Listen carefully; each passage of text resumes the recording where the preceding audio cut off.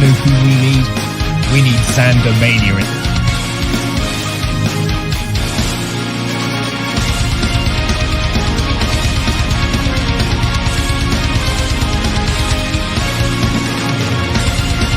What?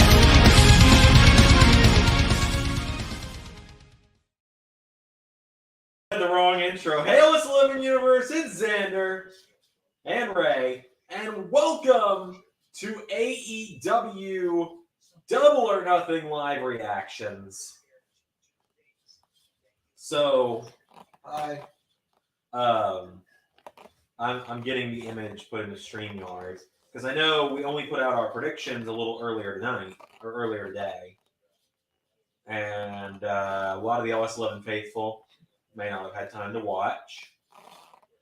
But I made a bit of an announcement in that I made a little bit of an announcement in the old predictions video. Culture's here. Rushing's here. Yeah, Zach said I just got done watching an old video on my channel, Pokemon Let's Go Pikachu episode 3. I don't have any of the follow-up episodes of that series because I never finished it. I am trying to find the image on my computer here. But some people know this announcement is coming. Ray knows that I just showed Ray. The original thing I would have shared to make this announcement, but it's a very private thing that I didn't want to share. So I'm trying to find it. I'm just gonna have to send it to myself and put it in here. What he means is he cries a lot. Right, exactly. And a lot of people already know this. Like, people who are in the Discord know this. Meanest vulgarity to propose. Well, that just ruined the big announcement I'm about to make. Why don't you? You announced it earlier. I announced it in the predictions video, but I was going to say a lot of people didn't watch the predictions video. So if everyone will give me a moment, something very big happened 2 weeks ago. And I haven't appeared on the channel really to talk about it. I've stayed off camera these last couple weeks because I've been very busy. But originally this stream was going to open with a cold open video because LS11 Universe,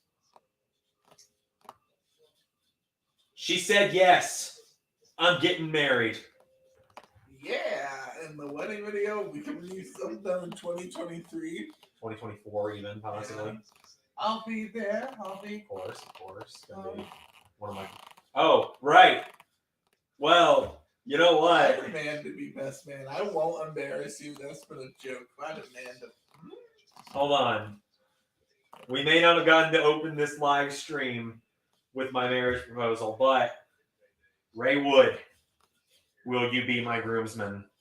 Yes, I will be your groomsman. Thank you. Yes. You're only the second person I've asked. Yeah. I had to make Sid first because I didn't send him I didn't send him a text when I got engaged. I kind of forgot. So, all right, please. I don't know. I feel like I should be best man though. Well, we will cross that bridge closer to time. I have consoled you crying over a woman in high school. I'm the only one who's done that. His father is very emotionally distant. I feel like we've established this. I hate you. You're such a dick. Alright, let me get the fucking tweet put out that we're actually, streaming. Let's see here. Hey, my mother's very emotionally distant. Oh, yes, I'm aware. My mom's emotionally down the... My mom's emotionally like the entire Sahara Desert distant. Also, another announcement, I am getting new Wi-Fi tomorrow at my house. Which, as long as it is good, means I might be doing some streams from the house soon. I've been thinking, and some of that kind of went over fairly well was my watch along of Kayfabe. Yeah. I was thinking about doing more of those. I don't know, maybe it's doing a wrestling movie live stream, watching a movie involving wrestling.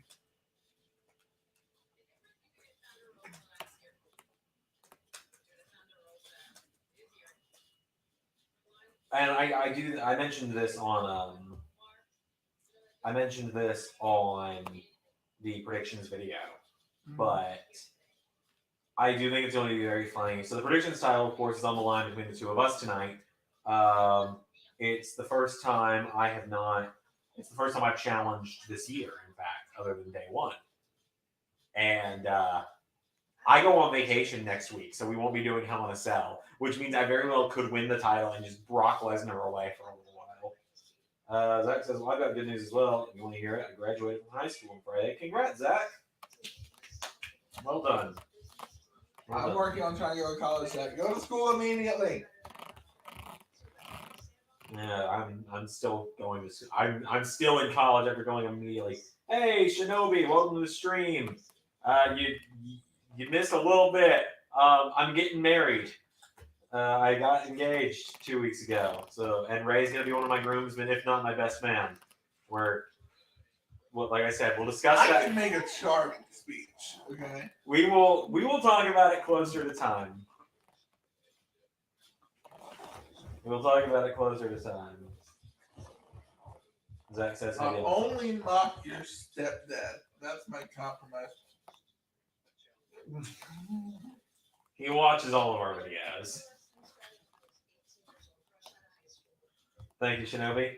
And for those that have not looked at the description, down in the description. All of them? He hasn't watched them all the way through, but he watches through them as much as he can for background noise because he likes to support us. Because he's proud that we've made a living off of this.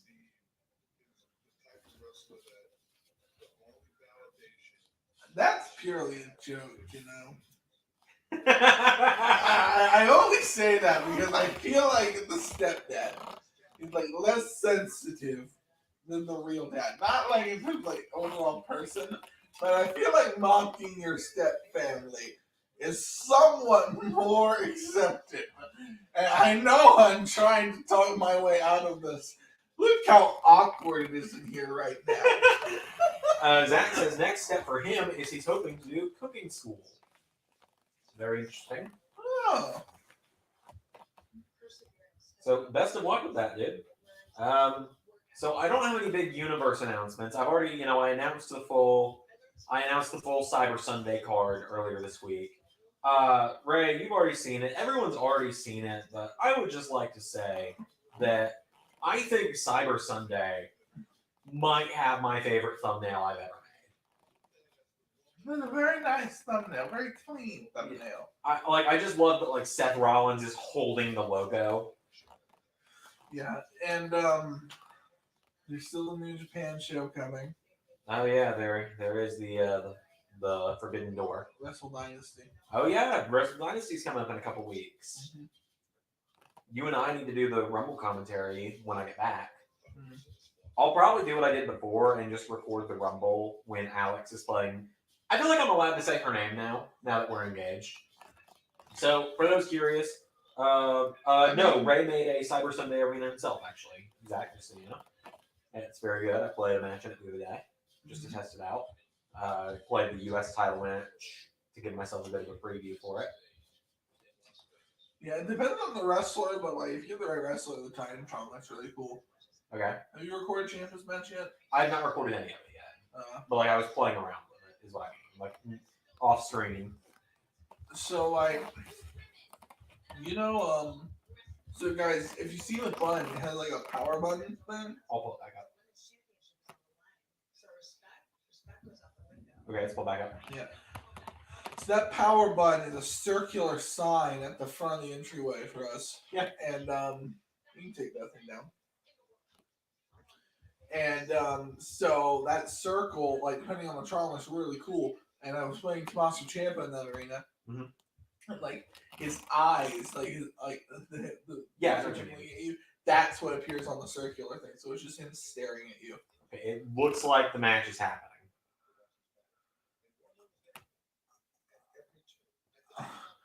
If it goes on first, MJF, man, I could see them putting it on first and MJF literally just walking out of the building. Yeah.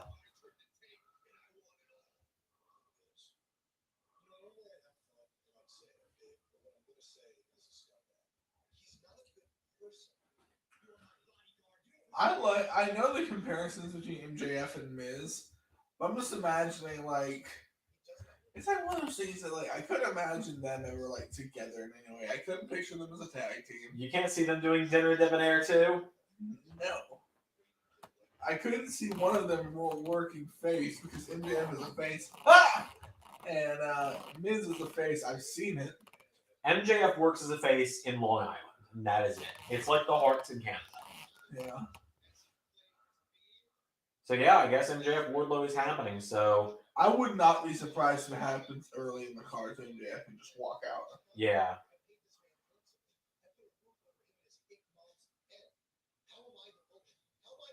But yeah, what were we talking about before the Wardlow thing came on? I interrupted you. I'm sorry. You were talking about Ciampa's eyes appearing in the tower button. Yeah. We talked about the Rumble a little bit.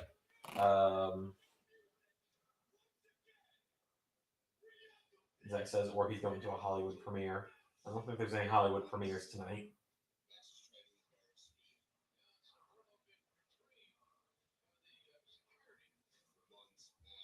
They have done such a good job of building Wardlow lately.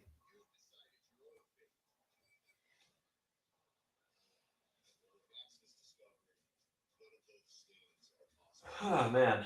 So we got a big week ahead. So I have not even recorded past Raw. Like, I recorded tomorrow's Raw on yesterday morning. Oh, it is. Oh, it's live in theaters. So yeah, so he could go to the movie theater and watch it.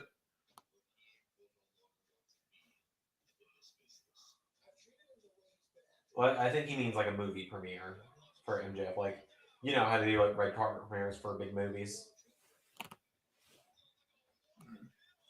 Would you want to watch some wrestling in a movie theater? I would not. I hardly want to watch movies in a movie theater anymore. I love a good theater. That's why I want to take you now to my theater. It's such a pleasant experience. No, I'm talking about a Hollywood premiere segment with Miz and MJF, like WWE's version of the dinner thing. Oh. Oh. Maybe. I'm gonna say they're so dynamic. I don't think they would. I think their characters are too selfish put together as a team at all. And like, I don't think either of them could work the face of a face feel dynamic. Yeah, I know what you Or the heel face dynamic. No, I know what you mean. I'm gonna take my sunglasses off my neck since we're. Oh, it has a piece of chocolate on my fucking lens. God dang it. Ray and I got Papa John's pizza before the stream. We still have it, so might just snacking through the stream. And Ray got us the giant ass brownie, and so some of it got on my sunglasses.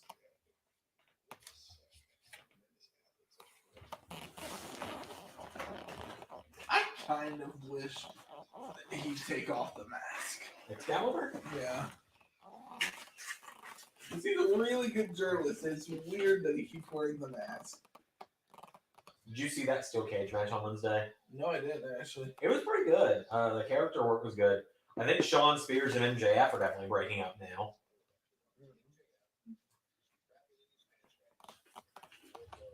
Last week was an amazing week of action in the universe. Yeah, last week was a really big week on the channel. Like, we had 2 title changes on a regular episode of TV. Yep. Outside the hardcore title, we've never had that happen.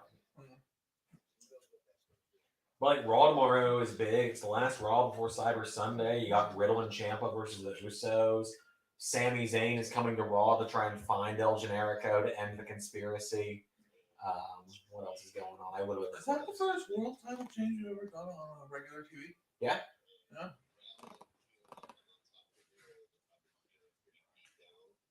Hey, Hanzo! Welcome to the stream. So, Hanzo, now that you're here as well, I mentioned to you in the Discord about this, but I'm going to show some people on stream. Ray lives in a part of Georgia where there are more stores, like more niche stores than there are where I live. Mm-hmm. It's only about an hour drive, but I was at my dad's, so it was a little bit shorter today. I bought some games that I want to play on the other channel. And the very last one I'm going to show, I want to try and get Ray on the channel to play with me. So the first game I bought, Hanzo, you're going to be happy. I'm finally going to finish Jimmy Neutron Attack of the Twonkies. I got a new copy. It should work. I got Family Feud on the PS. So these are on PS2. I got Family Feud on the PS2. Unfortunately, it does not look like Steve Harvey is the host. It looks like this was the pre-Harvey era. But you know I'm going to do a skip beforehand. The Zander family versus the Carnold family. We got Need for Speed Most Wanted on the PS2. My favorite of the Need for Speed games. Pirates of the Caribbean and The Legend of Jack Sparrow. I have a bad feeling about this one. Join Jack Sparrow as he recounts his most thrilling adventures. Co-op multiplayer, so I might be able to get Alex to play that one with me. She loves the Pirates movies. Zander, what's so wrong? It's only a licensed movie game in the mid-2000s. Those are known for being classics.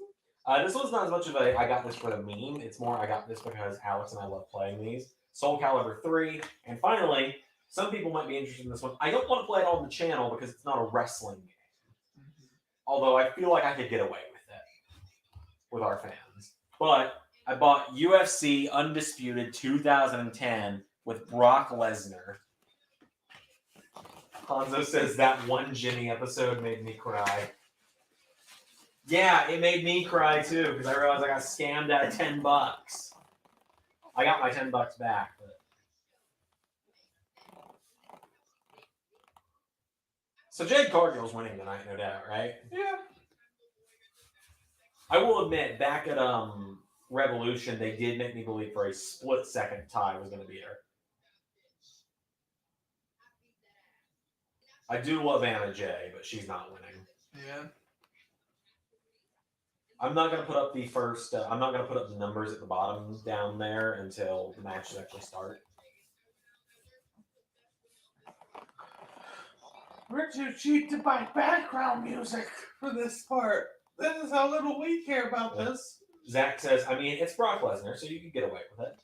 I mean, if I did like the career mode of the UFC game as like a wrestler, I could have probably. Because, you know, wrestlers moving into the UFC have like a 50-50 at succeeding and failing. Also, I'd just like to say Jade Cargill's outfit where she was dressed as Jade from Mortal Kombat, specifically from Mortal Kombat 9. Pretty good. The really only successful one, man, is Brock Lesnar. Because if you look at all the other ones, they won, but not against anyone like you'd want to like say you beat.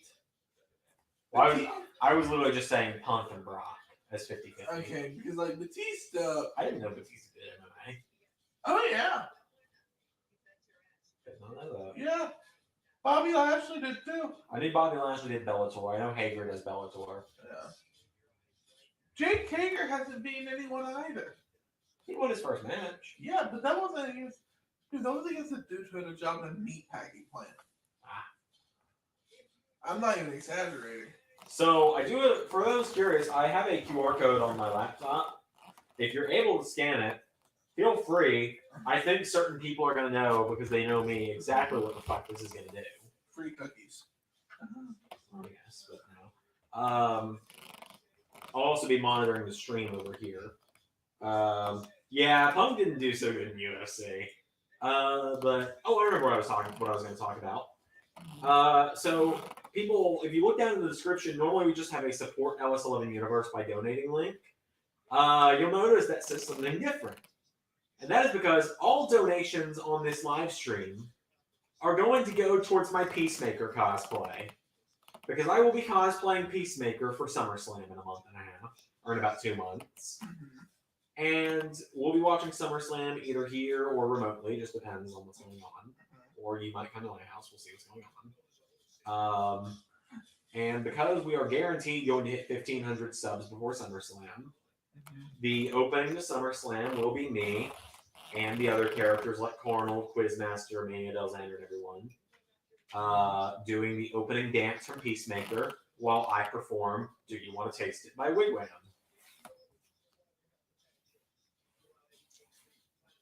It's Wigwam, isn't it?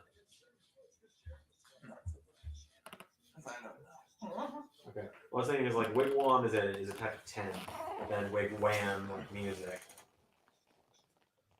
I don't know. I said both versions, so I'm either right or I'm wrong. Who knows?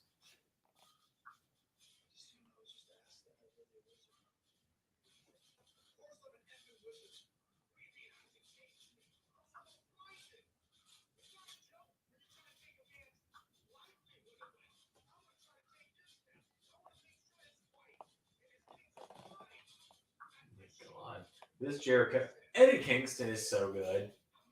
Yeah. Everything he does feels real.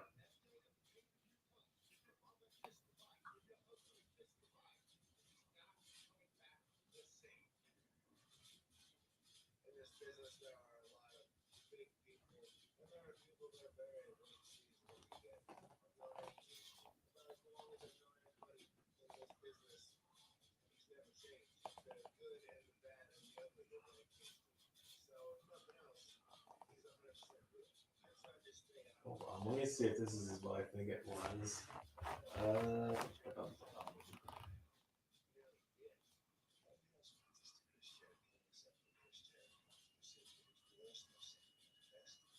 I am so looking forward to the Hookhausen match. Zander. What's up? I pre-ordered this. Did you? No. Because that's the digital file there. So that'd be like the 3D printing, which I have actually talked. Alex and I have talked about going in together on getting a 3D printer. What would you print? Props, toys, like pumpkin buns for Goblin cosplay. I told you I want to get like a little, the hoverboards that were a big thing in like 2015, like the 2 wheels, like they roll.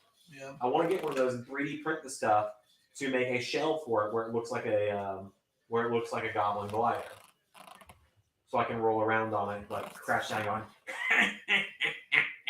"Can the Spider-Man come out to play?" Zach asks, "Do we have any predictions for surprises tonight?" It feels like every pay-per-view we do get a debut of someone. I mean, maybe Johnny Gargano will turn up after a match. Maybe Claudio Cesaro. The biggest surprise they could pull out would be Wyndham, but I don't think Wyndham's coming around anytime soon. I think he's doing his thing in Hollywood right now. Yeah. I think he's happy with his he's happy with his job right now as a horror movie director.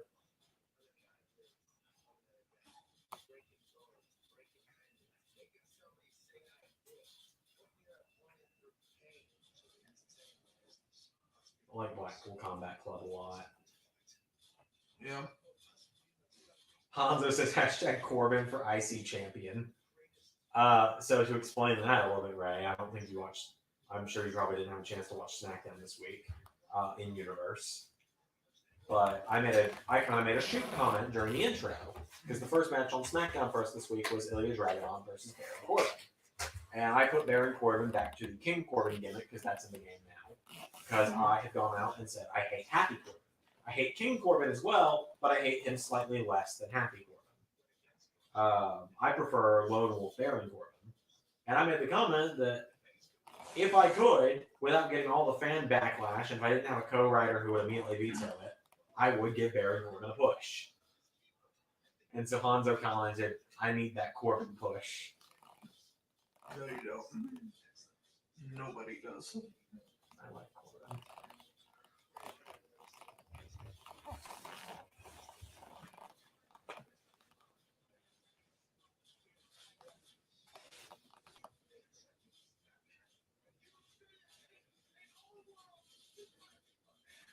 What do you think Chris Jericho's biggest achievement is in getting something over that should not have gone over?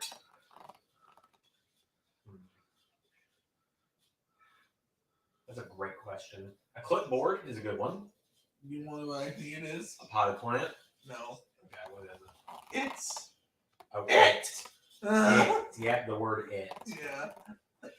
You're gonna get it! What is it? It!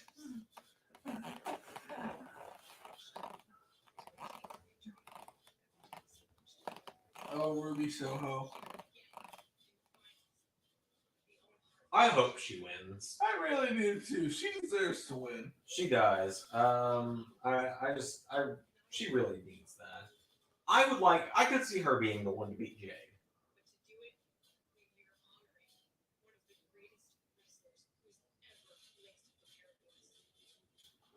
Like, when you see, I wouldn't traditionally saw him as a smaller guy. Mhm. Like looking at him, he truly get a sense of like just how much like giant land used to WWE. He was a smaller guy in WWE. Yeah. And he towers over teams outside. Zach says, I wouldn't be surprised if Hook becomes TNT champion by the end of this or next year. I think the first title he's going to win is I think they're going to do a Team Taz breakup, and his dad will help him win the FTW title off Ricky Starks since that is Taz's title, and so he'd want to pass it down to his son. Yeah.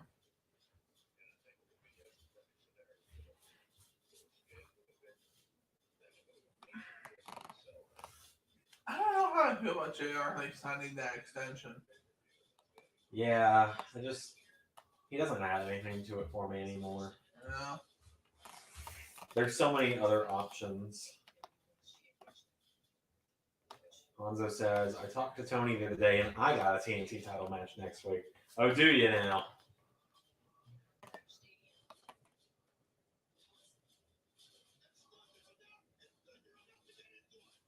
I remember this match as well, the Britt and Ruby match.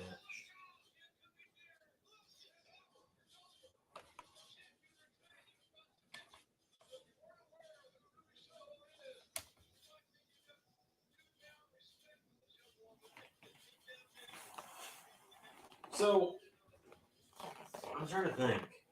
Is Britt the only AEW champion in LS11 Universe that's held the title at the same time as real life? I think she is. Yeah. Oh, yeah, I know what video you're talking about, Zach. What did he say?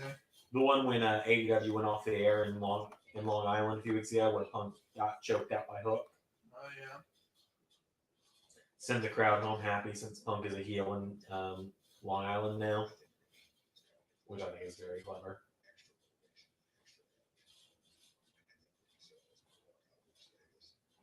Zach says, yes, I did my research. Well done, Zach. But yeah, so, you know what's really funny? Hold on, my grandma just sent me a text.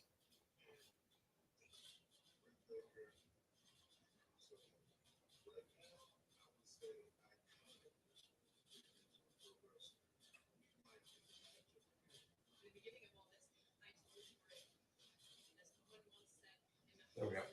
My grandma was a little worried about me. I forgot to let her know that I wasn't going to be home tonight. So she saw my car wasn't there and thought something was wrong. But anyway, so yeah, fun fact, right?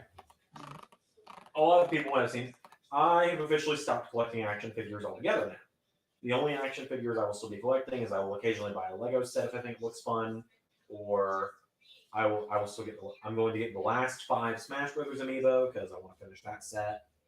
And at this point, Funko Pops. So Funko Pops, Legos, Smash Brothers amiibo, and then the Jack specific Sonic the Hedgehog figures. That is it. Those are the only 4 kind of toy things I buy now. I've had to add kind of a 4.5 to it, and that is specific wrestling figures. Because yesterday, the day I made the decision that I'm going to start selling my wrestling figures that I don't want anymore, I'm going to start by selling my rings first. Fucking AEW announces that Danhausen is getting a figure. And you know I have to buy a Danhausen figure. Because I love Danhausen and I love Hookhausen. Hook is getting a figure in that same set as well. You want to know what I hope? What's that? I hope they make his figure like honestly like really cool and detailed. Like give him like the cloak and like the weird cape he wears. Yeah, that'd be And great. give him like a jar of teeth that comes with it. Yeah. If it does not come with the jar of teeth, I'll be significantly disappointed. Yeah. I mean, he's got a dentist in AEW now. He can get teeth. Oh, by the way, Ray, my grandmother says hello. Oh. She told me to tell you she said hello, and I told her I would. So. It's like a southern thing. Like, all right, tell somebody says hi. She's not Southern, though. Is she very Western? Yeah, she's from Wisconsin. Oh, that's an even more Wisconsin thing. Yeah, she is Midwest. Through and through. You know, like the, all right, later, tell your folks I says hi. Yeah, exactly. All right, I think we're about to... Oh my god, they're doing moving graphics! Woo! I hadn't seen that yet. Money in the Bank 2011! Oh, yeah! We should have done moving graphics for this. Oh, that one didn't have moving graphics, but there's... You can imagine how busy that would be. Yeah. Well, that one's busy. You know what I've never understood, and Ray, you might be able to explain this to me. Why do the back of AEW championships have like a weird pattern to them? Normally it's just the solid color of the strap, but those have like almost a camo pattern to them. I always thought it was like a snakeskin pattern. Yeah, yeah. Like it was made out of like actual snakeskin. That's what it kind of looks like now that you say it that way. Okay, yeah, MJF Wardlow is happening.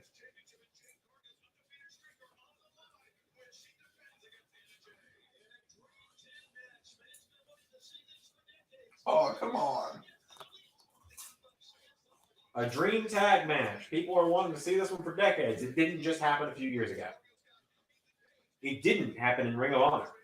It didn't happen in the company we now own.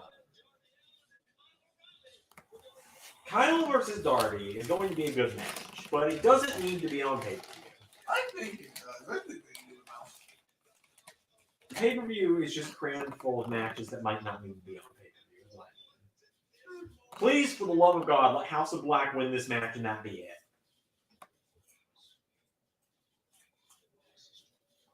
But yes, I need to get a Danhausen figure and just have him on my shelf like this.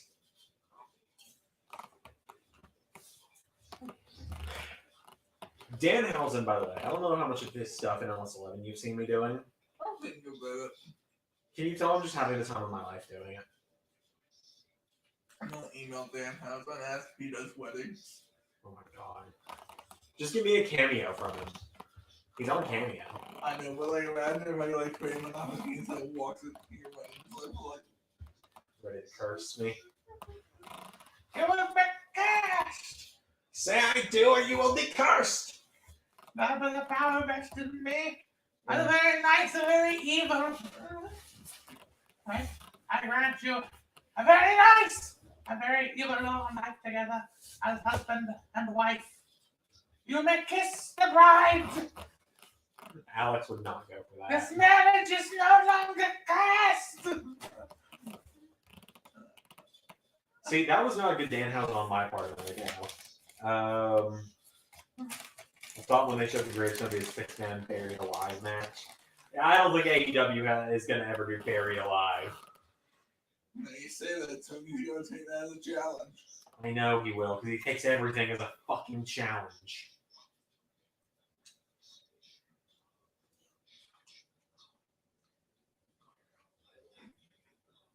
So, you know, Rhea Ripley is now dating Buddy Matthews. Which means for the second time in a row, my two favorite wrestlers are dating. In 2019, my two favorite wrestlers were Seth Rollins and Becky Lynch. And now my two favorites are Buddy Matthews and Rhea Ripley. I must use this power for good. To which Ray responded once, Universal Healthcare and World Peace, please.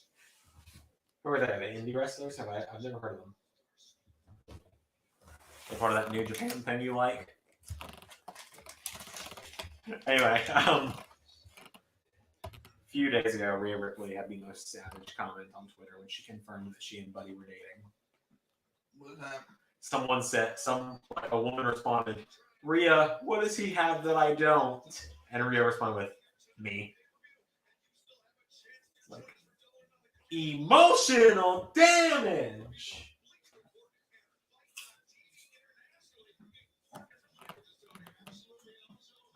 He has a huge, massive, throbbing heart. Oh, what the? The Acclaimed. What are they doing? I love the Acclaimed. They won me over finally. I'm happy they're out here for some reason.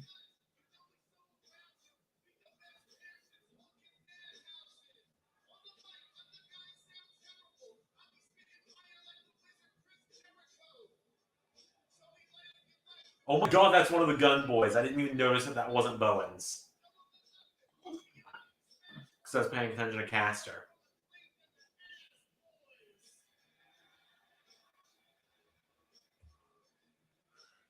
He looks like Robbie from Cobra Kai.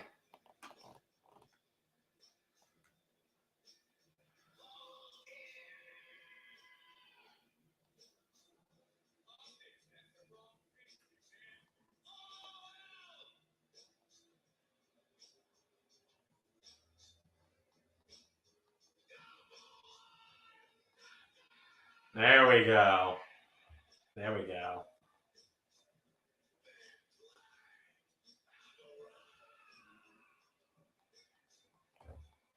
There we go. Zach says, do you think WWE is burying Ripley by putting her into a group kind of like a sidekick? I don't know, Ray. Do you think putting her into the most featured faction in WWE and having her get absolute dominant wins is burying her? I don't think so. No, I don't think so either. I don't know how much of the Acclaim and the Ass Boys you've seen, but oh my god. Billy with the Acclaimed is the best. Like, I know you don't watch Rampage, but I was watching Rampage the other night because I just needed some time to myself, and it was a good hour of TV. And it was when Bowens got hurt. And the thing Billy is doing right now is his sons will say something. Then the Acclaimed will say the same thing. And he will be like, he will act like his sons are stupid and be all into what the Acclaimed are saying. So, the other night on Rampage last week, they're talking about Bowens getting hurt. Colton says, what are we going to do, Dad? Austin says, yeah, Papa, what are we going to do? And Max Caster goes, yeah, Daddy, what are we going to do? And Billy pushes one of his sons away, wraps his arm around Caster and goes, well, son. When I first saw Caster. Yep, I know where you heard of him, Zach. I know exactly where you heard of him. Everyone starts somewhere.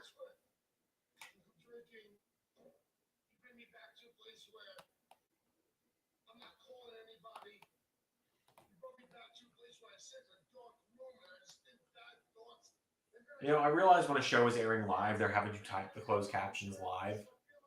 That leads to some funny typos sometimes. When Eddie Kingston said where, they just put WHE.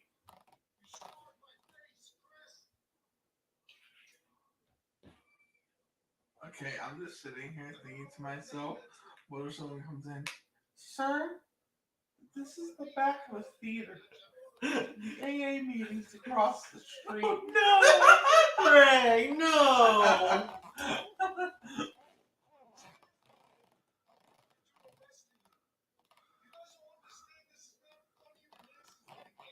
We need to rehearse, sir.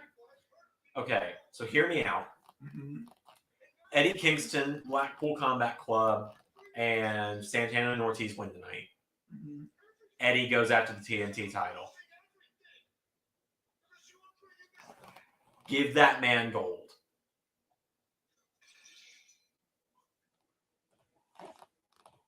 This man gives 110% with everything he does, and I love him.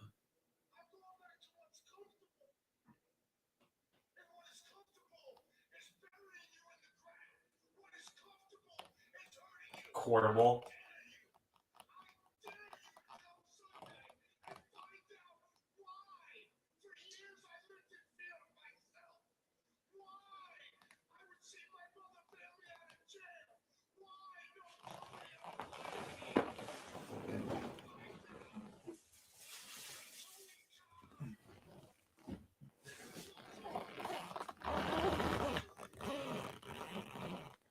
You guys are about to find out just how much I love Eddie Kingston in a couple days on Dynamite. Like, speaking of wrestlers who have won me over in the last few months. Yeah, I'm sorry. Let's throw a remote right now. Between your legs.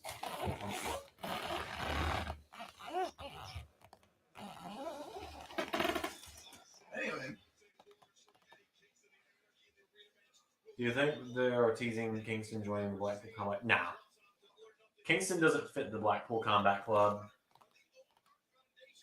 He'll be with Santana and Ortiz if they do any kind of faction, because they were all in LAX together back in Impact.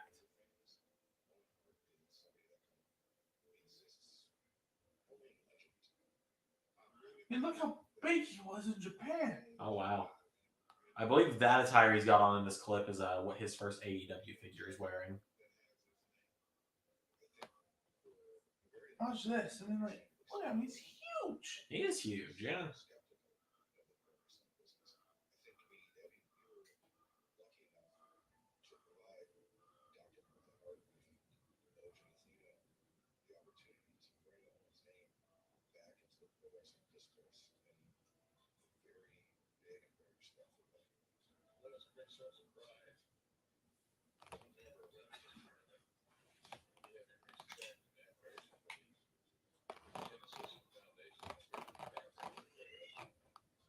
Looking at all the evidence, it is clear that WWE to some level, like, tried to cut costs when it came to Owens' entrance and Owens' safety. Yeah.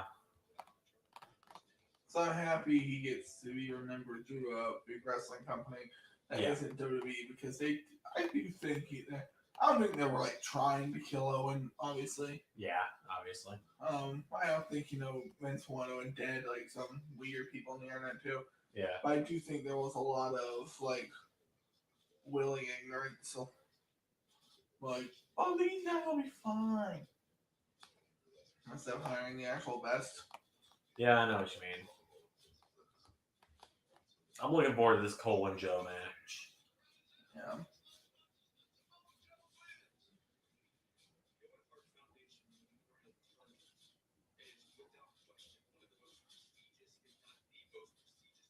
Okay, looking at the chat. What? I need to keep up with the chat. I can't read that. I can't. Oh yeah.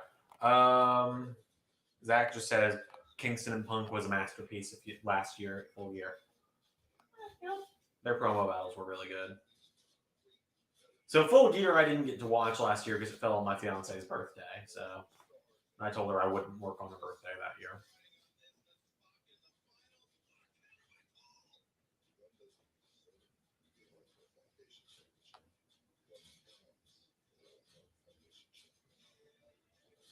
I really, the Owen Hart finals could go either way for both matches. Yeah. I could see them wanting to do Punk and Joe for the AEW Championship. Oh, I could too. But I feel like Adam Cole needs this. That's part of why I picked him, because I feel like after losing the Hangman twice, he really needs this.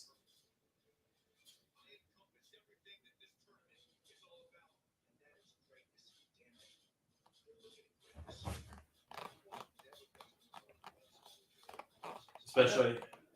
I know it's a weird thing to say. I kind of wish this tournament had been populated by talents a little lower on the card. Oh, I get what you mean, yeah. So you can give birth to like a rising star instead of like having a bunch of established guys in it. It was pretty much all established names, yeah. Zach asks, did we see Mox versus Bryan? He doesn't remember what pay-per-view it was on. Yeah, that was at Revolution a few months ago. We watched it live. Yeah. But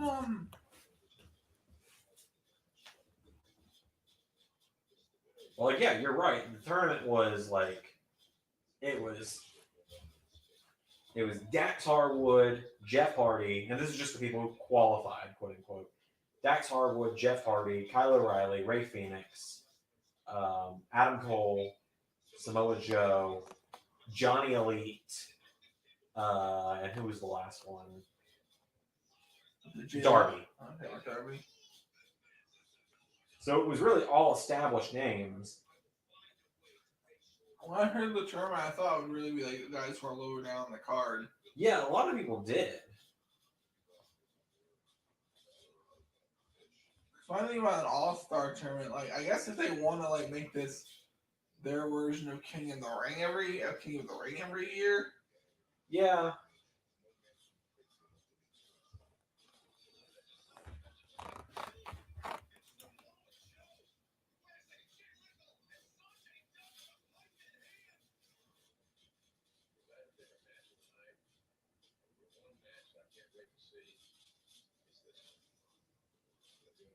It's just very nice to see Samoa Joe wrestling again. Yeah. I will admit, I know a lot of people are like, oh, you set your expectations too high. I didn't. When it came to the Jokers who faced Samoa Joe and Britt Baker, it's not that my expectations were high. It's just that I didn't care when I saw Johnny Elite, and I didn't care when I saw Maki Ito. I like Johnny Elite. I don't know. I wasn't terribly thrilled to see him. Yeah. And then I don't know. Maki Ito is just not my type of gimmick. And also, it wasn't like anyone who he said, like, oh, Joe might lose to this guy. Yeah, same with Britt as well. Yeah, like, if it was like, I know this was the people are trying, but if it was like Johnny or Claudio, then it's like, oh. Because I could buy, like, someone like Johnny going to require me and beating Joe immediately getting into the finals of the tournament. Yeah, and like Twitter was being Twitter. I've really been trying to step away from the Bird app a lot. It's especially if it's Johnny Gargano, because he had the appeal of running Johnny Gargano and Adam Cole on a paper. Oh, the internet was not happy about that idea. They were into it? They were too into it or not into it? Not into it. Why are they not into it? I don't know. The internet's weirdly turned on Johnny Gargano lately. Why? I don't know. Oh, what's about to happen, Ray?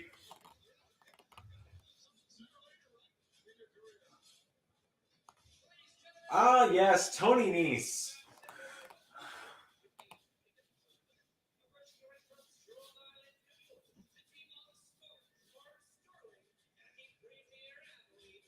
All right, so we both have Hookhausen for this one.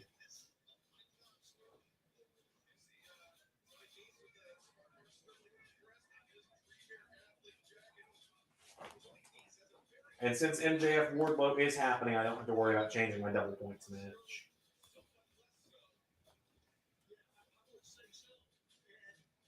Also, hopefully everyone appreciates that I'm celebrating the beginning of summer with my Hawaiian shirt. Is Tony Nese the new Dean Malenko? He might be. Like, he's good enough to make sure he's always higher at somewhere major. I don't think anyone's ever going to especially say, let's push Tony Nese, though. Hey, that's former WWE Cruiserweight Champion Tony. Wait, hang on. My God.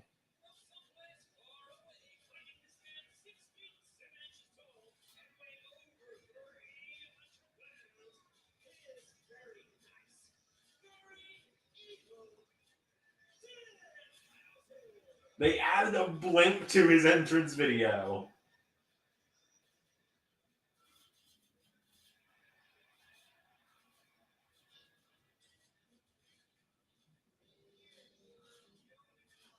I was kind of hoping they were going to have a team entrance theme.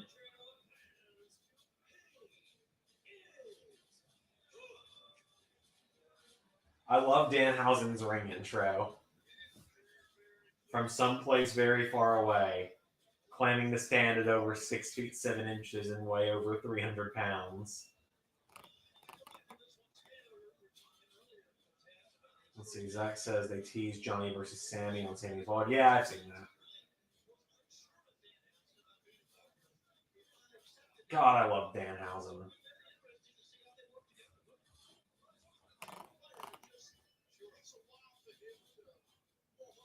So, I'm going to say this, Ray, and because you know who I'm talking about, you're going to go, oh my God, yeah. Hook is what my younger brother thinks he is. Oh, yeah.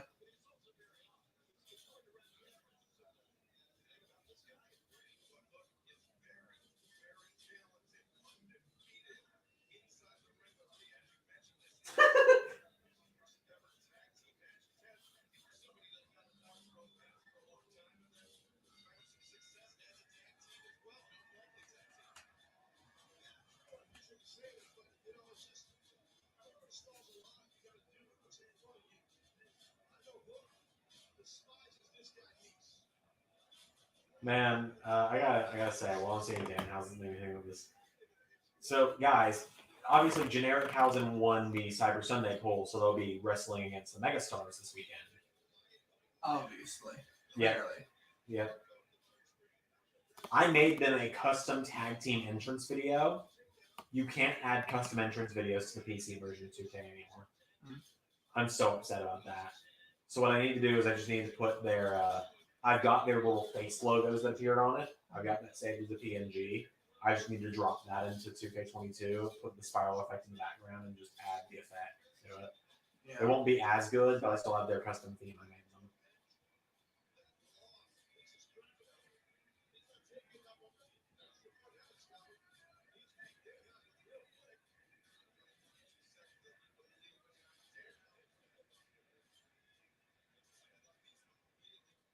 So are they just going to make Danhausen's gimmick in AEW that he sucks?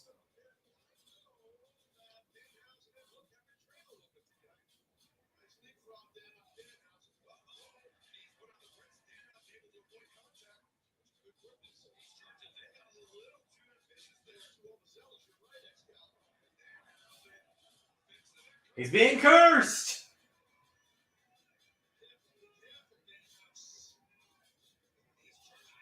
There we go.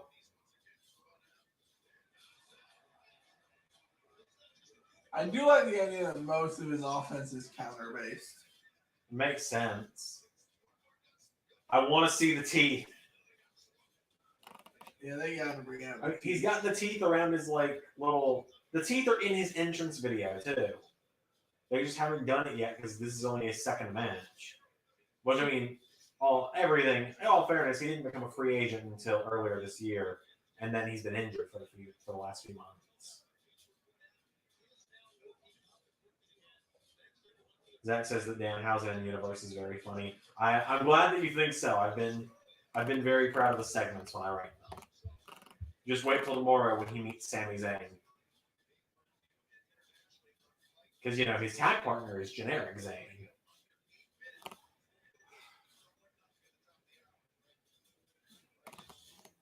You just kind of like have learned to just leave me in my own little bubbles in the universe sometimes.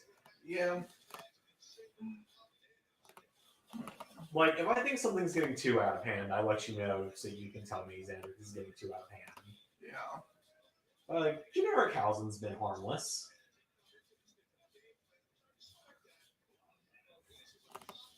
As long as Danhausen isn't, I don't know, cosplaying as Captain America or some shit. No, that's not. But then again, Now that you mention, Danhausen's Canadian. He would cosplay as Wolverine. No, he would be Poolhausen. The wife just left your face when I said that.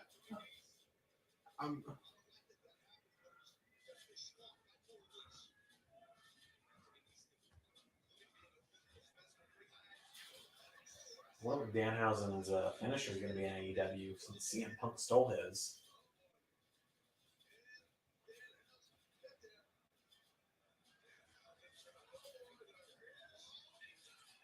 There we go.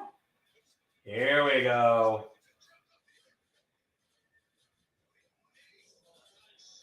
Do the flip. Get him, Hook. Get him, Hook. I know it's Taz's boy, but I think Hook would fit American Top Team so well. I think Sterling's legal now, I think. Yeah. No, I guess Nice is?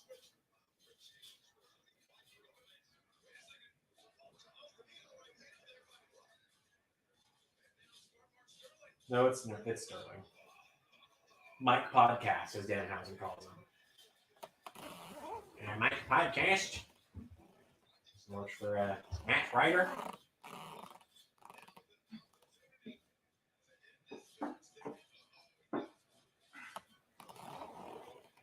Oh, Danhausen, please don't get pinned. Like, points aren't even a matter of thing in this. I just want them to win. Yeah, we both met Hookhausen. Yeah, we did. Like, so it doesn't matter who wins this one points-wise. But, like... Yes!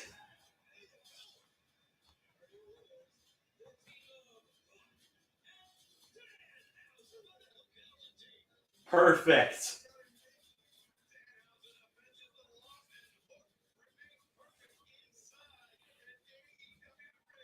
Hookhausen with the win of the century, Ray. We're looking at the next AEW Tag Team Champion. They cut away from the hug! You bastards! Oh, sorry, I'm swearing. I can't swear while Danhausen's on TV.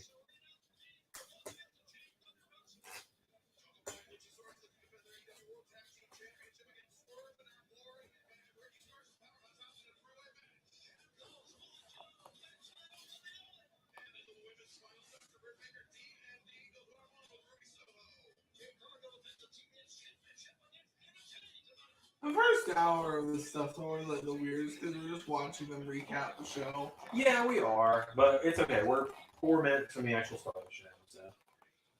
And it's always non-stop action on these pay-per-views.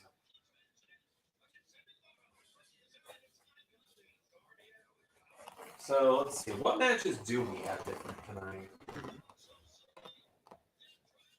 So tonight we have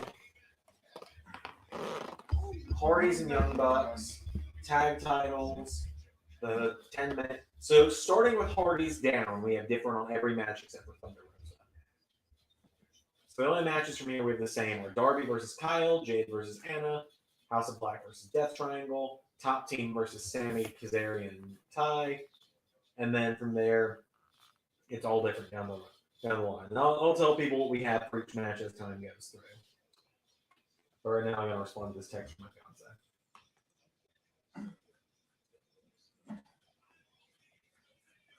What's the matter, Ed? My fiance left me. Yeah, I heard that. Now that you said it, it's nice familiar. So we were with Nicolas Cage, we called Raising Arizona, and it's a movie where Nicolas Cage plays a convict who falls in love with a police officer, and her name's Ed. And the second time we meet, she's crying, and he's like, "What's the matter, Ed?" I was going to say, you're about to get an Amber Alert because I just got interrupted.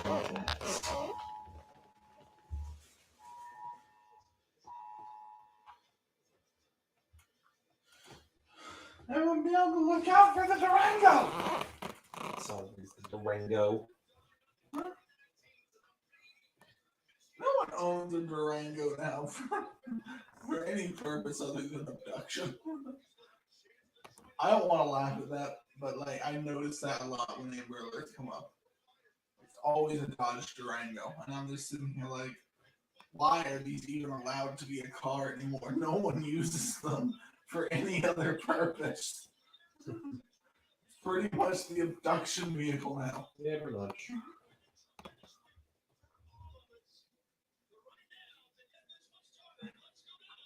So I'm going to Puerto Rico in a week.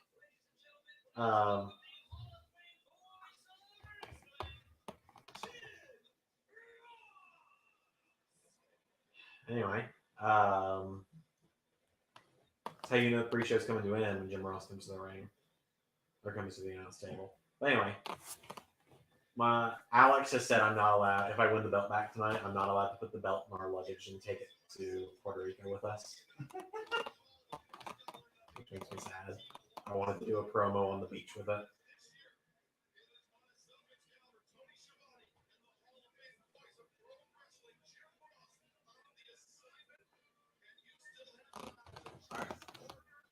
I'm gonna use the restroom, guys. I'll be right here waiting. I'll be right here to keep everyone company.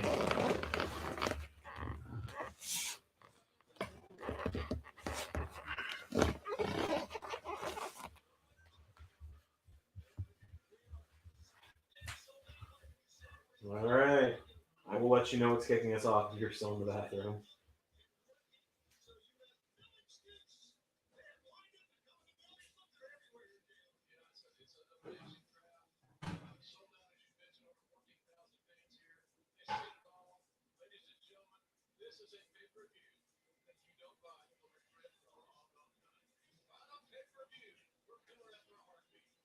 So we are watching on Bleacher Report.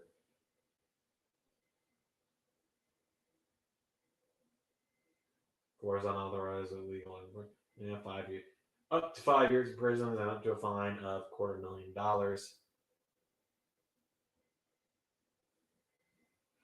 Zach, Kenny's still out hurt. So they can't do Punk versus Omega if Kenny is still out hurt. It's as as simple as that.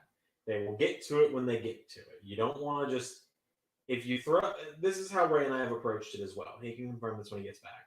Like, we held off on Kenny and Punk for a year for LS11 Universe. We have only just now started teasing that it's going to happen. Because you don't want to just throw away all the dream matches out of the gate, because then what's Punk going to do? Like, if you just had him, if his first opponent was Kenny, and then he was Hangman, like, you only had him wrestle the big names without doing some of these smaller feuds, like the Eddie Kingston feud and the Darby feud in between, then what are you going to have him do from there? You know what I mean, right? Yeah. One second, guys. I gotta make a call. Yep.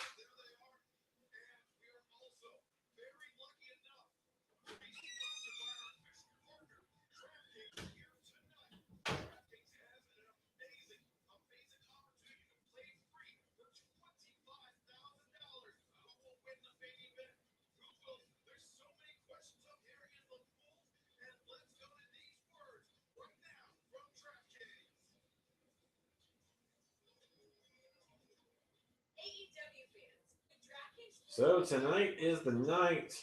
Ray has CM Punk in the main event. I have Hangman. The way I put it is he went heart over head. I went head over heart.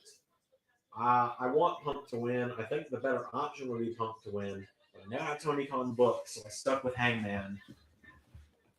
Betting against Hangman is usually just not a good option in AEW pay-per-views. See what happened to Carnal at Revolution a couple months ago.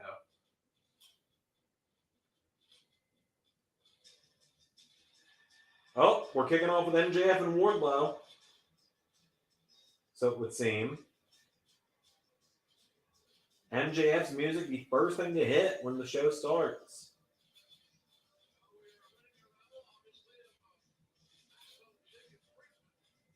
Okay.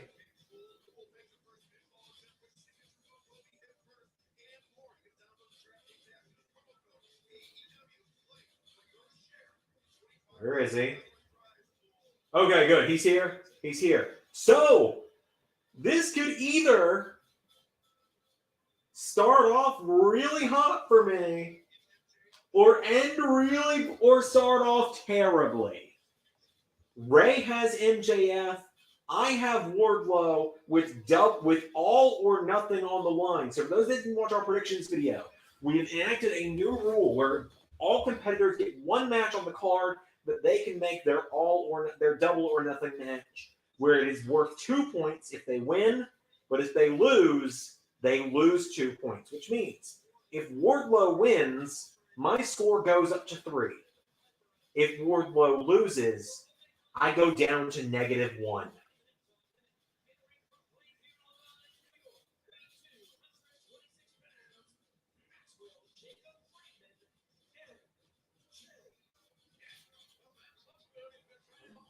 So so MJF is here.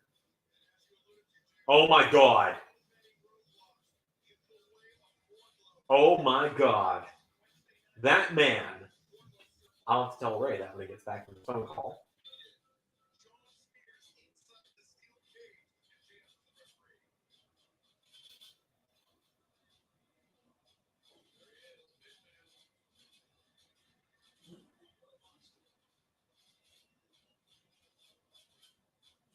They're giving Wardlow full Goldberg treatment, and I love it.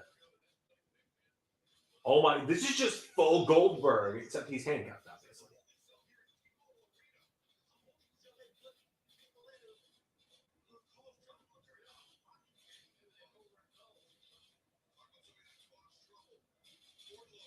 Wardlow's quickly become one of my favorite wrestlers in AEW.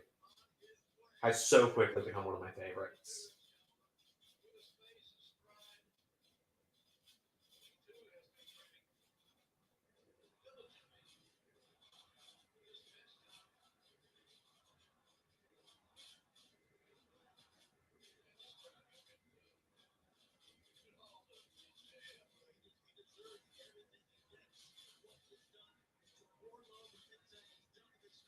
Here we go.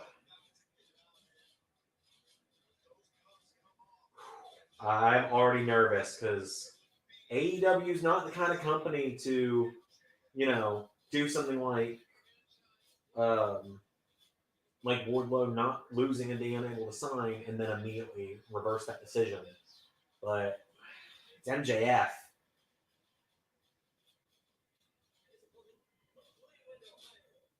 $50 wins for Wardlow now. 8 losses, and I can tell you half of them. He lost Stadium Stampede, the Jericho match, the Cody match in the cage. And then from there, I really cannot tell you any of Wardlow's other losses because I just don't remember.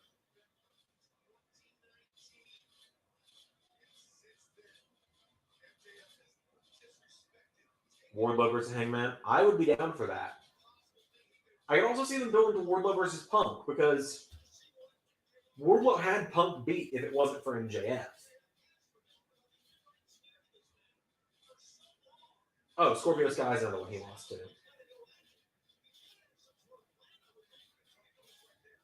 Oh, yeah, I forgot Punk as well. Good call, Zach. I forgot about that. I literally mentioned it and didn't say it in my listing of them. All right. Wardlow and MJF. Or not.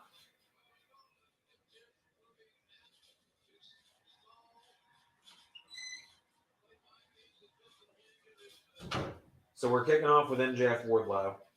Called it. MJF, when he got into the ring, ran around with his arms out like an airplane. Yup. And then, like, did a low blow motion. You're about to get a point, buddy. What? You're about to get points, buddy. I'm about to get 2 points. Yep. I was telling the crowd, or the audience, this is either going to start off super hot for me, or I'm about to lose it all.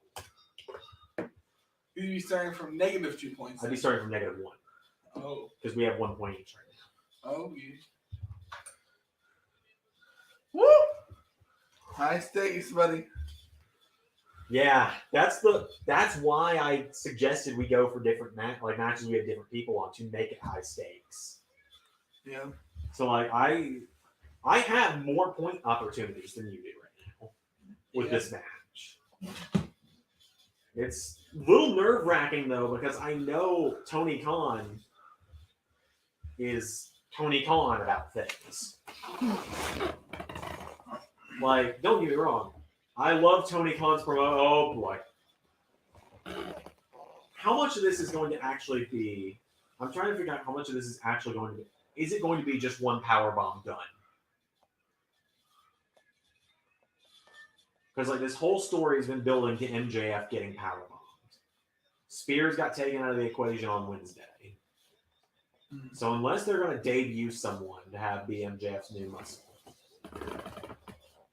And like, I don't know.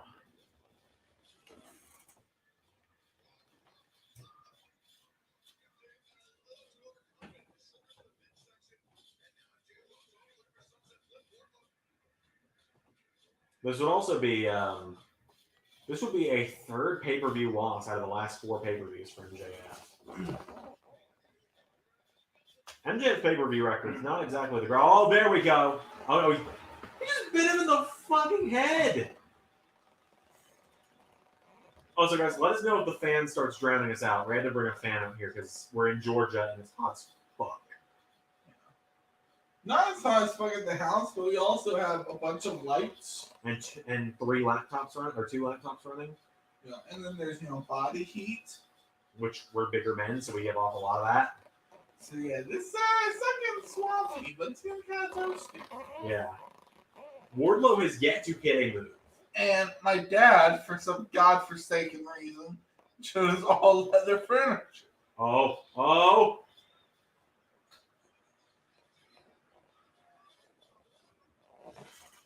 Wardlow has still yet to hit a move. But yeah, guys, like I said, just let us know if the fan is drowning us out, and we'll do something. That's why I put the mic there. Oh, okay, yeah. I didn't even see where it was. That makes sense for it. Yeah. So my frame should be fine. Also, this way we're getting past this include somewhat. Yeah. Because we have a lot of matches. We still have 11 matches. Yeah, after this one. Yeah. He's gonna get the diamond. He's got the diamond ring. Everyone sees you, Max.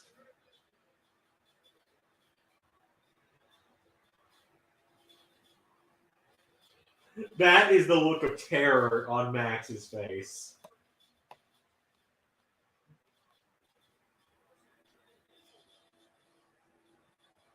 He's gonna try to slip out. Probably. See, I was waiting for that to be a distraction for the referee to try and get the ring out and MJF to low blow. That's what I was thinking it was about. I have a feeling he's about to walk out. You think he might pull Austin Aries? I'm not sure he'll do that because I think him and Wardlow are legit friends. Here we go. Pull him into the powerbomb. But I do think we're gonna see him like slowly get up and just kind of storm out. That says one of his friends is at Double or Nothing, so that's cool. We wanted to go to All Out, but it didn't work out. We'll go to AEW. We said this before, we need to do it. Like, when they come back to LA, you and I need to go. We need to make a vlog or something out of it. Are we one and done, or is he going to play the symphony?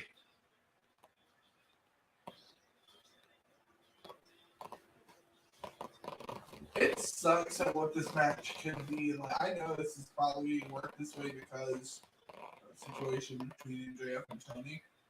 I think this was always how this match was going to go. I think it was always building up to a squash.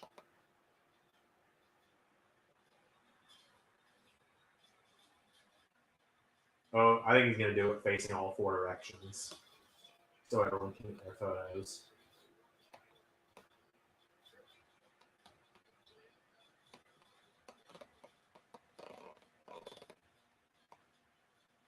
I was telling the LS11 Universe when you were on your phone call. Wardlow has very quickly become one of my favorites in AEW. I like him, okay.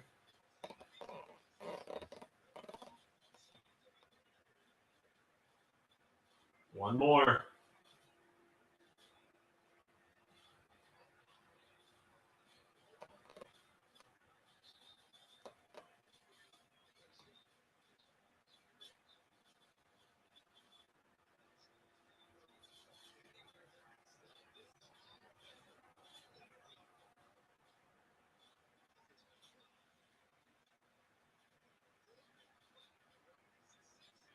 One, two. Wardlow. Don't get cocky, kid.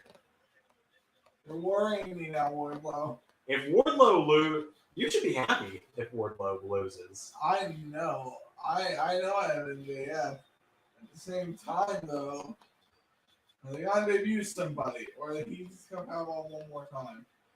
Or, oh god. Nope. I think he's just gonna. I think he's gonna moonsault.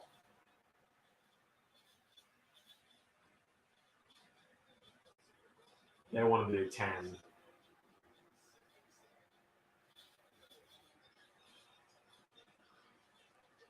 I mean, the way I'm looking at this match is, yes, MJF has lost to Jericho and Punk in the past.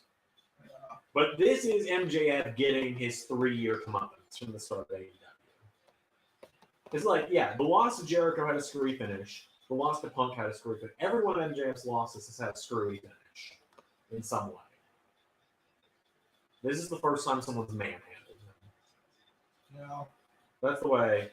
I don't know, man. Like, I'm really not into like winning streaks ending that way with a squash, or like have somebody be very dominant. Do 11. 11 for me, Wardlow. Sorry, didn't mean to interrupt you.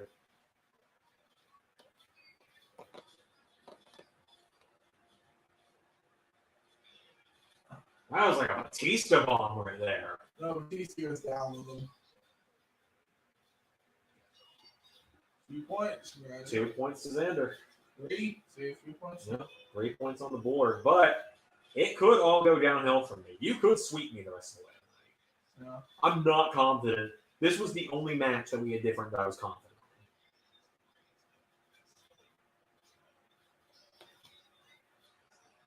So Wardlow now gets an AEW contract. So you think this is curtain for MJF? Maybe. He's selling a lot.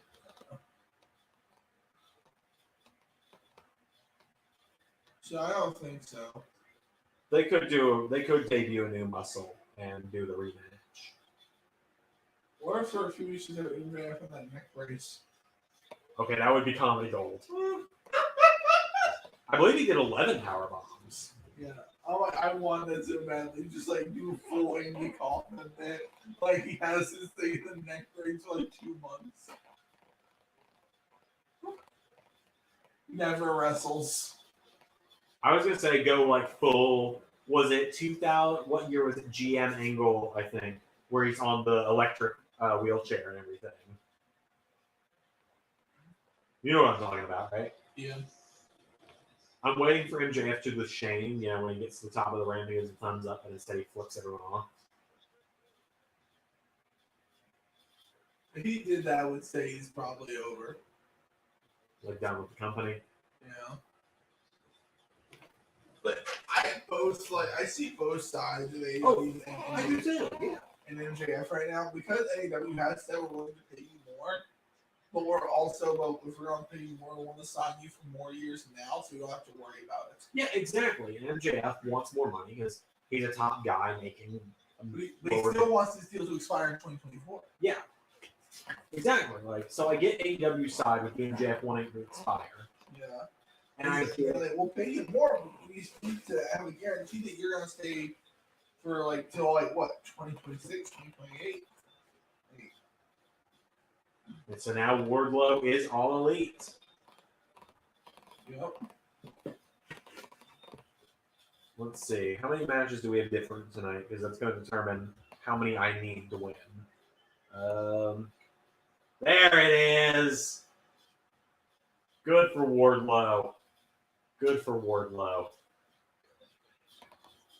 Let's see. We have 1, 2, 3, 4, 5, 6 different matches tonight. So, because there's no way Jade's losing, so you're really only behind by 1 point. Yeah. Because you're going to get 2 points there, and I'll get 1 point there. So, I think you need a sweep. I think.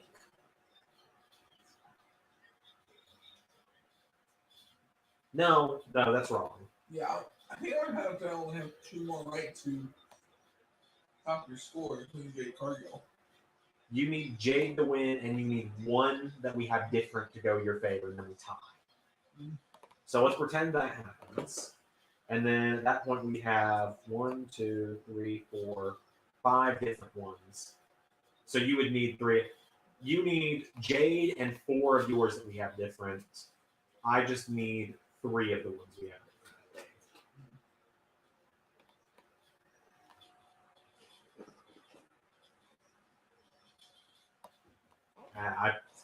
This is going to be one of our. This is either going to be a landslide in one person's favor, or it's going to be the closest round ever. As in, like, most competitive one we've ever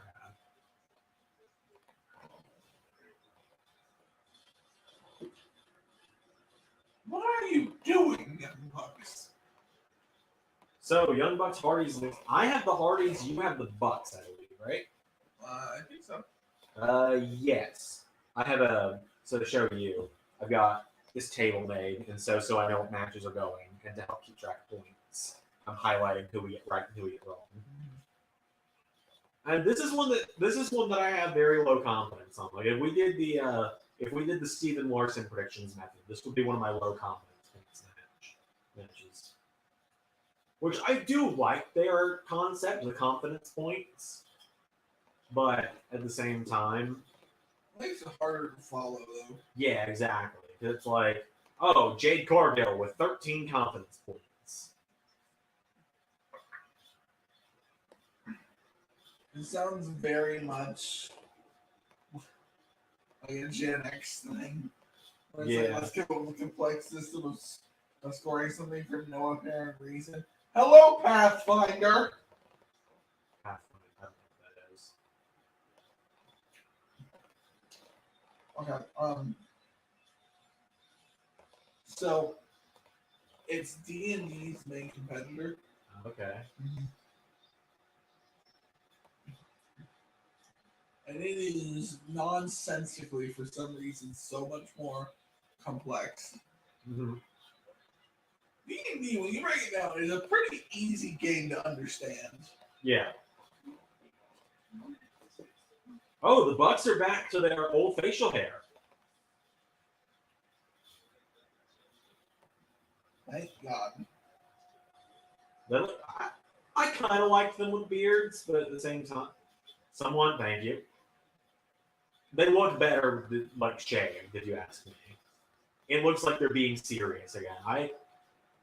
As he, acts like a horse. I associate them with beards with them being comedy idiots, like they have been with Kenny for the last year and a half. If that makes sense. Who knows? I say is there's a guy in a orange and black zebra or tiger print sweatsuit wearing a nose shield and carrying cold spray with him. Just hire Brian Zane, Tony. He already worked for Ring of Honor at one point. We did debut Brandon Cutler in LS11 Universe a couple weeks ago. Yep. He got squashed by Miro.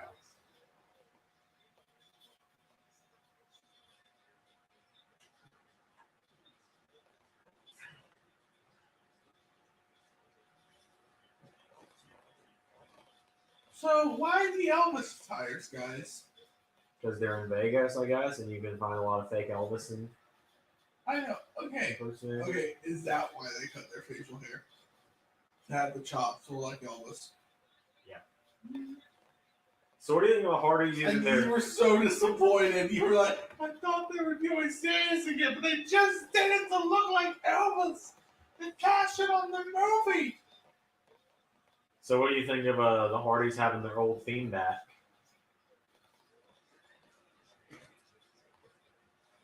I mean, good. Part of me wants to hear the weird ass music that Jeff Hardy makes, though. Yeah. It is a little disappointing, like, in his singles matches, he comes out to Loaded as well in AEW, because that was the problem. That's the only reason I didn't like Loaded in WWE, was because they came out to it as single stars as well. When they should have, they still own the rights in WWE to I can slap a tornado and stuff. And of course, no more words. Like, just let Jeff come out to Another Me or one of those other songs when he's a single star.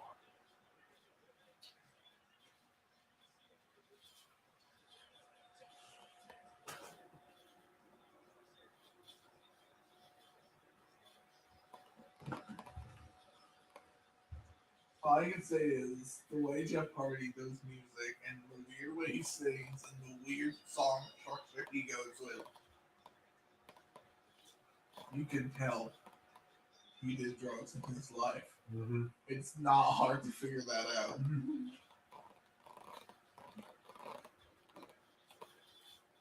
Zach says, imagine MJF versus Jeff. I'm scared of the promos MJF would cut.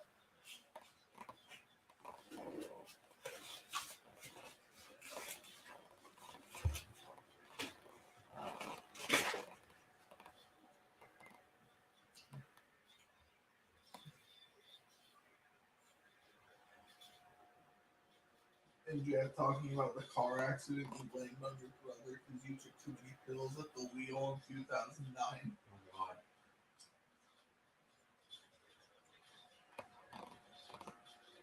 God. I'm pretty sure that's what happened. Like, he was messed. I could be wrong, and if I'm wrong, I'm sorry, and let me know. But I think he was messed up and drove off the road. Well, yeah. They did have a few things based on real life. I think that was one of them. Mm-hmm. And what about my dog? What about Jack, man? What about Jack? What about my dog, man? What about my dog? So I follow Rebby Hardy on TikTok because she's actually really hilarious. Matt's wife. Yeah. And I'm just gonna say, I would feel like every time Jeff Hardy's on camera, we're going to bring up what about Jack moment. Yeah. When we're together, at least. Yeah. But continue. So, Rebby, on TikTok, you can reply to people's comments with videos. And someone once commented, "Why did Matt kill Jeff's dog?" And Rebby goes to Matt with the comment pulled up and says, "Hey Matt, why'd you kill Jeff's dog?" And Matt goes, "I didn't. WWE told me to say I did." And Matt told the story that he actually was the one that found out Jeff's house was on fire.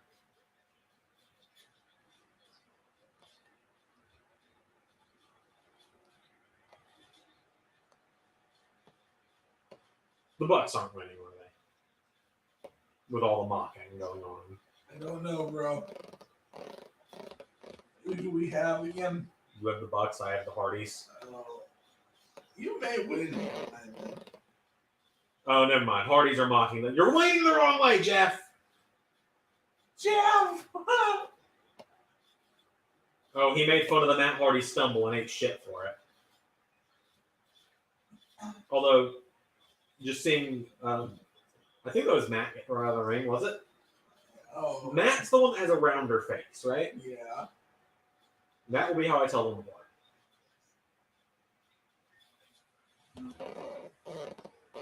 Your brother is desperate to be your younger brother is desperate to be more edgy than you. Okay, so yeah, Matt's the shorter one, right? Yeah. Matt's kind of. I don't want to say fatter. So I'm gonna say plumper. Anyway, yeah. The plumper man. Right. I have a hard time telling the Bucks apart. I always have and always will. But anyway, Light hair is Nick, dark hair is Matt. thank you. That actually really helps. Yeah. But anyway, right. So just seeing them get wiped out. You saw No Surrender, right? Yeah. Jeff Hardy's new outside dive in 2K22 is fantastic. Where he just clears over the ropes and lets sentons. Yeah, I know. That was the first time I'd ever seen it. So when I reacted to him doing that to Carl Anderson, that was a genuine reaction. You might be on the floor with 4 points here, man. I might. But much like the Atlanta Falcons in 2018, I very well could come crashing down. Or was it 29? Or was it 2017? 27. Yeah, it was. Yeah, because it was senior year. Oh no, it was sophomore year or junior. Oh, that was good. It was junior year. I mean, because Mr. Beavers was not happy when we got to class the next morning. And he's like, he doesn't even care that much about the NFL. Nope. You know the people who are college football people. Well, I mean, he does commentary for college football. So. I know. I don't understand our part of the country's obsession with a football program for a school they didn't go to. Yeah, it is weird, isn't it? Yeah. Says the man with an FSU hat in his backseat. But anyway. It's my dad. It was my dad gave it to me when I was a baby, and I kind of knew that. So. Yeah, but like, at least like the NFL players get paid. I think NCAA do too.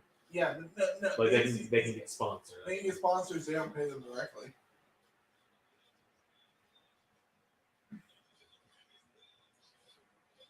Which, I mean, we went to school with a couple guys who were in the NCAA now, so. Yeah. They didn't do anything memorable in football.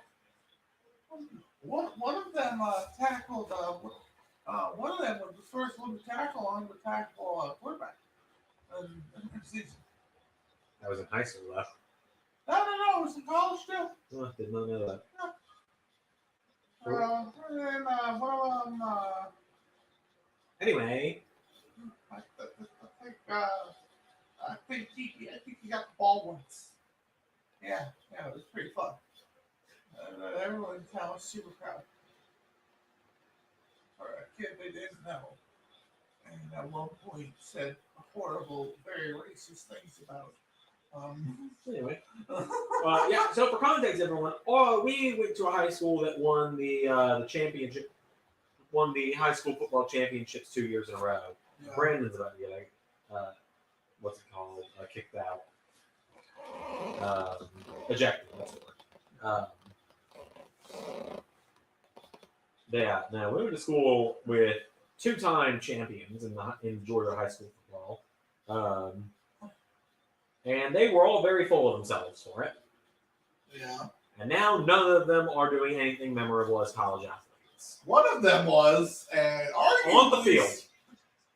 And arguably still is. No, he was actually second pick linebacker for the NFL. Oh, same person I'm thinking of that I keep saying anyway about? Yeah!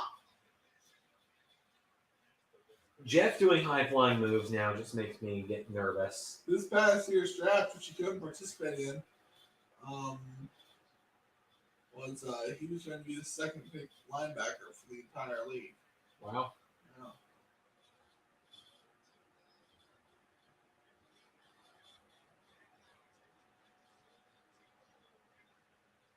I really, because this is the thing with Young Bucks is they can, much like a WWE match, they can lose 90% of the match and then just win at the end. It's just what they do sometimes. This match has been half comedy, half serious. Yeah, it's really weird. And I'm just like, okay, you could have had like a serious match or a not serious match, but you keep going between these serious moments and these comedy moments. And Brandon Cutler's there too. Yeah, and it's very confusing.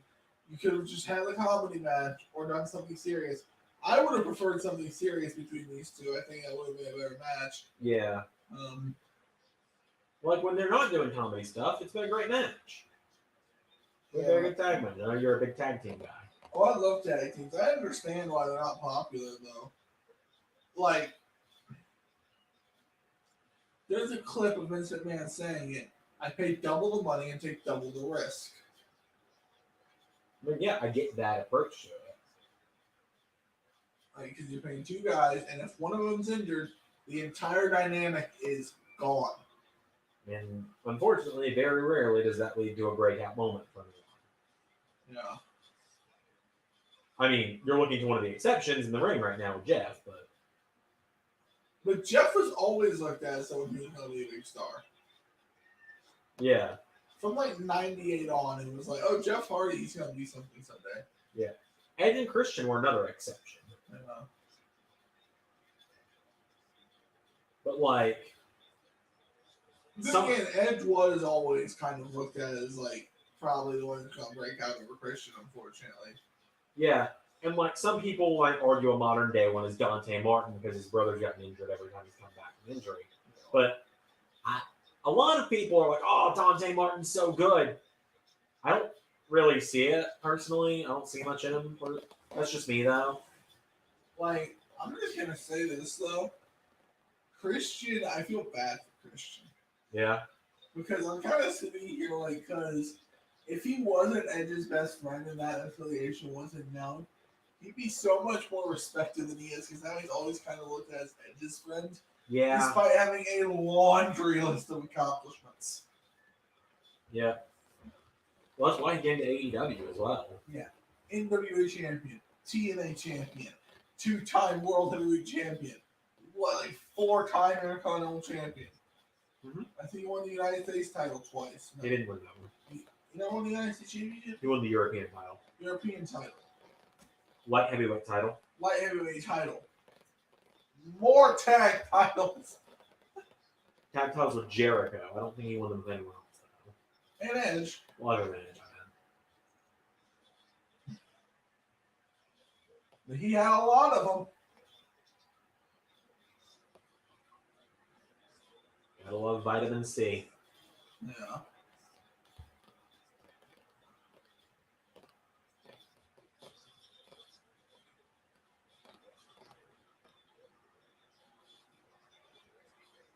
I don't really know what I just saw there. That's like normal Young Bucks thing.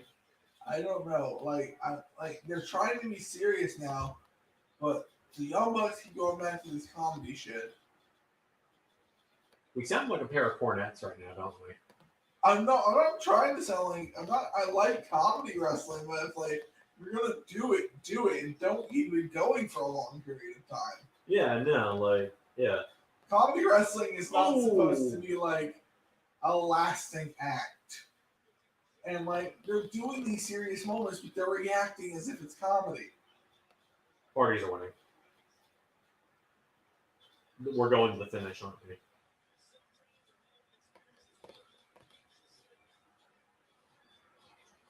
This match could have been something really special. I mean, it's been fun for the most part. It's been fun, but like I feel like the Hardys are trying to have like a really good match, and the Bucks are just like having these very overly comedic reactions. That's how they always are, though. No, to the point where it's breaking the immersion of the match. Yeah. They're just way overreacting, so it's way too comedic. And if they would go with the Hardys a bit, I feel like this match could enter another gear. Yeah.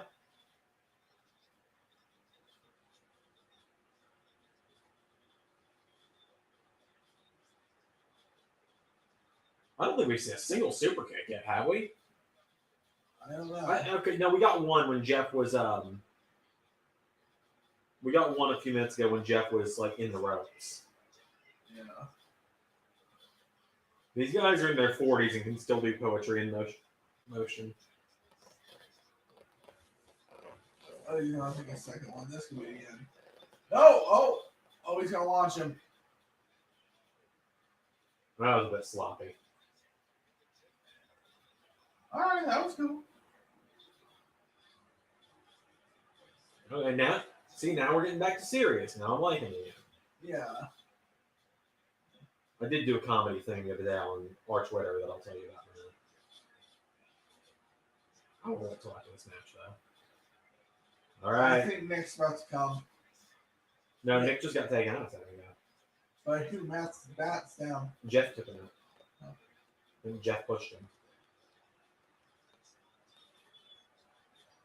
Hey, Sean, one in the string. Oh my god. Oh. Oh my god. Oh my god. Yes. Sean Patterson in the chat says hi to you as well. That's good blood pressure. Not great, but I also have had a lot of meat today, so my arteries are probably clogged. But anyway, yeah, so, you know, when we were doing predictions yesterday, I was like, whatever. Ray's had a really good run as champion. If I don't win, it's just another big win for his run. But now I'm like, I want my baby back. I bought that belt. I paid for that belt, and I have not held it in 9 months. BTE. Oh! A man may not have done some stuff that's legal in the lower 48 states on the belt. Okay, Bucks have probably got it. So does that count as 2 super kicks or 4 super kicks? I think it's just kind of super kicks. Super kick party! Oh, is this going to be like the end of their Ring of Honor match where the Hardys were just kneeling and repeatedly being super kicked? What Matt used as the excuse when WWE couldn't do the broken gimmick, what Matt essentially said unbroke him. Yep. They could be about to re-break the Hardys. Oh my god. Oh my god. Oh god. The Hardys have yet to hit any of their things. Like, they've only done poetry in motion. We've yet to see any twists of fate. They hit one, I think. No, the Bucks did. But the Hardys might not. How's your blood pressure? Well, I handled me well. So, pretty good. Well, I mean, yeah, you had that phone call earlier. Yeah.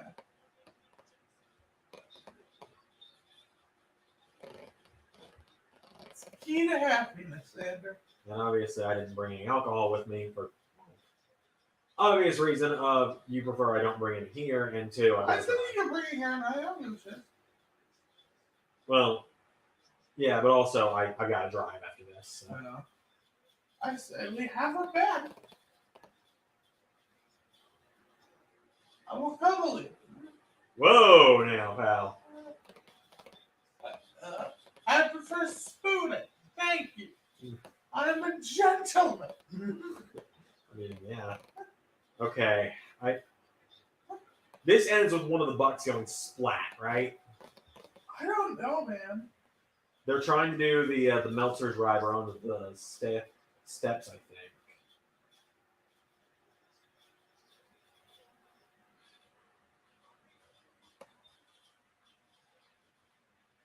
Oh my god, is Matt going to throw him out onto the steps? Has Matt ever done a crucifix powerbomb? I think in TNA is something he did. Okay. I have one there. Oh no, this is where Jeff wipes out, isn't it? No. Jeff, no! Jeff! Jeff, no! Jeff! Jeff, no! Oh, God, Jeff! Oh, Jeff! God. Oh, Jeff! no. Oh, Jeff, please be careful. I'll see you in the trailer! Oh, dear God! Okay, at least there was a human there for him to crash onto. Congratulations, buddy. We don't know. We don't know. No, he wins. This is something I don't like about AEW. Too many false finishes? Yes. Yeah. That was a perfect finish. Because now he's going to counter it. And there's going to be backside, which Mascon with Mascon Cup. Yep. I would not have been surprised if that was the end. Side effect, now we're going to go into the Twist of Fate Swanton. Yep. Yep, Jeff there. Jeff's there, and this could be the end. Unless they really want to milk this, which they very well could. No, they're going to the full arena cam now. This is it. I don't know, bro. This is AEW here. It is AEW. Which, like we both said, this is our one issue with them. That and the women's division. Congratulations. Wow. So are we about to have a reverse of day one? Maybe. I like how you try to call this stuff after 2 matches. Well, there are 14 points on the line total for both of us. I've already gotten 4 out of my 14. And we have 7 different. Yeah, but 2 of our different have already gone. Yeah. There could be a match where neither of us get points, though. Tag titles. Yeah. Team Taz could win. I'm genuinely surprised you took Swerve on the Glory. Let's see. We still have the tag titles, the 10-man, the 2 Owen Cups, and the main event different.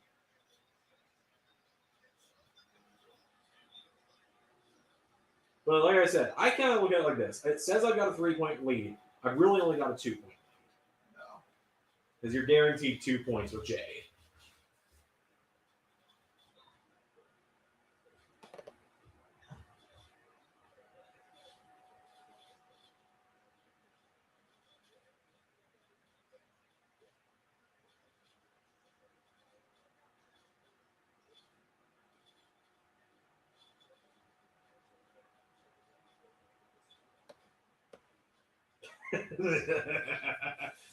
Billy and his boys. You know Danhausen got music made for the Axe Boys. Okay, you should have gone with something crazier. Oh my god! He just took a blanket off. He just took a blanket off one of his kids and put it on Castor instead. Billy liking the Acclaimed more than his own sons is my favorite thing right now. Okay, you couldn't put it in one of his jewelry and just left the shower on. No, that would have been good. But just dripping. Yeah. Okay, hey, you're about to get 2 points. Yep. Unless they do something. Or hell's about to freeze over. Yeah, and I want to lose. Yeah, I think if Anna Jay for some reason wins, which as I've said, she shouldn't. We both have Jade for this one, by the way. This is Ray's double or nothing match. Yeah. If Anna Jay wins, which she shouldn't, as much as I love her and her Zatanna gear she's wearing, I have to clean these people all out. I was gonna say if Anna Jay wins this, you're done. Yeah. Because there will be a 6-point difference, and we have more than 6. We don't have 6 matches left. At that point, it'd be time for me to take my belt back.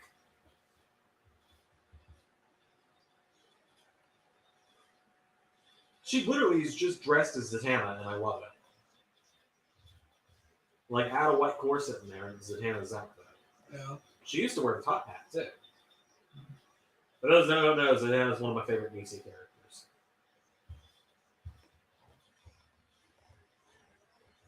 For a few reasons. Anyway. My favorite DC character is, I don't know anymore. It's a tie, honestly. It's a tie between Batman and Red Hood.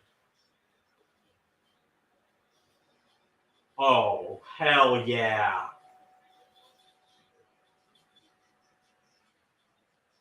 Did they give her the Cody Vader? Oh, hell yeah. When Cody left, he said, give Jade my elevator.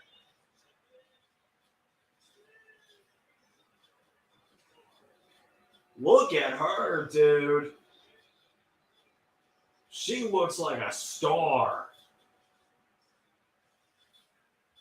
You can leave commentary voice alone right now, Zander. I wasn't trying to go to the commentary voice, quite honestly. I was saying, like, dude, she looks like a star with this entrance. Yes, because what's this star better than Vegas Thunder people? She got the Cody Vader, Ray. Cheer like Chris Angel, it means you're a fucking star.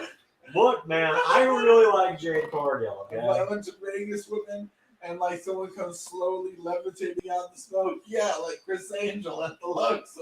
Duh. Look, Ray. Yeah, you're like Chris Angel. You're a star. Everyone knows Chris Angel. Look, man, I sold a set of Mind Freak cards and got like $20 out of it the other day. No, but every time we did that, every time someone would do that, especially with the Vegas one right now, like they say, levitate about the smoke, I literally think it's Chris Angel. I just think of, anytime I think of Chris Angel, I don't think of like the show, because like my mom went to one of the shows in Vegas once. Oh, hey, AEW is going to be in Savannah, Georgia. That's like what, a couple hours from us?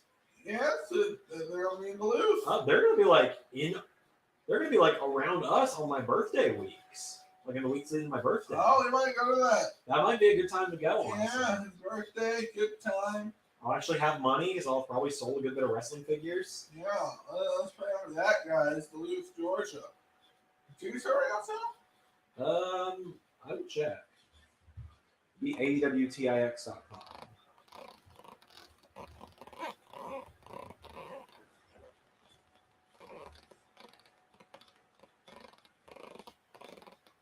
Let's see here. Yeah. Oh no, the Duluth tickets and the Savannah tickets are on sale already. The Duluth tickets are also on sale already. I was reading. I'm gonna look at the Duluth ones because that's closer to my actual birthday. Yeah. It's closer to here. Yeah. Let's see. $33 to $94 each. Is it like a house show? It's Dynamite and Rampage. Oh, cool. So let's look at what the seating arrangements would be. I don't have the money to buy the tickets right now, but well, yeah, I don't know. Like, I'm not looking for floor seating, you know. Yeah. I don't think floor seating sounds awesome. Okay. So like, okay, yeah, that's not bad. Here, I'll zoom out and show you.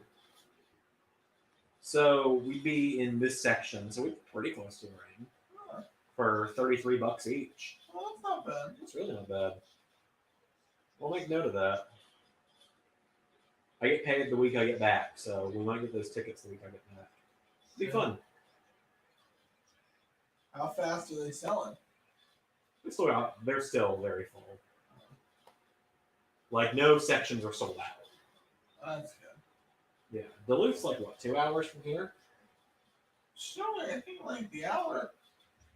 Within the hour. Let me look.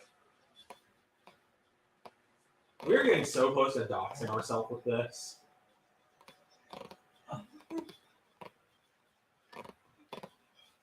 The wing place around them that I sometimes eat their food on stream. Like, hey, Ray, you ever give us a shout out? Oh, it's 45 minutes from here. Yeah, and I'm scared to tell them.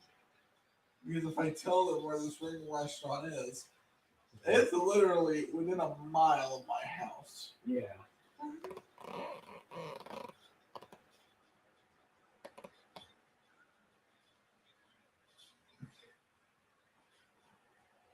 Like, Jade's wins, right? Hopefully. If she loses, that's an issue.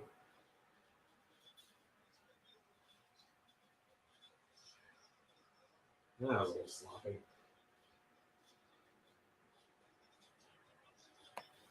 I'm trying to figure out if Jade's gear is a reference to anything tonight. Also, you made the commentator voice joke a second ago. Mm-hmm. You do know my commentator voice has given me permanent nickname, right? I know, Zander. You tell me every single time we have a discussion. Oh, my bad. I've actually had to confront my doctors now. You need to stop doing this. Well, they haven't told me to stop. They just told me to take breaks between. Because, there were days where I would record for 12 straight hours. Like, I would get a whole month of Universe done in one day.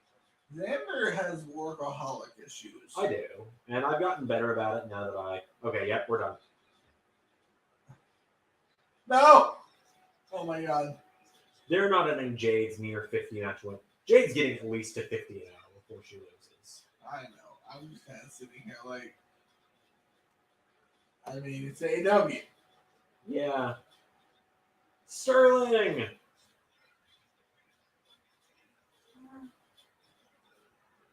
He's gonna do some tricks! Well, he's also Jade's lawyer. No. No.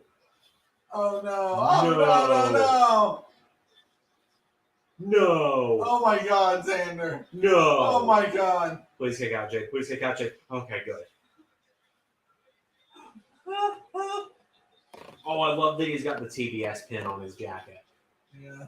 I wonder if any of his other clients win titles, if we'll get pins for those too. John Silver! Yeah! I'm the AEW version of Mojo Rawley! Let's go! Yeah, he kind of is, isn't he? But he can actually work. Yeah. Although, speaking of Mojo, I kind of want to watch that WES pay-per-view that he's on, just because it's going to be so bad. Mojo! Like, that WES show, it's got a UFC fighter against Braun Strowman in the main event. It's Alistair Overeem. Yeah. The man knocked out a horse. Okay? You think he's gonna beat Braun? I don't know. I'm just saying, respect that man. He knocked out a horse. Oh, I'm not disrespecting him. I could never do UFC. CM Punk can't do UFC. You want to know something weird? He's from the Netherlands, I think. Mm-hmm. I think that's where he's from. And there was he got busted for steroids, and they looked around his house everywhere for these steroids, and they couldn't find him. And it turns out it's because in his country it's legal to eat horse meat, and it was just full of steroids that was passed on to him. It's actually kind of funny. Yeah, or at least that's the story he told. He could have very well just been taking regular steroids. All right, here we go. She's about to do Jaded off the top. You got this now. Guys, the thing where you watch MMA is people get busted for drugs all the time, and then they'll make an excuse. Is that Bivens? Yay! Malcolm Bivens! Yes! Is he here for Jade or is he here for Anna? I think he's here for Jade. He should be here for Jade. That's the perfect mouthpiece. There we go. Wrap it up. Put it in the boat. It's time. Give it to a kid on Christmas. There you go, Ray. Now you're back on the board. Yay.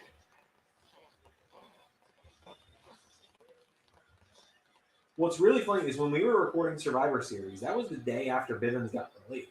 Whoops, I accidentally only put 3. Hold on, let me change that. Or I only put 2. Let me put that 3. So I'm trying to cheat you there. Oh wait, no, hold on. I didn't give myself the point. No.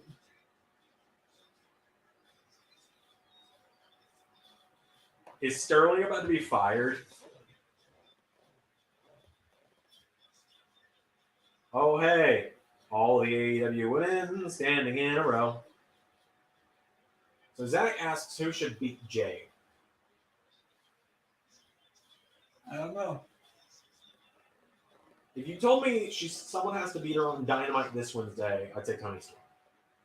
Maybe. But if you told me, you know, Who's this?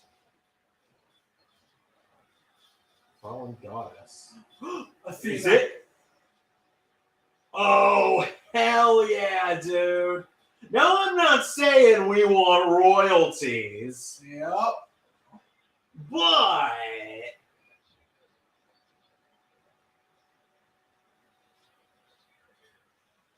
now, can we get some TV time for the women, ladies?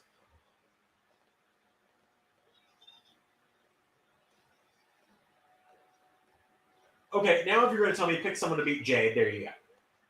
Yeah. Oh, here we go. Oh, yeah. Oh, yeah.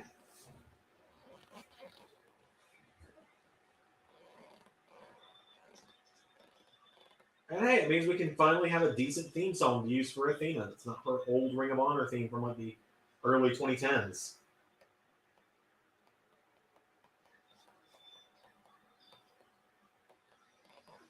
You want Wow. to hit the Eclipse? No, I'll save that for done. You gotta save something for Dynamite. The Eclipse is awesome. The Eclipse is a great finisher. I love that. Yeah, hell, I say Athena now for beating Jade. Maybe. Yeah, I'm happy. You just lost your championship match. But I found friendship! And really, the true championship is the friendship we made along the way. So Zach asked what happened. Let's show you Zach is not watching the pay-per-view. So, to give an abridged version, Malcolm Bivens showed up, and so then Jade won, and then Jade's baddies and Bivens started beating up Anna Jay. So Chris Statlander came down, and then Athena, formerly known as Ember Moon, just showed up. And they started celebrating, including Anna Jay, who just lost her title match in a dusty finish. Why are you smiling?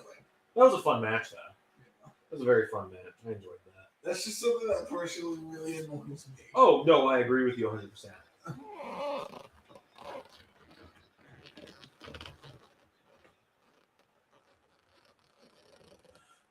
Let's see what this for indoor card looks like. Well, I don't think any matches are confirmed just yet.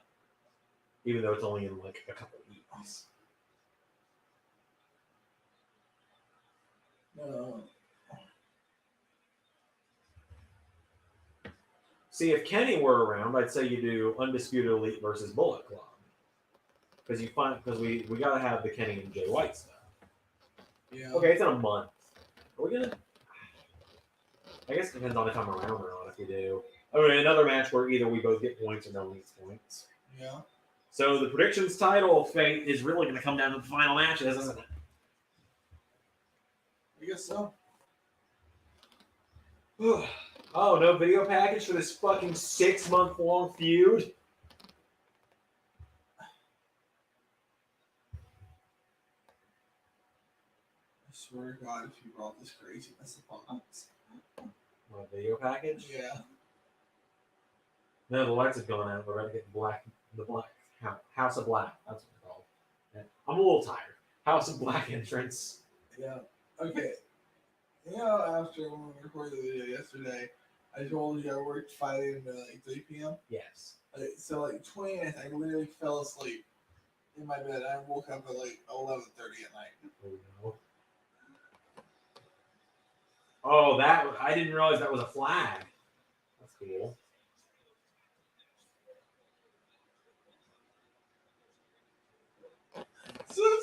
I saw this earlier. Someone edited the final scene of Pirates of the Caribbean and put Amber Heard's face all as a swan. And there was this story of going, I would have never wanted to be a star. And then like going, but you will always remember this as the day you won't. Almost caught Captain Jack Sparrow. You know, I almost went to a Ren Fair a week ago. I was going to go dressed as Jack Sparrow. And anytime we needed to go somewhere, I was going to do the Jack Sparrow run. But I needed a break from my girlfriend and her best friend, or my fiance and her best friend. So I did not go. I instead opted to clean out a shed for 9 hours. So, Joel, House of Black do have a really cool entrance. I wonder if we'll get a new member to House of Black tonight. Maybe. I think Abaddon could be cool with them. Who? Abaddon or Abaddon. The really fucking creepy looking one. Oh, Abaddon. Abaddon. They've been teasing Julia Hart from like the girl that runs around with Pillman and his friend. She's been teased like she wears an eye patch and you can see like the House of Black makeup slowly growing under her eye patch each week. But they've been teasing it since like the beginning of this year. It's almost June.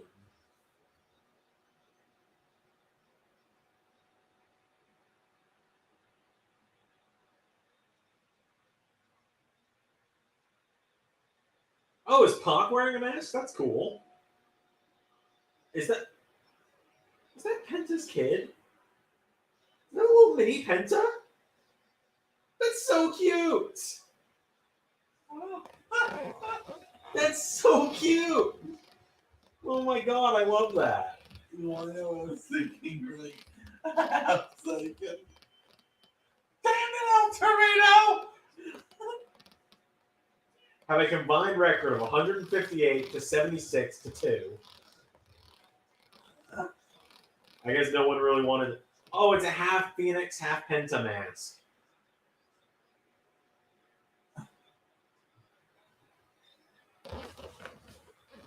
This is gonna be a fun match. Oh, it's gonna be quick. Yeah. Like it's just gonna be a fun trios match, which is going to be very nice. It's gonna be. Please use that shovel in the match. Is Pac gonna keep the mask on? I don't know. I could see him doing so. I mean, like, it kind of like if Mork at least makes him a little more distinct. Yeah. Make Buddy get tattoos. But why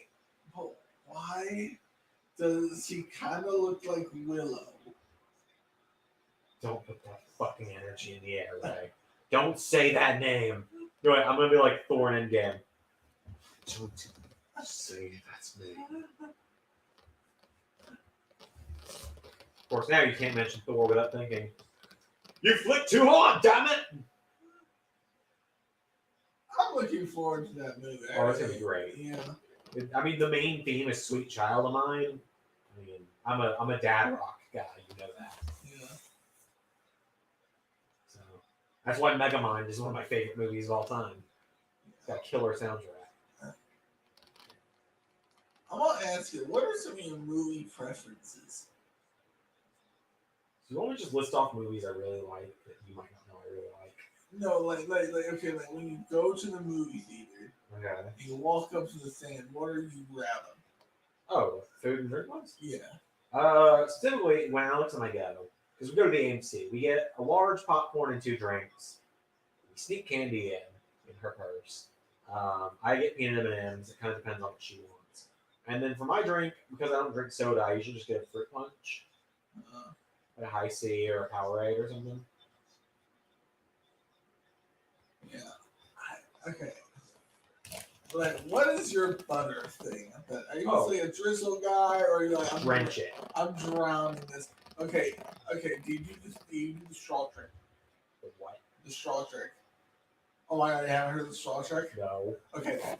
You take a straw and you feed it into the center of the bucket, and you line the string up with the straw just to cut through the top layer and get immediately to the inside. So the thing is, AMC butters it themselves. At my theater, they just give you the dispenser. Do what you want. That sounds so good. Oh, hey, a tag match where the partners accidentally hit each other. And like the cool thing is that I actually like about the theater is that they don't have separate lines, so you buy concessions the same line where you buy tickets. Yeah, that's how the one I go to is as well. I like the movie theater. I like the movie theater. I go to specifically since the seats are actually comfortable.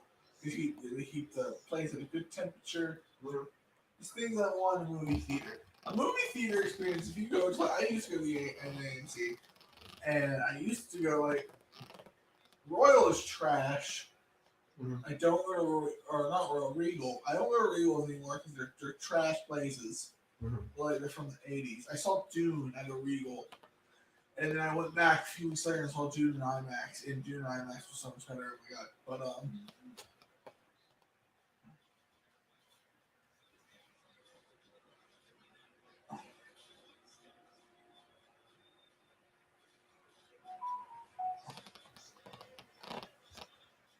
I mean, I feel like I've got to root for Buddy. People know I'm a big Buddy Matthews guy.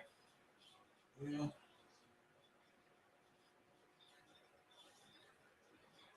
Buddy Matthews, Keith Lee.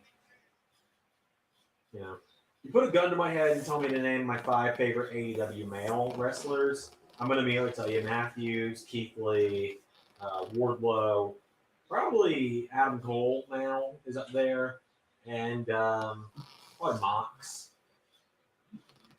Just to name them off the top of my head.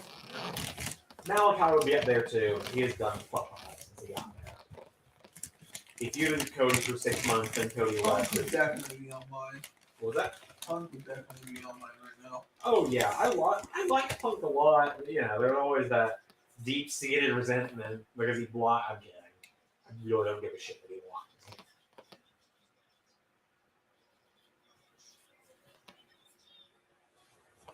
If I ever got a chance to do like a meet and greet with CM Punk, I might end it. Like if someone's filming it, I might end it and be like, "So, I bring you this peace offering. I'll give him a Pepsi or something, and a handwritten note. I sincerely apologize for my stupidity. At 15, I was ignorant.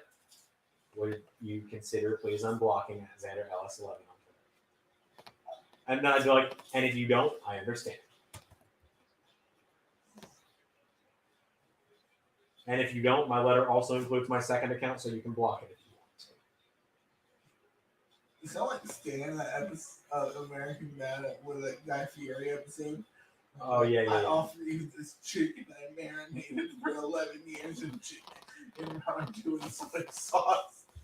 Pretty much.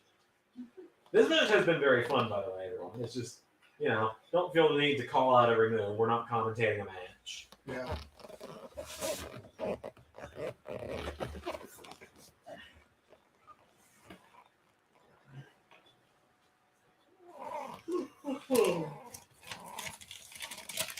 The only matches that we like have a difference on that we're probably going to react to. Probably. Was Neville versus Murphy ever something we got in WWE? I think they passed each other. Because I think Murphy was doing tag stuff right when Neville got called up from NXT. Yeah. And then Neville was gone by the time Murphy got called up. Or Murphy got put in the tag. Yeah, because Murphy got put in the tag division during the tournament and Neville left with it. Right after Neville left. Of course, now they're Punk and Matthews. So you get the point.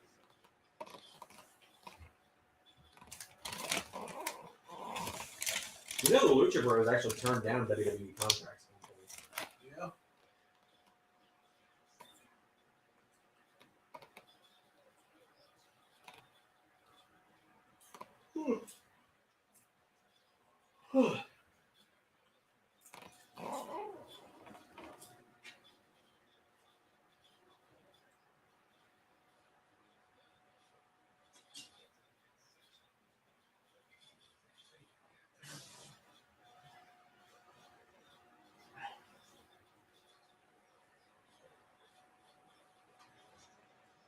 I really hope House of Black wins this and just moves on.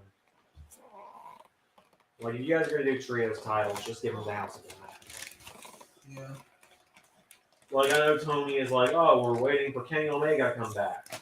trios. He's going to be the trios guy.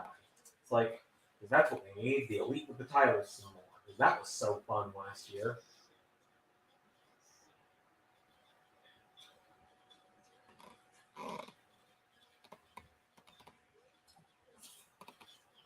So, just for perspective here, we are 4 matches in. This is the 5th match out of 13. It's already after 9 o'clock. You and I are going to be like hugging and singing Kumbaya by the end of this stream. The Queen's open if you want to drive home in the morning. I know it is, but my fiance just went from having her best friend and her fiance around for 2 weeks. I'm not making her sleep in bed alone tonight.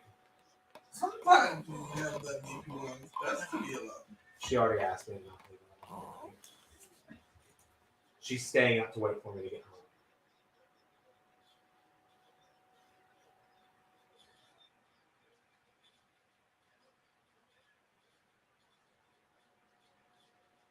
Honey, I'm doing hardcore man shit. Oh, that was cool.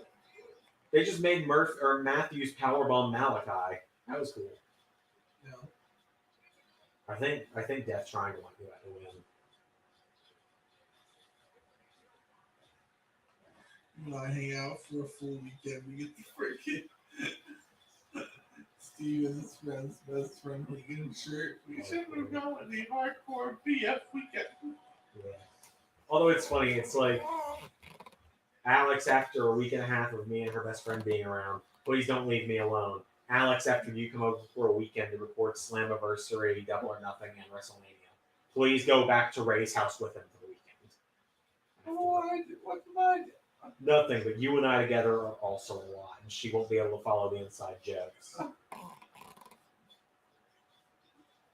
These people are barely able to follow the inside jokes. I know. So yeah, by the way, everyone, you might not have heard, we're doing Slammiversary in about 2 months. I know people are about, but isn't that normally in June? Why would you do it in game in March? Because I'm a mad man and thought let's do all 3 big shows in the span of 3 weeks. Yeah.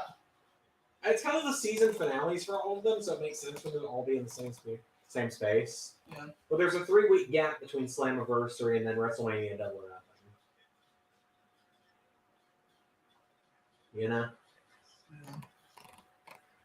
We haven't even finalized the call for any of those things. You don't even have a creative meeting this week before I leave about it. I think we probably need those cards finalized. You're supposed to today, but you know. Yeah, I got a little sidetracked. Buying like PlayStation 2 games. I'm sorry. I forgot to buy one is the worst part. There was one at the first collector shop I went to that I forgot to buy. I was going to buy Bionicle on the PS2. Zach said he was shocked when Sami Callihan came You to were AEW. my friends! So Zach says he was shocked when we brought Sami Callihan to AEW. I believe Sami versus Mox was a feud we wanted to do since we came up with the idea of AEW, right? Oh, yeah. Like even before we were going to do Impact. It was So my whole idea, though. it was. It was Ray's thing. He was like, let's do this and let's do this at this point. And so we were like, all right, well, he was going to be in the Collar Shot Gauntlet, but Ray requested I pull him from it. So that his first appearance be on that episode of Dynamite. Yeah.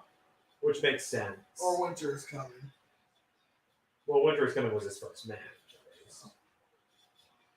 All right, if this isn't the finish. Oh, of course it's not. Because, Ray, why do a finish where the entire trio hits finishers on one person and pins them when you can just have that be a midpoint in the match where the other teams push the other members on top of you?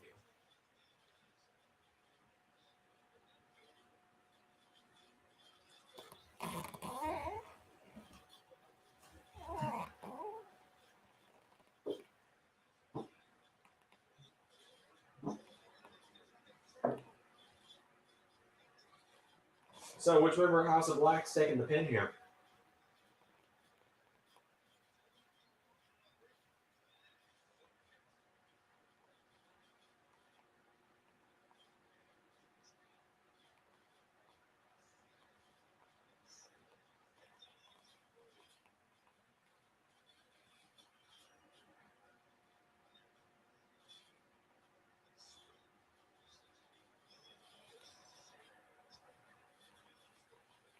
I was gonna say is Pac versus Malachi match we've ever seen outside AEW. Yeah, it happened at the UK tournament. Yeah. When he was still Tommy, when they hadn't come up with Aleister Black yet, so he was just Tommy End. God, Aleister Black is one of the biggest wasted potentials in WWE. Yeah, get him, buddy. Get him for your buddy.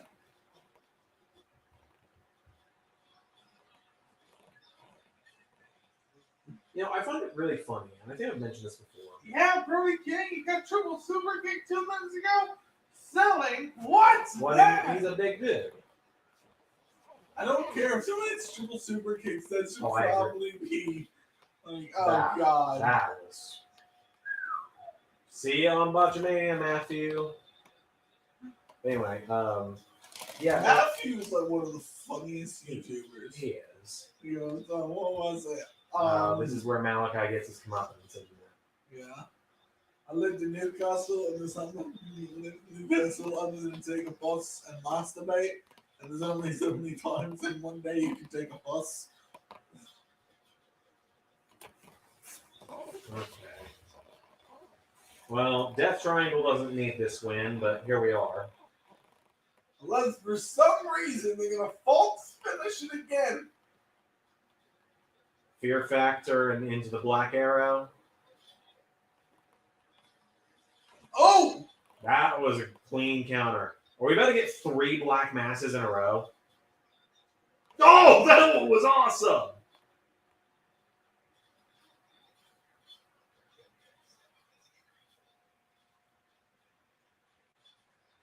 But yeah, you know, so what I was going to say is, I always find it funny how people constantly ask me, so Buddy Matthews is in House of Black, right? In LS11? One was really cool. What's that? If I know that I haven't Buddy Matthews figured out. But like imagine if like it was he goes for the Black Arrow and Alistair moves out of the way last minute and locks him into a triangle choke. Okay, so now Matthews is going down. Of course, you know, Penta and Phoenix just took a move that was so well protected in the past that they're both getting back up.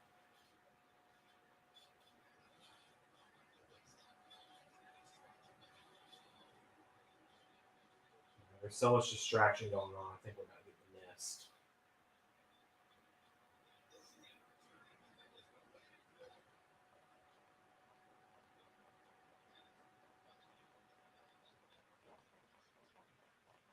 Oh, there's the one blow. Try to turn House of Black face. No, it's supposed to be like, oh, they've been terrorizing Death Triangle for so long. This, then, blah, fucking blah.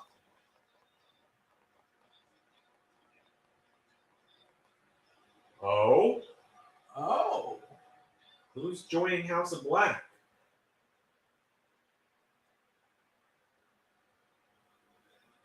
Oh. There she is. Howdy, girl, Julia. Boom. 1, 2, 3. Hell yeah. He's your point.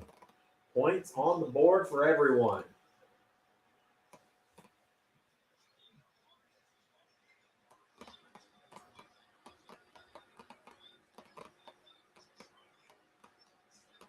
There are only 3 matches left tonight that we have the same people for.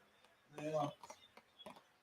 And that's the Darby Kyle match, the America Top Team match, and the women's title.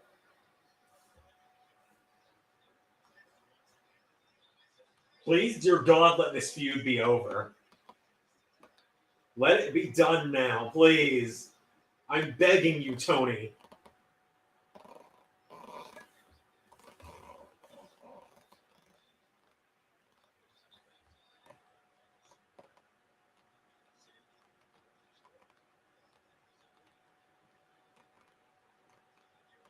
The house has expanded.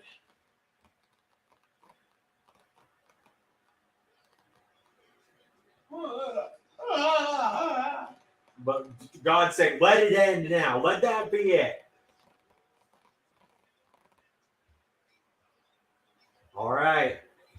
You're either about to start catching up or I'm pulling ahead even more. Yeah. I don't know, man. I was gonna say it's been a heel heavy night so far, so Joe might have it. But at the same time, it's been 50-50. It's been a face heavy night, actually. Who knows, bro? Zach says this feud's like Omos Lashley. Please let it end. Difference is I don't watch Raw every week, so I don't know. I don't have to deal with Omos Lashley every week. It's probably a feud you'll never see in LS11 because. So I'm just gonna say this real quick, and Ray, I don't think you're gonna be upset with me saying this. People keep commenting like, "I can't wait for Omos and Miz to break up." It's not in the books anytime soon. Yeah. We don't really see much in Omos as a single star. We literally have him with Miz to hide how bad he is. So like, just don't bank on it each and every week that you see those two together. Don't be like, "Oh, the Omos turn is coming. The Omos turn is coming." It's not really anything I'm worried about. Yeah. We got bigger fish to fry right now. But not Bobby Fish. He's an AEW. It's all about the boom.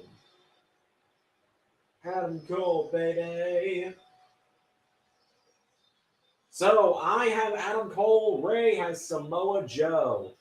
Oh, look at that gear. Oh, is it like a commemorative belt for winning, I assume? Yep.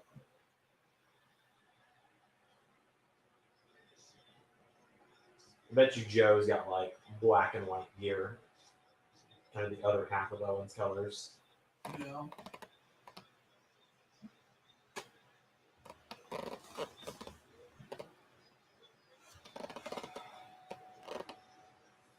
I have All About the Boom in my playlist for the car.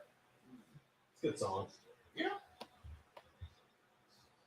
Adam Cole, the LS11 TNT champion, who I kind of pitched the other day. We designed a custom TNT title up for. Yeah. I mean, I genuinely think if we do, it'll just kind of look like Scorpio Skies, but black on the champion part instead of purple. And then more of a gold for the belt itself instead of yellow. I don't know. We'll figure it out. I'll get the design at some point.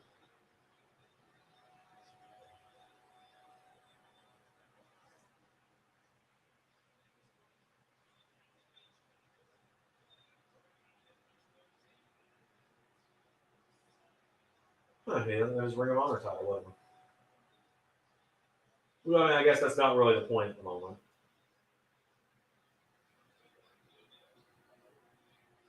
I don't care who wins. I'm excited for this match, dude. I am too. I love both of these guys. A lot of people have been joking on Twitter about how on Joe's first night back in NXT last year, he choked out Adam Cole. They're like, we're finally getting a payoff to a WWE feud.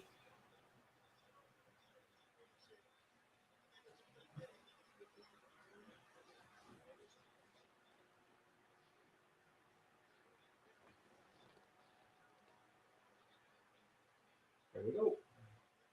What? I said, here we go. Yep.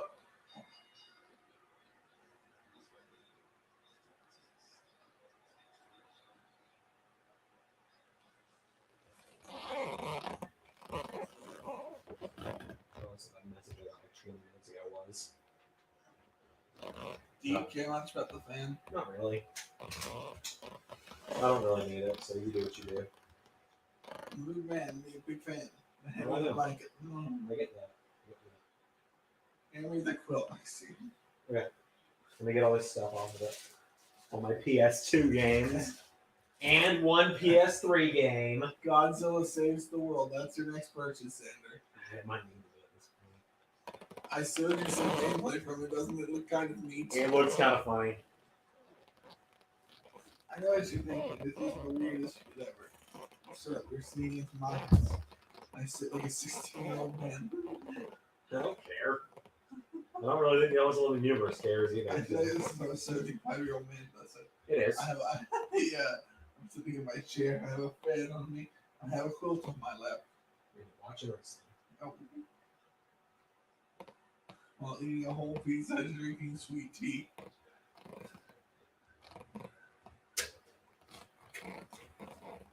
Now let me tell you about the tyrant Jimmy Carter.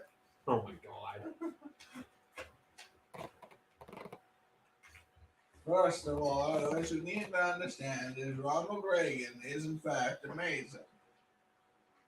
So anyway, it's Mojo We and Adam Cole. mindlessly spent money, made our economy artificially boom, and when we started paying for it, we blamed someone else, like Americans. So I'm checking something real quick. Mm-hmm.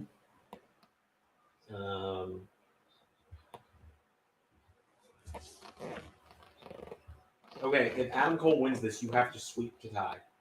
Yeah. Well, tension's growing, people. Mm-hmm. I don't really care anymore, honestly. Oh, I know. I didn't care, and then I realized I stood a chance. And I kind of missed my belt.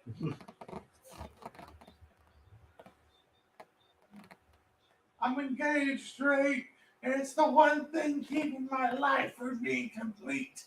It's the one hole in my heart.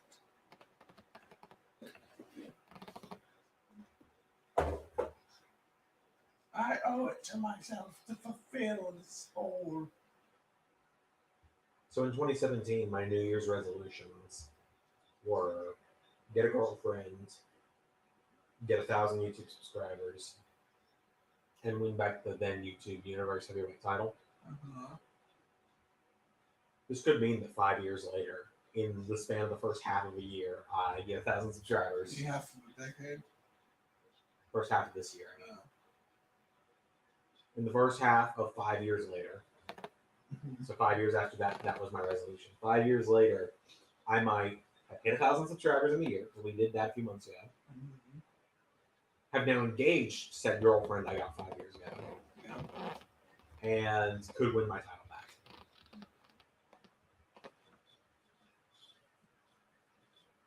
His YouTube Universe title got retired. It's been retired for like 5 years. Yeah. I think that Cole will win with the help of Singh. Jay Lethal, Satnam Singh, and the other guy are all banned from ringside in this match. So if Cole gets help from anyone, it'll be Kyle and Bobby.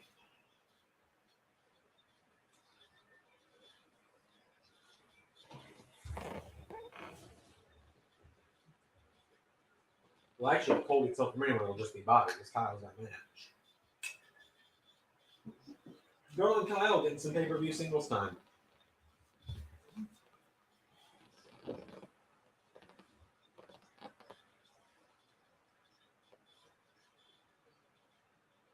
So AEW tends to do this a lot. There's like a long stretches on the outside, and the guy to come back and like cue that in and out to reset the count constantly. I'm just thinking to myself, if you're going to have spots that last forever on the outside, why not just have a 20 count as a rule in your promotion? Or 15 as well. No. Could be an option. So I guess 20 count is an option in 2K. Yeah, no, 20 count is if you want to do like New Japan, because New Japan has 20 counts. Huh, I didn't know that. Yeah. Neat. Mm-hmm. Because they have these like things that will go on forever on the outside. I think like Okada and Omega, during one of their matches, worked for like nearly 4 minutes on the outside. Yeah.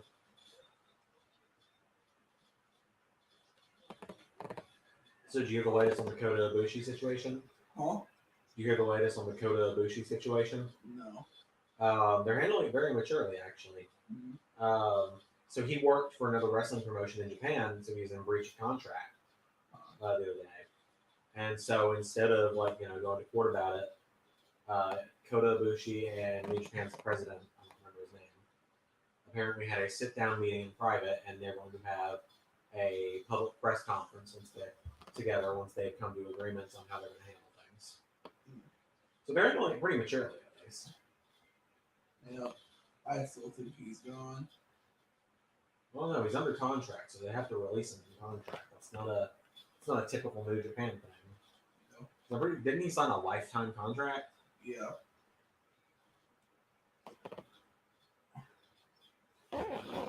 Kota Ibushi wrestling the Cruiserweight Classic, then going backstage and high-fiving Vince McMahon without knowing who he is still one of my favorite things. Kota Ibushi didn't know who Vince McMahon was? Yeah. He gave Vince a high five because he didn't know who Vince was. What do you mean he doesn't know me, Carl? And Kenny Omega's response to that, when someone tweeted out about it, like when the news story broke, Kenny's response was the funniest thing. He went, yeah, it's almost like there's more wrestling out there and not everyone needs to know who the old man is.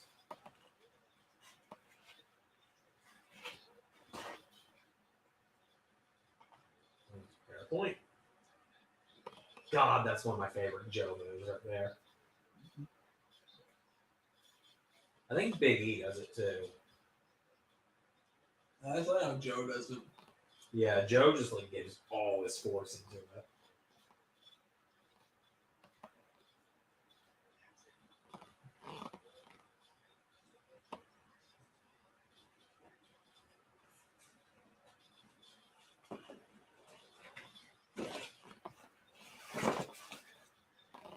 So I'll never understand why low blows are illegal, but atomic drops, which are essentially just a low blow on the knee, aren't. You ever thought of that? Not really. Anyway.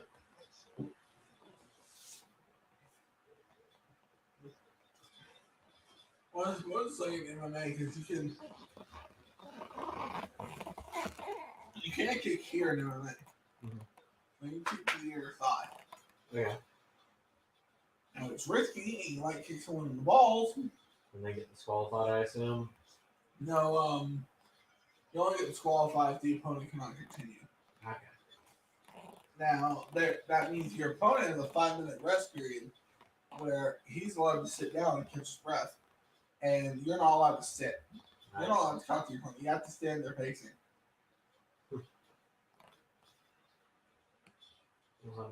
So you can't even really use it to your advantage at all. This is just being here. Samoa just looks sunburned right now.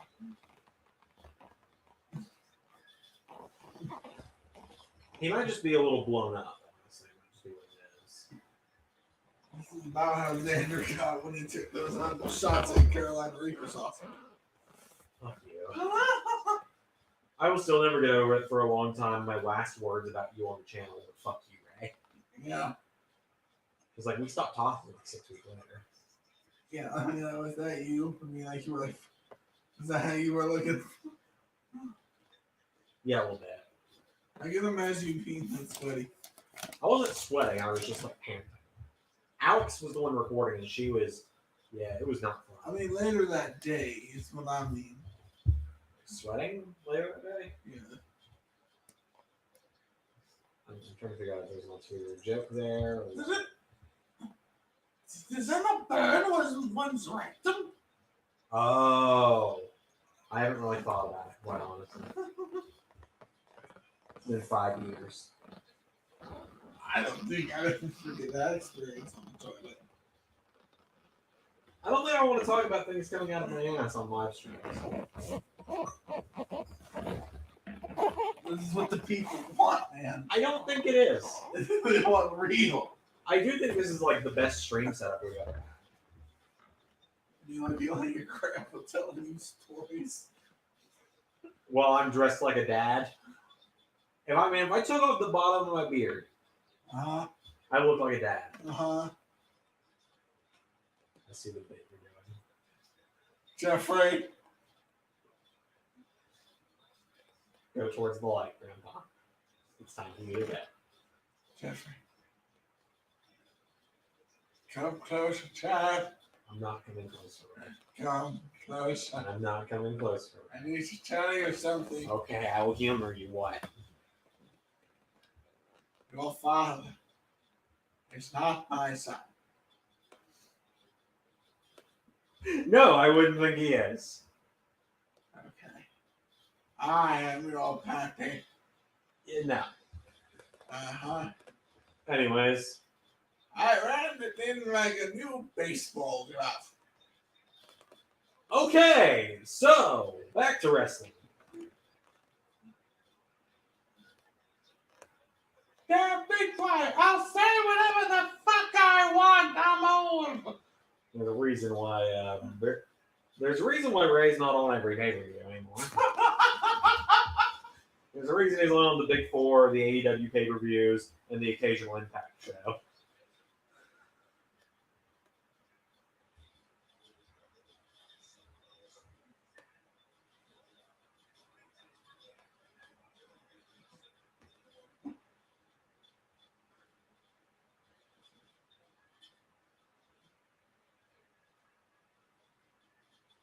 I don't think there's going to be any outside interference in this match. They don't typically do back-to-back dusty finishes like that. Or never mind. I was saying.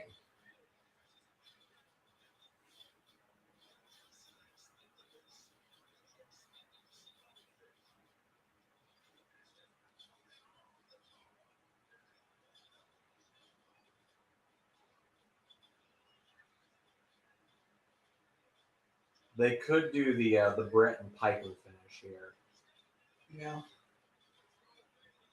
Or Bobby Fish will just fucking get involved again.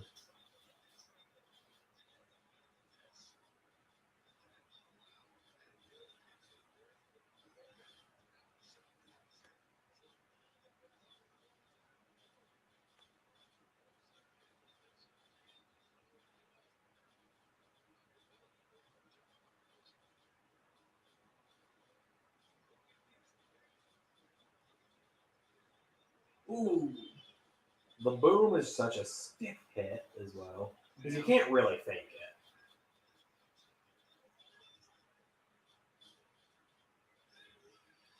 Wow.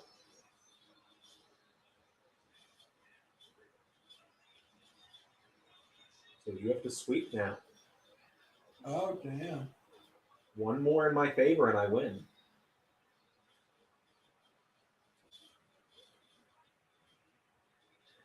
I'm not ready for it to be over for me, though. Yeah? Yeah. I don't like when you constantly find new opponents. I get that. Because I had to do it for a year. Yeah, I don't like that. You gonna take a break from predictions for a while again? I don't, maybe. It's okay. I owe Greg Tree a WrestleMania rematch. He kicked my ass. Bradley never wants to play with us again because of what we did to him. He's still mad. Oh, wait, I said if I win, Alex is my first opponent. Yeah. So she'll challenge me. Do I want her to challenge me at Forbidden Door, or do I want her to challenge me at Money in the Bank? My girlfriend saved me to the Forbidden Door.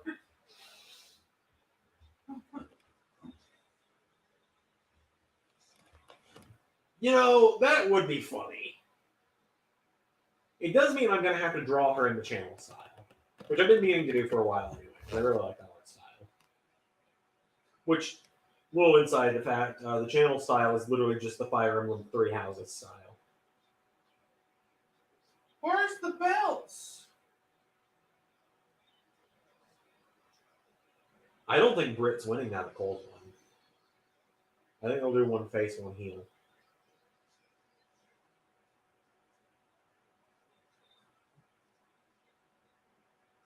Speaking of Forbidden Door. I know Bryan Danielson has said he would really like to face Zack Sabre Jr. at the show.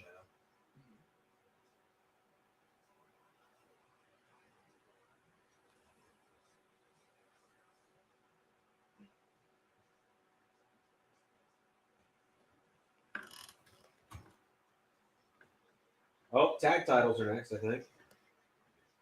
Oh, I thought I heard Jurassic Express's music playing. I'm a little deaf sometimes. For the first time ever, I fall asleep on stream. Oh, we're just going straight into the other one.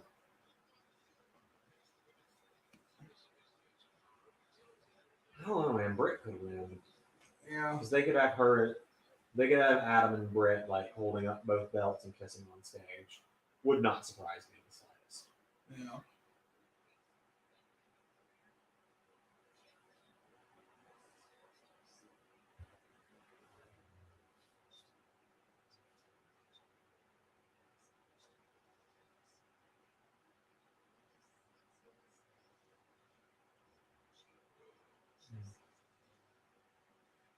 Hey, are you actually falling asleep on the stream? I might. What am I gonna do if you fall asleep? Wake me up. Wake me up inside. You said it in the exact cadence that it's done in the song, so I had to.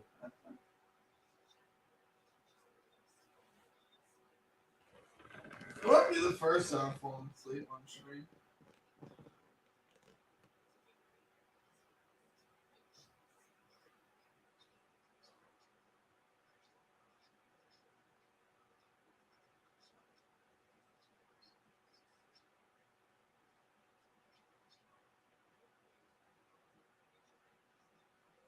If Ruby wins, the belt is mine again.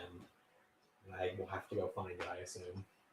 I have it. Like I said, I mean, I've got the bag and the cake and the stand for it over there. I saw those over there. Yeah.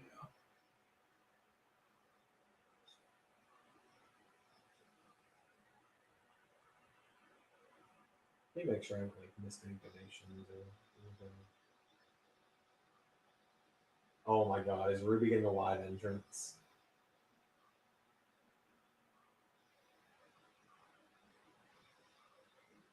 Oh no, Britt's getting a live entrance.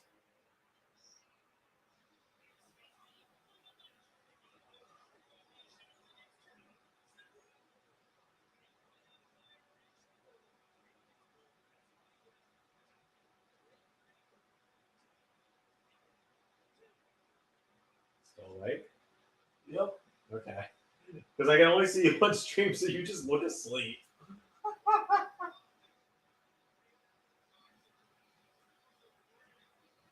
Isn't that how your grandpa's supposed to be? Mine is not, actually. Britt is also wearing the heart colors, so I don't know. She's sending Rebel and Hater to the back. I mean, what are the odds we get 3 distraction finishes in a row? I don't know.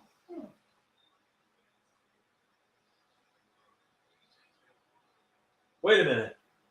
Is that Ollie Davis's jacket? No! Damn you, Cultaholic! Wrestling Culture asks, what matches have happened so far? The Hookhausen versus Tony Nese and Mark Sterling match. Jade beat Anna Jay. House of Black beat Death Triangle. Hardys beat the Bucks. Adam Cole beat Samoa Joe. And Wardlow has squashed MJF. What do they think about how WWE is using Veer? I think they're doing a good job of building him as a monster. But I think they should just let him talk the way he normally talks instead of telling him to grunt everything he says.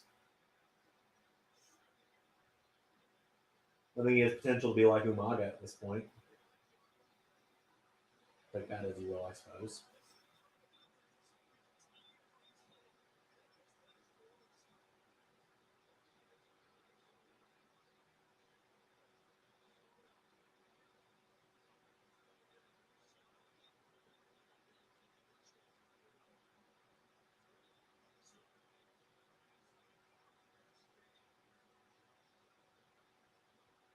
Okay, so because we had commentary turned down, that's why we didn't hear it. The reason the titles didn't get presented to Cole is because Martha Hart is going to present the titles to the winners after this match.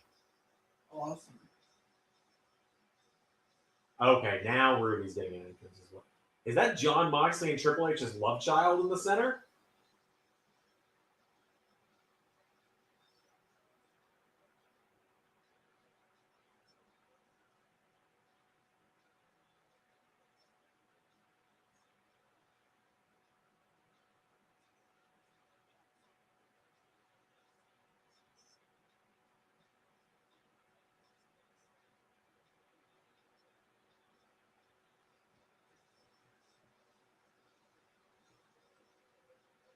That is so cool. Ruby got permission from this band to call herself Ruby Soho and like became friends with the lead singer because of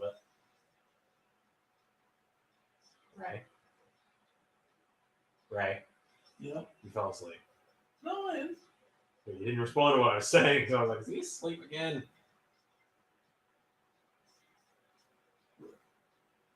It's kind of late. It's 10 o'clock. I know, no, but like, dude, you have to sit the past month. I've been getting up at 5. That's fair. I switched the first shift, guys, so I might honestly fall asleep. I mean, if you need to go to bed, that's fine. I can one man the stream. No, I'm going to sit here.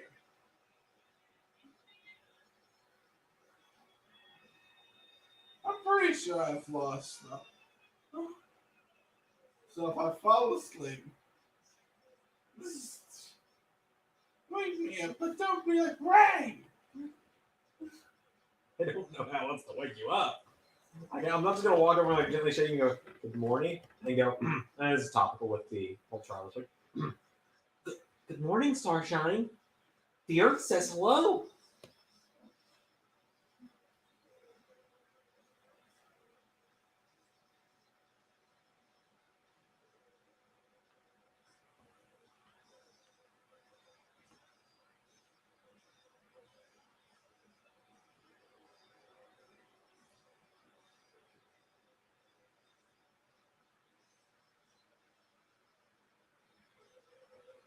This is a cool entrance for Ruby. I'm glad she's being given the star treatment.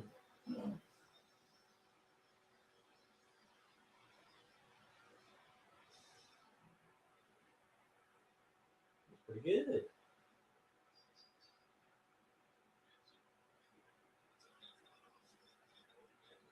Well, that was certainly a reaction, JR. Yeah. Just whole entrance out of Joust was fancy.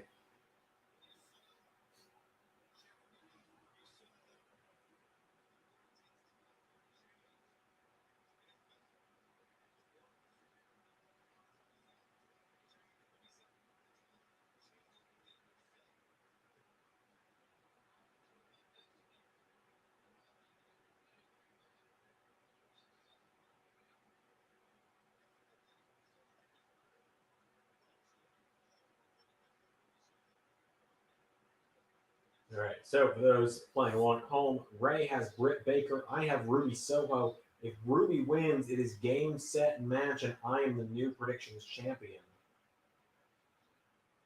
And the reign of terror starts again.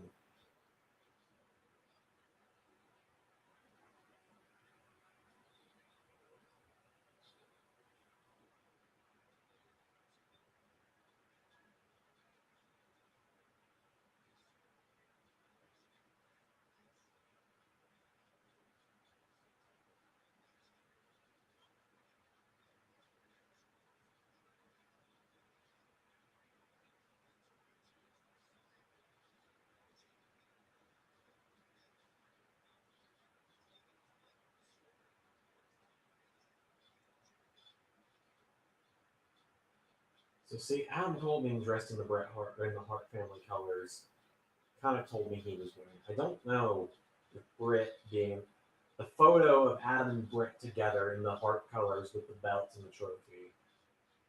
I can see the PR move there, which is kind of worrying me for Ruby. They've also been building up how Ruby's momentum immediately got squandered by Britt. So I really don't know.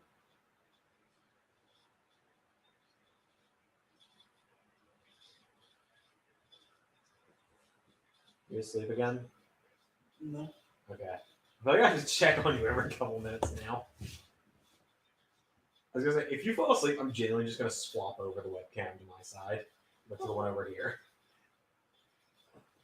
Because I think there's something on TOS that like terms of service against people sleeping on stream. I don't know though. I genuinely don't know because I've nearly fallen asleep on stream before.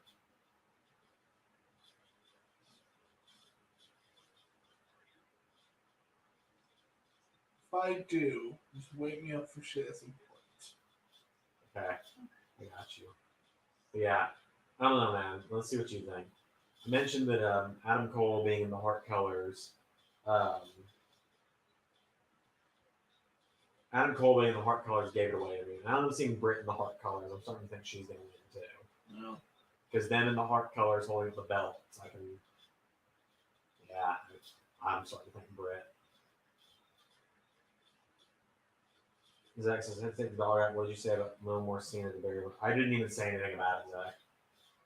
Because I don't really have much of a thought on it, honestly.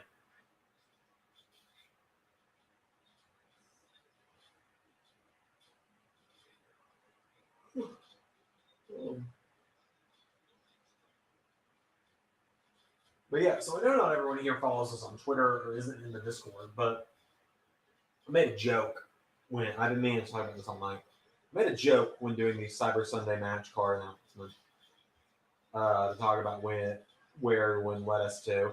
And this is how I described the final match of the night. Finally, in a three-way tie, Seth Rollins' chances of winning drastic go down as Chad Gable, Ilya Dragunov, and Braun Steiner will all three challenge in a fatal four-way for the World Heavyweight title. The numbers don't lie, and they spell disaster in this match. I know good and well what I did, and I will not apologize.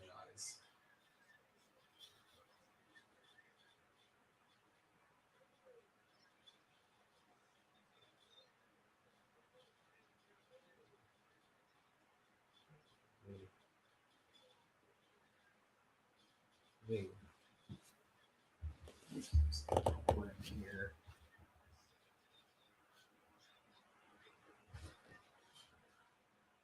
Oh, there it is.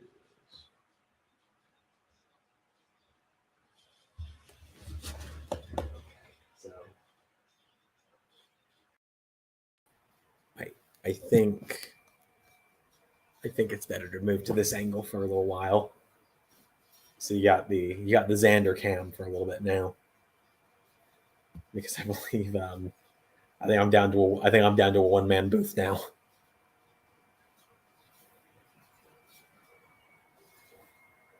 Oh man, it's been a really good show. It's just been really long. I'm not gonna get to go home until like 1 a.m. I have a feeling because it's about to be 10 o'clock and there's still 1, 2, 3, 4, 5. There's still 5 matches after this, and all those matches get 15 minutes. That's another hour and 15. And I feel like Punk Hangman's getting 30. Probably. Like, Tony, come on, man. Punk Hangman's probably getting 30. Just kind of looking at the card. The tag matches could be quick, but like the 10-man is going to be long. Darby and Kyle could be quick, hopefully. I don't know, man. This matchup's going to go for at least another few minutes. Like, I'm wide awake right now, but I still got to drive home after this because obviously I don't live here. So, also, my webcam is. I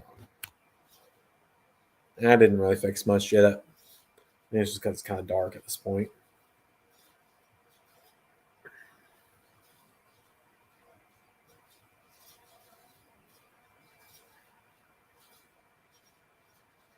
This is like a modified lockjaw going on here. No, I don't really know what I'm seeing. Though the Punk Hangman was amazing. Hope the match lives up to the build-up. I'm sure it will. I'm sure they're going to do great. Ruby's tights look like they're made of like rubber almost. Like I'm trying to. Also, if it's made of tire, like the rubber you would see on a tire for a car. That's what it looks like to me.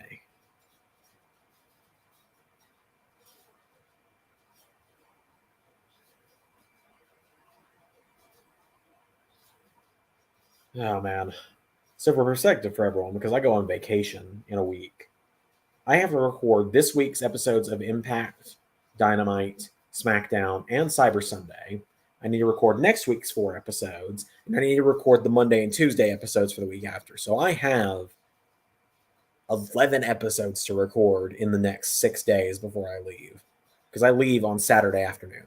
Cyber Sunday is going to start an hour. Excuse me. Cyber Sunday is going to start an hour early on Saturday because my flight leaves 2 hours after Cyber Sunday ends.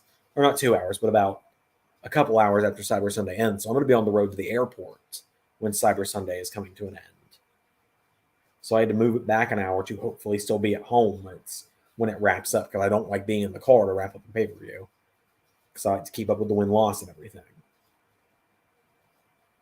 It's not like I can make an entire flight reschedule, obviously. But yeah, it's 11 episodes, including a pay-per-view, that need to be recorded in the next few days.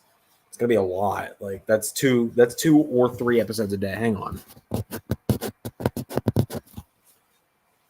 That's a little cleaner. There we go. That's better. I'd smudged my webcam, so I had to use my Hawaiian to clean it. So yeah, that's what my week holds ahead of me, which I don't even have all of those episodes written yet. I only have this week's episodes written. We have not written any of the build to the Rumble yet. We have, like, obviously we know who's winning the Rumbles. We know what the Rumble match card itself is going to look like, aside from the 2 Rumbles. Like, we know who the world title matches are going to be. We know what the non-title matches are going to be on the show. We know all that stuff. We know what our obligatory legend match is going to be and all that. But you'll see when you see. I don't know when we're going to announce the legend match. I will probably figure that out tomorrow, or maybe even tonight if I'm wide awake enough when I get home and just can't sleep and get writer's block. So I'll just put the laptop on night mode and type while the fiance is asleep. I mean, you turn that a bit so you're a little more personal this way. You're still watching me watch the show, but more of a 3/4 angle than anything.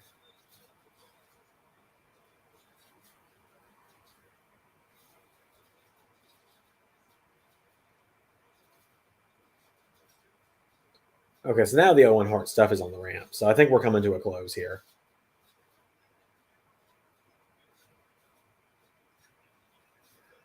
Britt's about to go for the stomp. Oh, Ruby out of the way. I really like these two. 2 of my favorites in AEW. If you ask me my 5 favorite women for AEW, because I kind of talked about my 5 favorite men just off the top of my head. 5 favorite women would probably be Britt, Ruby, Tony, Jade, and probably, if you made me really pick, Athena might be on there now that she's there. But Britt, Tony, Jade, Ruby, and probably Thunder Rosa.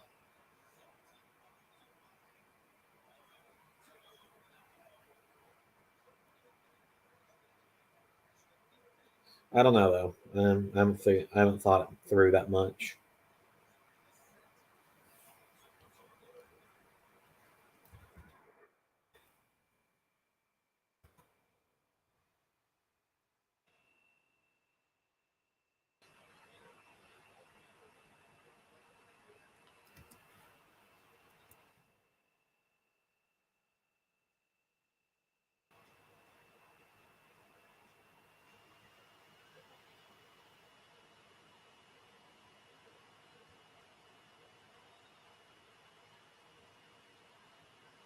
There we go. That's what I need.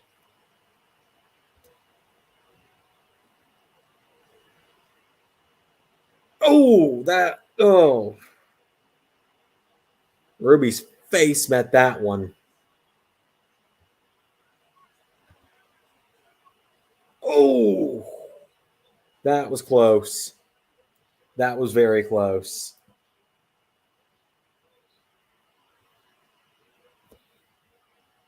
It was very, very close.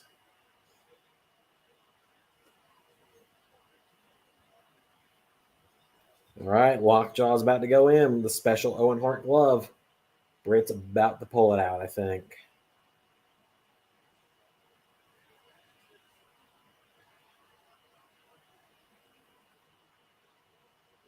Yeah, I think Britt's about to get it. As I kind of mentioned on the predictions video, Britt is kind of Tony's Charlotte, so her getting stuff is, it's just kind of expected at this point. It's not as annoying just yet, but it's getting there.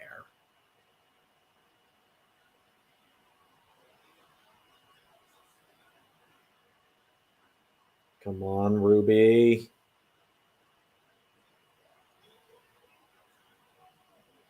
Come on, Ruby. Come on, Ruby. Come on, Ruby. Oh, Ruby's going to try and end it with sharpshooter. Oh, this tournament ending with a sharpshooter is just too good. Oh, my God. It's not quite, but bless her, she's trying.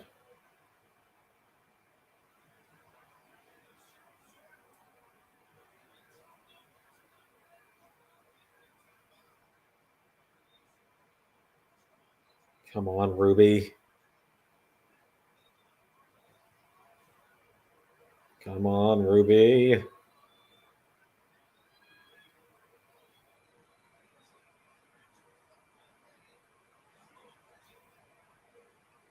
I've been in a sharpshooter before. It flipping hurts, trust me.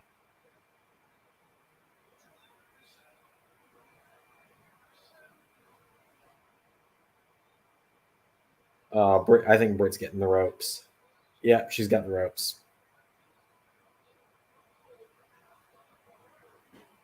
All right, I thought Britt's probably got it. Yeah, Britt's probably got it.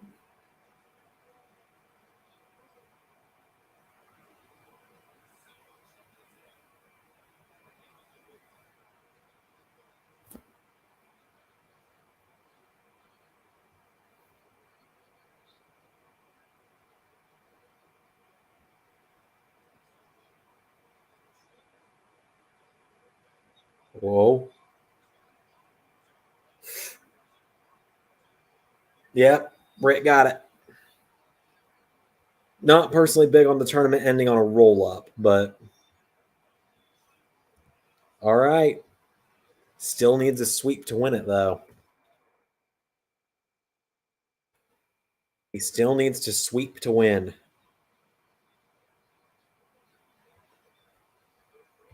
That is my first wrong match of the night as well.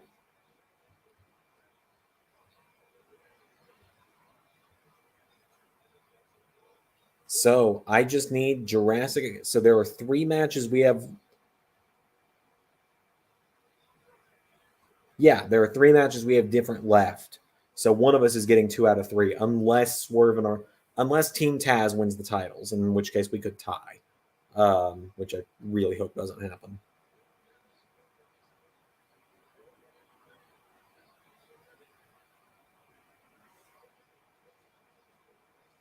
All right, so let me just kind of look at this here. Yep, we have 3 matches different left tonight. I've got Hangman, Jurassic Express, and Team Eddie. Ray has CM Punk, Jericho Appreciation Society, and Swerve in Our Glory.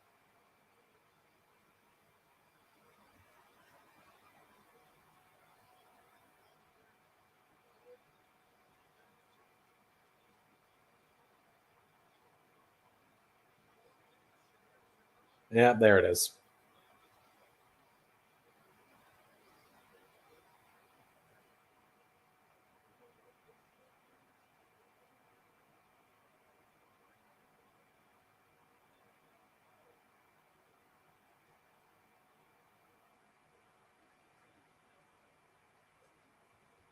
All right, I think I just need one more to win it. Yeah, I just need one more to win it. Because if Ray gets all 3, he pulls ahead. If he gets 2 more, we'd be tied. But then if I get that 3rd one, I win.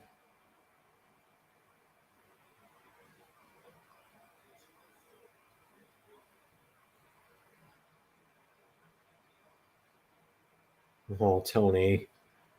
Tony's crying.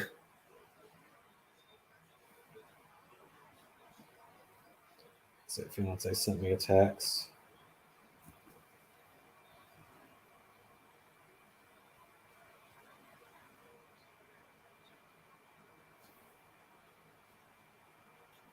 Let's see, there's 1, 2, 3, 4, 5. Yeah, there's 5 matches left.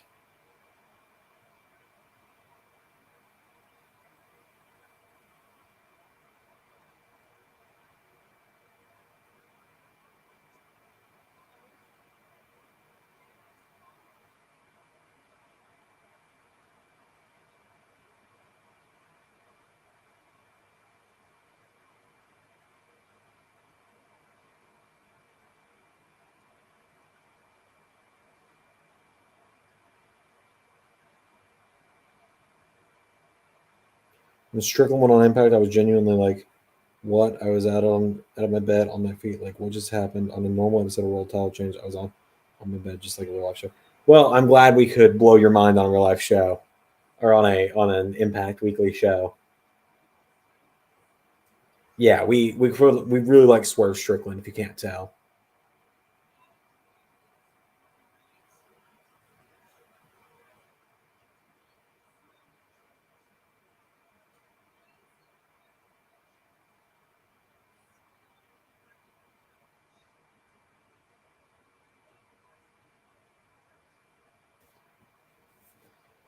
Okay. Which there will be an announcement for the world title match for the upcoming Ultimate X TV special will be announced on Thursday this week. So look forward to that because that's Ultimate X is going to be a fun show. It's going to kind of be the big lead in to Slammiversary, whereas AEW Buy-In in a couple weeks will be the big lead into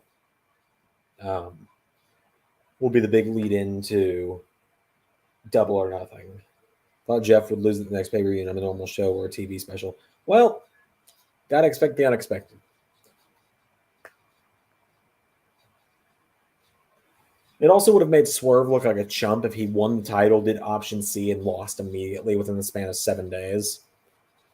So we're all in on Swerve right now. And don't worry, that Matt Hardy and Christian appearance in the main event of No Surrender and their appearance on Impact this week, that's leading to something.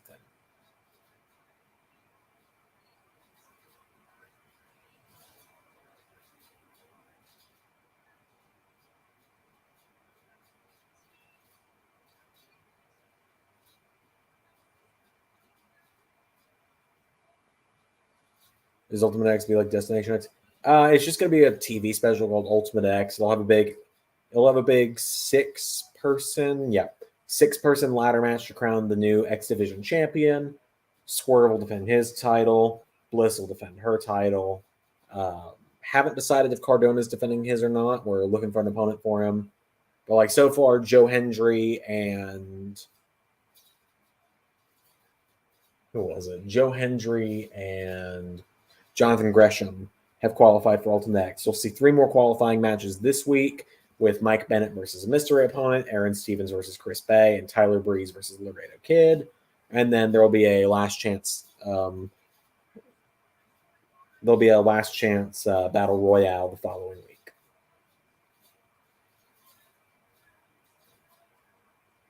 I should have just gone with my gut and gone Adam Cole, Britt Baker for this.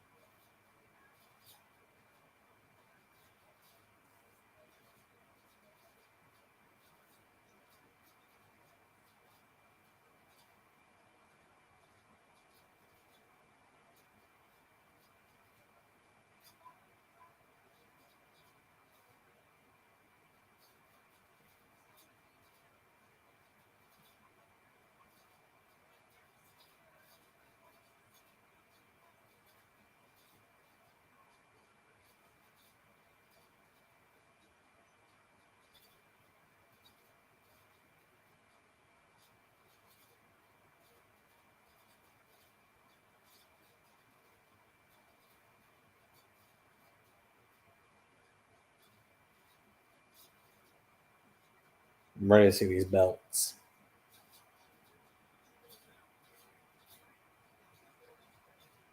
Oh, that's pretty. That's very nice. I like that.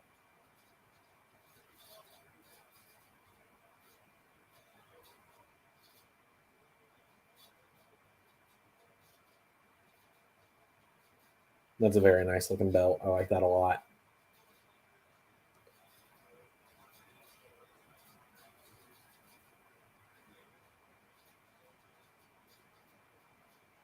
That doesn't even apply to what we're talking about. But anyway, I was popping when you had Hardy versus Storm. That was a long time ago. That was like the first episode.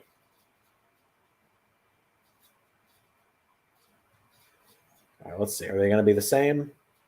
Or are they going to be slightly different? Okay, they're the same. Makes sense. Pink straps, a nice touch for the Hart family colors.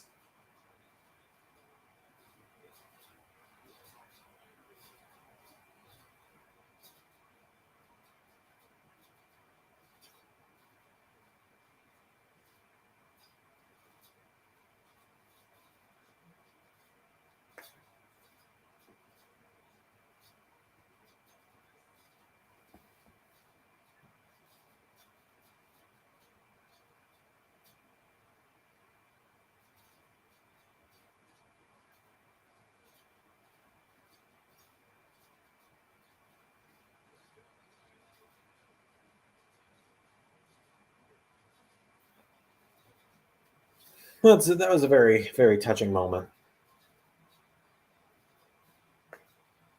It was very touching. Very sweet.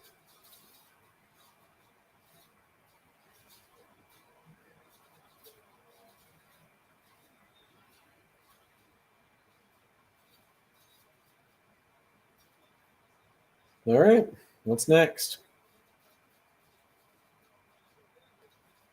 I'm really hoping it's one of the ones I'm out of the three we have left that are different, which are the 10-man tag, the tag titles, and the main event. I think the tag title, or I think the 10-man is the one I'm most confident on. I think. Because I think Eddie's got to get that one. Because JAS has been getting the upper hand a lot. And there's been the tension with Brian and Eddie. I think they'll work that out on pay-per-view.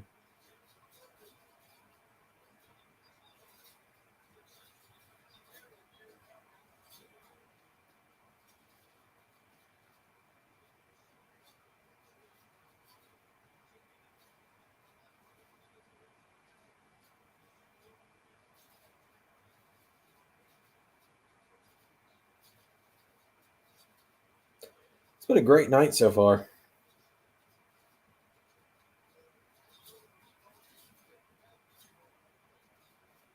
I am starting to worry that I'm going to be the 2017 Atlanta Falcons. Oh, hi. Hi. Good morning, Starshine. The Earth says hello. There we go. Britt won, by the way. So, I mean, you still got a sweep, but it's looking more possible now.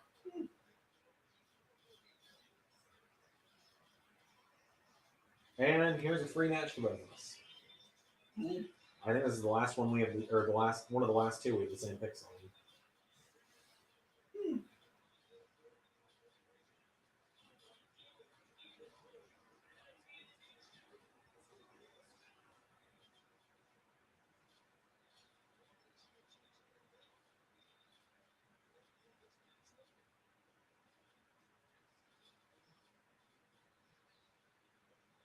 I mean, this is Van Zandt's debut. She's winning, right? Yeah.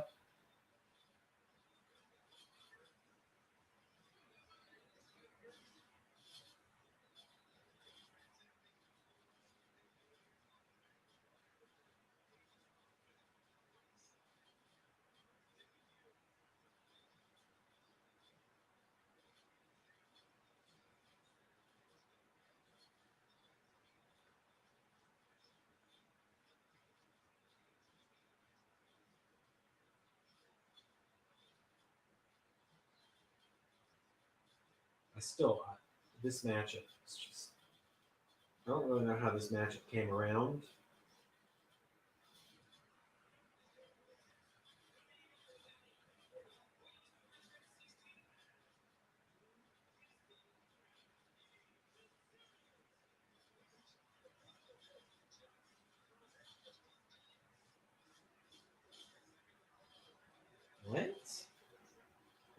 What belt is that?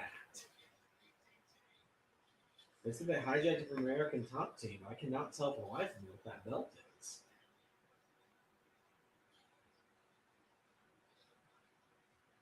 Yeah, what tunnel is Sammy gonna come out? You're fucking kidding me. Hey guys, you know if you do the Cody Vader, it's less special. More if you do it twice in 1 minute. Okay, yeah, they literally stole Paige Van Zandt's UFC title, so yeah, they're losing. Gross.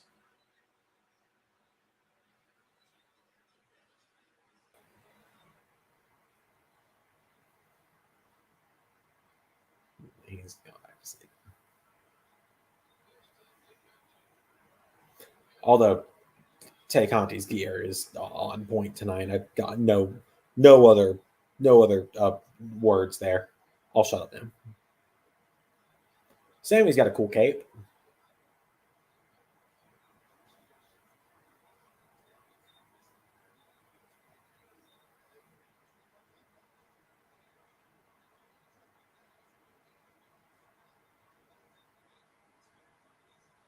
This isn't going to go well for Team Sammy, is it?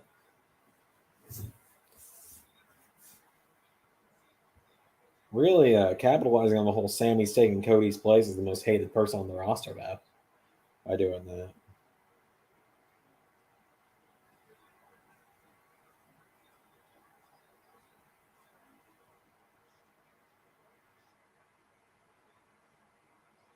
Okay.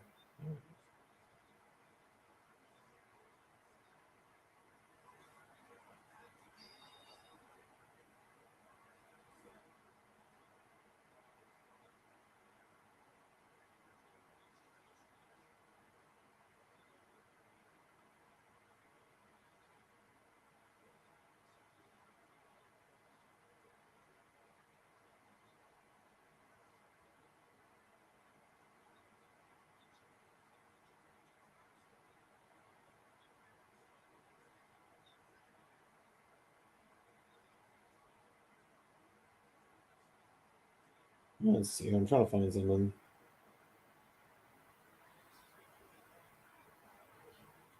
All right, I'm gonna have to leave you guys with some kind of clip or something. I did not realize you could probably see everything on my phone there. They can't really see what it says on my text messages, so at least there's that. Because I've got it over on the Zander cam right now.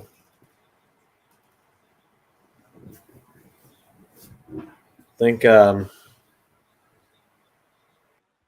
can entertain the crowd for 2 seconds while I go to the bathroom. Yeah.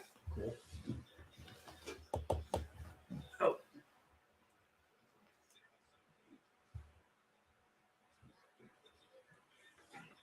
Your bathroom is weird. It's got like 5 doors.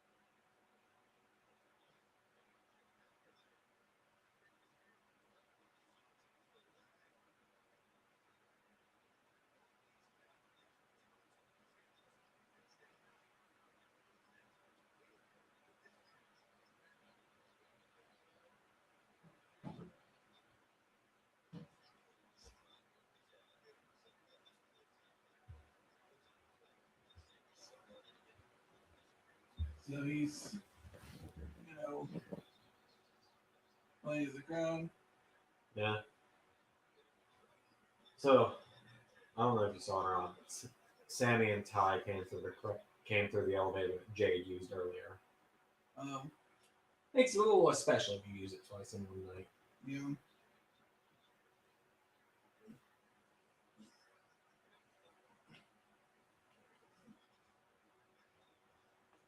This feud is just so random and weird. Like, did you see that apparently Sammy, Ty, and Kazarian stole belts from America Top Team's gym? Like, Ty came out wearing the UFC women's title. And then Sammy and Kaz had belts, so I couldn't tell what they were.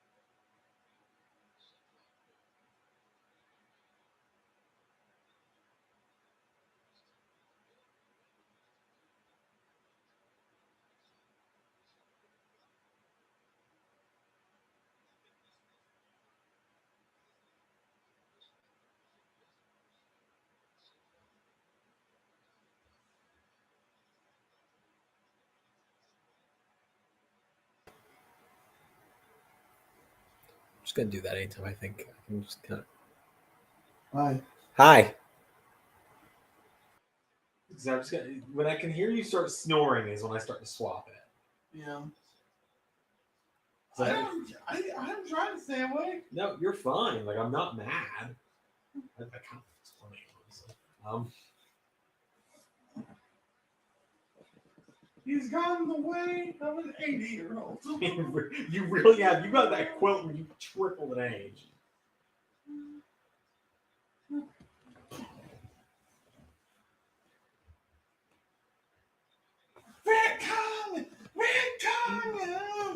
Hey, gonna get us canceled. We're surrounded. Fix the cameras. I don't want them to look at us.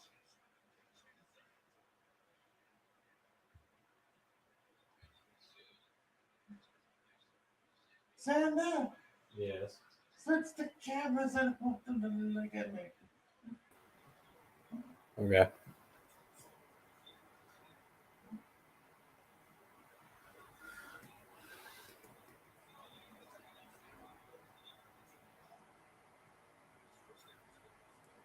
Kazarian's involvement in this feud is so strange and random. Like, I know he and Scorpio were tag champions. I know that, but that was 3 years ago.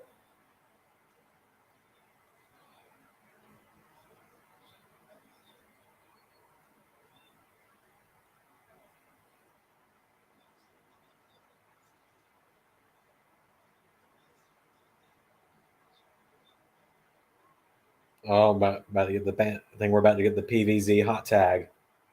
She's gonna wreck shop and beat Ty in a matter of minutes, hopefully.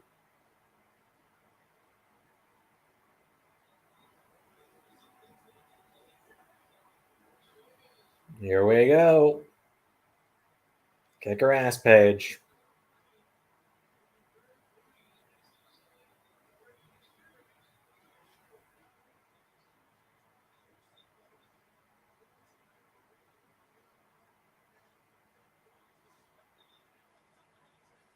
Let's see. Can you still see everything? I'm going to have to hold my phone here if I'm going to play with it at all.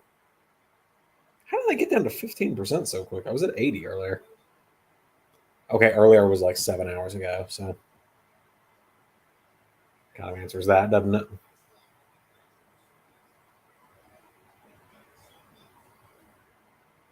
Oh, wow. A former UFC women's fighter that's taking to wrestling and is actually kind of likable. CPU versus CPU asks, what match are we on? The American Top Team versus Sammy Guevara, Frankie Kazarian, and Ty Conti matchup. Right now, Paige Van Zant is in the ring for the first time.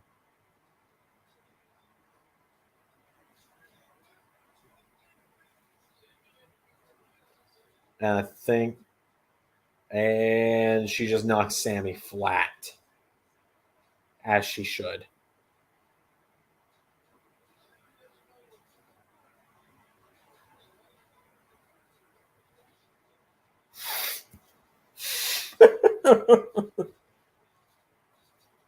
That was pretty good.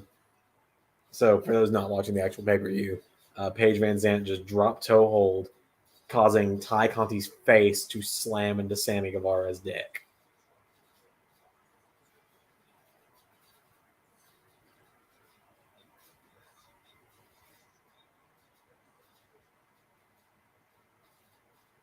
Paige Van Zant's impressing me so far. I like her.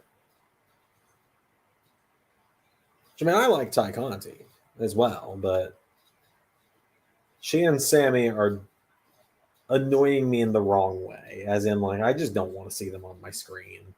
It feels like get out of here with that crap at this point. You better get a Kaz blind tag. Maybe not. I was gonna say PVZ's not taking the pin in this one. Tony's been trying, so Tony put a lot of money into this deal, clearly.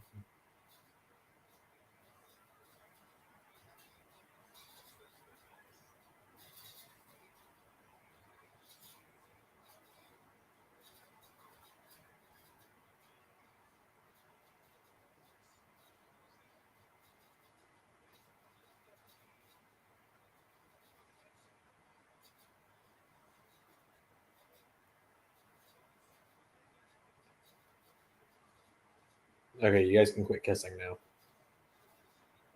They're surrounded.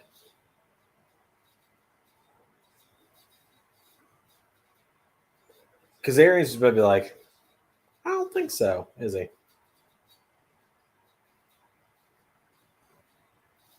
Oh, Kazarian just told them to go fuck themselves. Love that. Thank God. Oh, look at All Ego getting some screen time. Loving that. Current Impact Tag Champion in the LS11 Universe. Oh, that was a sick ass cutter.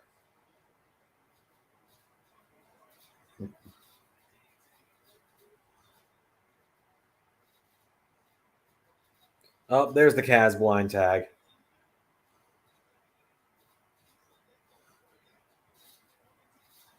Whoa!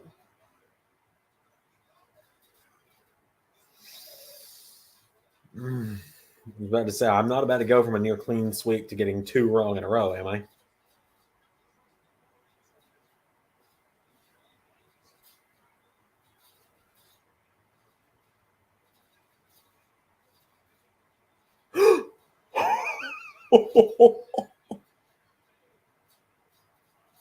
Oh my God. He just kicked the shit out of her.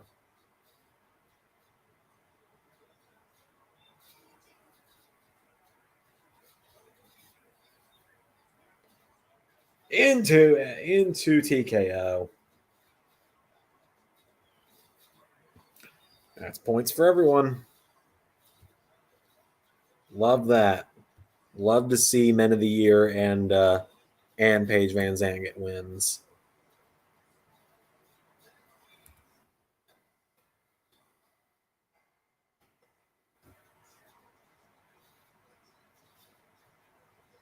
Oh my God, I didn't know that was one of the stipulations. Hell yeah. So apparently the stipulation on that one was that if American Top Team won, Kaz and Sammy could never challenge again.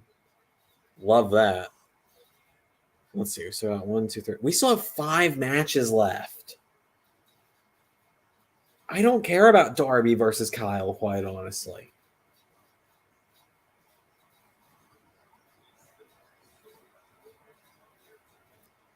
All right. Well, I mean, I feel like out of the 3 we have different, I feel like I've got one of them locked. Because, like, Ray has all the heels for that, or the exception of Swerve and Our Glory. Their faces as well. Like, Team Taz is the only wild card I could see there. Okay, Darby versus Kyle is next. So, how's everyone doing? Got any universe questions for me?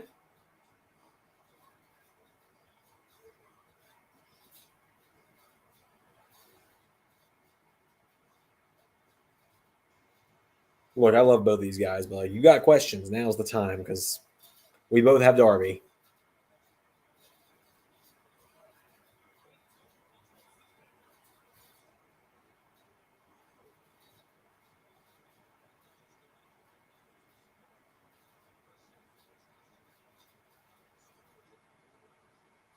This matchup belongs on Dynamite or Rampage. This is not a pay-per-view match.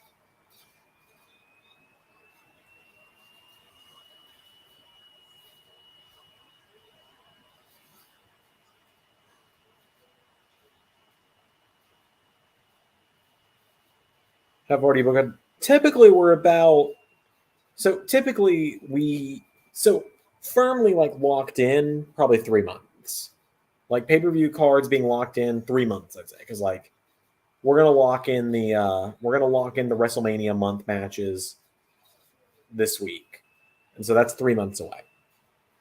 But like we're having ideas for way in the future. Like we know who the next 4 WWE champions are gonna be. Like we know who's beating Roman. We know who's beating that person. We know who's beating that person. We know who's beating that person. And we know who's beating that person. Oh, here you go. Hi.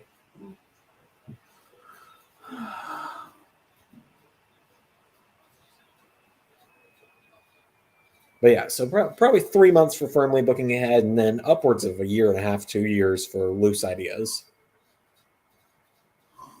And some things do change on the fly. Like Cyber Sunday had a lot of things change on the fly, so we had a couple last minute changes made to the card before I've recorded it, which I'll be recording it probably not tomorrow, but like I could record it tomorrow. It depends on how long the internet people are there and stuff.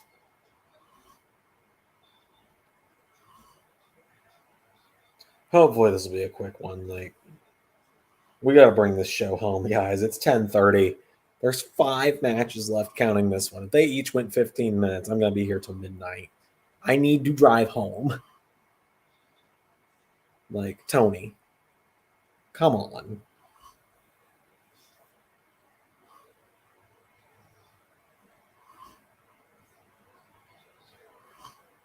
Is this the first time that Brock Lesnar isn't on pay-per-views?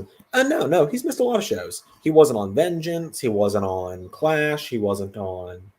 Yeah, he wasn't on Vengeance. He wasn't on Clash of Champions. He wasn't on Extreme Rules. So he's missed a few. He is... oh my God, Darby's bleeding bad. Kyle might win this. Is Kyle about to get a squash win? So Darby's internally bleeding and he's coughing up blood.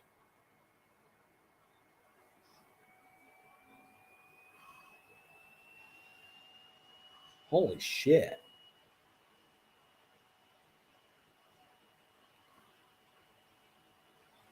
But so yeah, no, Brock's just, he is at, I gotta look at the win-loss records to be able to tell you what his record's at. Like, everyone can see the win-loss records, but I cannot remember for the life of me where he's at. For those that are keeping up, he's at 16-0, so he needs 4 more before he can challenge for a title again.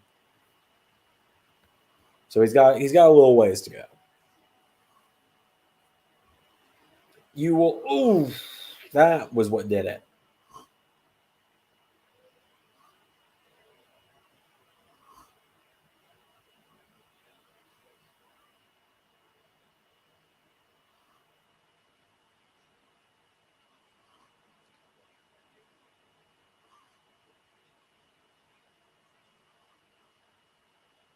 Yeah, you'll see Brock again soon. Don't worry. He'll be back.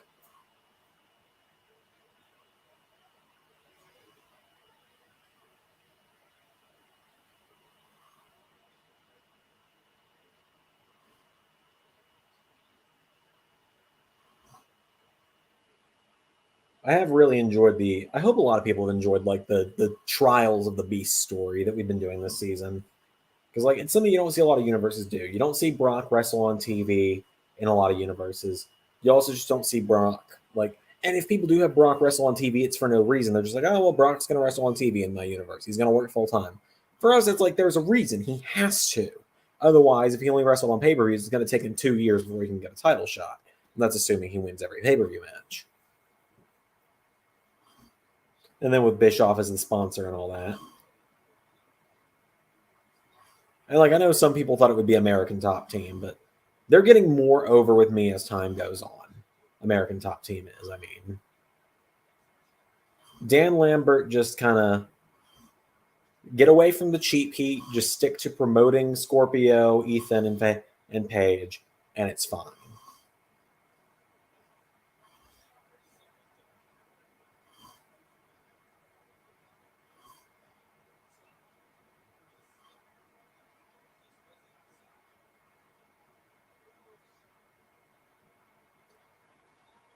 So Darby and Kyle are good at wrestling, for those that couldn't tell.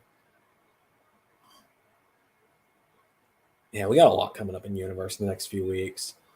It's going to be a kind of crazy time for everyone. We got Ultimate X in 6 weeks. We got Slammiversary. We got the buy-in, which buy-in is just going to be a TV special. It's not going to be a pre-show for those curious. So like buy-in, you're going to see the Women's Casino ladder match, which is where we'll crown Britt's challenger for Double or Nothing.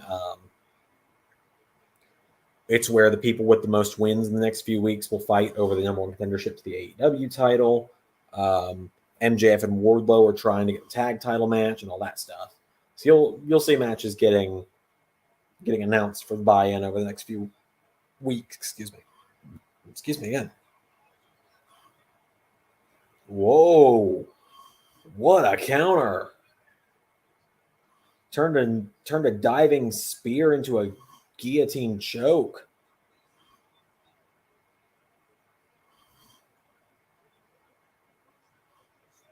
Kyle might win this. Kyle could win it.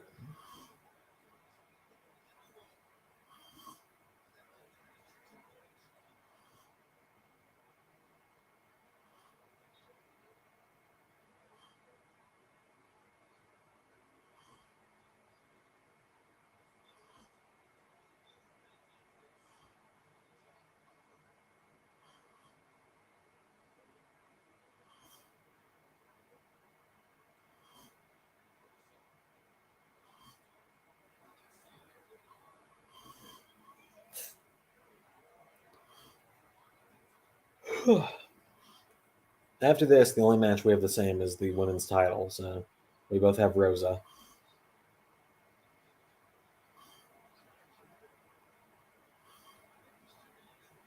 You might hear Ray in the background. He's thoroughly out.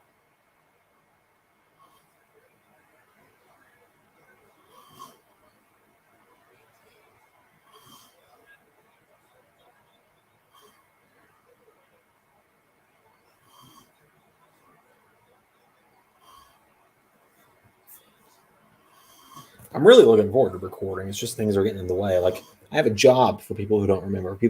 We've gotten called out in the comments a couple times by people like, you don't respond to all the comments anymore. Yeah, I have a 9 to 5, and there's over 1,000 people now. It's getting a little harder to respond to everything. I try to respond to what I can at this point. Like, in live chats, it's easier because I'm seeing it as it happens. But, like, when comments are coming in while I'm asleep or while I'm at work and stuff like that, it's not as easy anymore. Not as easy anymore.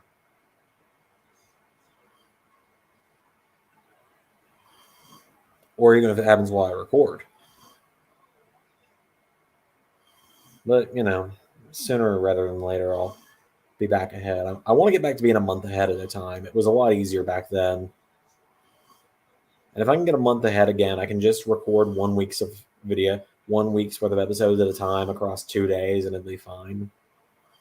It's just, I just got to get back in the track. I've just been so busy. Like, having a friend over for 10 days.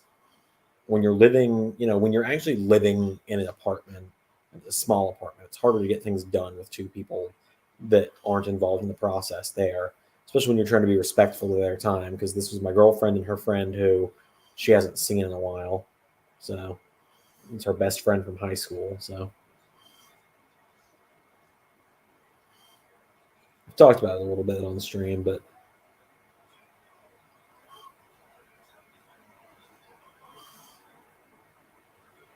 and so some people might notice I occasionally remove comments. I typically only remove comments if I found them spammy or hateful. I don't want this community to be a toxic place, so I just remove the toxicity from it. Like, if it's a genuine criticism of the channel, like in a constructive way, that's like, oh, I don't think you should have done this because of this, that's fine. Or it's like, oh, I'm mad that this person lost, that's fine. But when it's like, we had someone go on like a paragraph on tirade about how much they hate AEW the other day. They're like, man, AEW's trash, this, that, and the other. I was like, okay. I don't care. You just commented on a fucking AEW universe. It's a very niche thing to comment on, to talk about how much you hate AEW. You have to go out of your way to find that. But anyways, this match has been pretty good at least, but I need it to wrap up because I want to go home and go to bed. I want to sleep in my own bed tonight. I'd like to be able to sleep in bed at the same time as my fiance, because we have not gone to bed at the same time in over a week. Because I go to bed at a reasonable time, she stays up late. So last night she was up till 3 in the morning because she was playing a game online with some of her friends. Because her friends live in Canada, so they're 3 hours behind us. So when it was midnight for them, it was 3 a.m. for us. So a little much. But anyway, yeah, any more universe and channel related questions, I'm all ears. I'm here to answer. Just like, obviously don't ask spoilers or anything. Spoiler questions are the only thing that's off limits as usual. Not going to tell you who the next champions are going to be. I just like watching a lot of different ones. I like seeing your comments, Zach. Like, I know sometimes I'll be a little snarky to you in the comments, but sometimes if I'm snarky, I feel it's warranted. Like when you said it's unfair for Rollins to have to go through 3 opponents when he literally said, I'm excited to face all 3 of you. I made the snarky comment of, yeah, Rollins said he's excited, so. It's usually just in good fun, though. It's usually, there's no malicious intent. There's no, okay, so malicious, I realize that's not what everyone does. There is no rude intent when I respond like that. Ray is gone.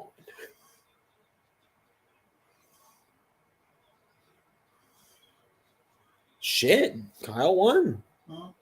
Kyle won.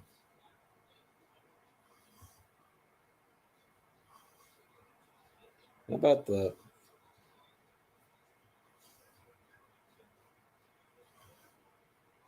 All right.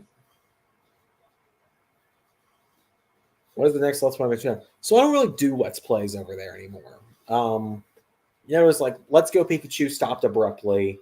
Miitopia stopped abruptly. I do have 2 Miitopia, or I had 4 Miitopia episodes still in the can. And once I can stream again, I might finish it up on that channel. Like I'll just stream on that channel and finish it up. I don't know. Oh my god, the last match we don't have different is next, of course. Rosa versus Deeb is next.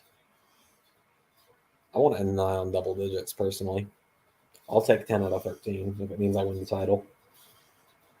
So we both have Thunder Rosa for this one, by the way, everyone.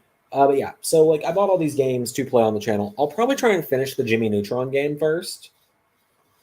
That will probably be the next thing I do. I might try and get Alex to do a series with me or something. We'll see what happens.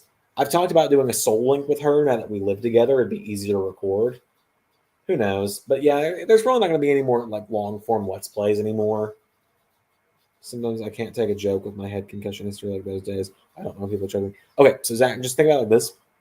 If it's me in the comments, I'm always joking unless I'm like, so let me put this up. When it comes to you, unless you're asking a question and I'm answering it, if I respond to you saying, okay, here's the best way to do it. If you're doing your Rollins thing and I respond, I'm typically just playing along with you. There's no hateful intent towards you if I'm responding to your Rollins comments. If I'm responding to any of your storyline comments, there is nothing hateful about it. Just know that. I am just playing along with you. You haven't done anything to warrant me being hateful towards you. You've been a very good member of this community for 2 years now. So to be rude to you would just not be cool. So obviously I don't do that. I'm snarkier towards people who deserve it, like the guy who said, I see what you're trying to do with NXT and underuse people and it's not working. Ray responded with, how will we ever recover from the criticism of a channel with 5 subscribers? That was all Ray, but you know, like, yeah, you're fine, Zach. We're never being hateful towards you, so you're good. You're good. Other people we might be, but you're a good noodle, to make a SpongeBob reference.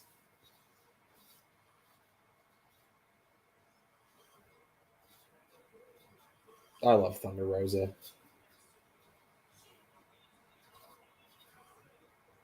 Look at that attire. That's great.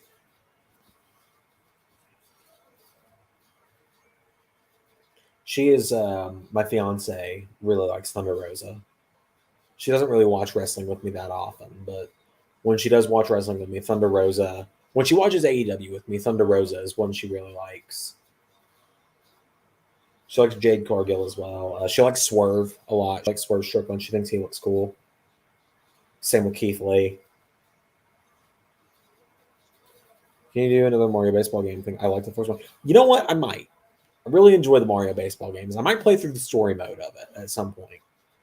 I did a story mode Let's Play of it years and years ago, like 2012 maybe. It was one of my earliest Let's Plays.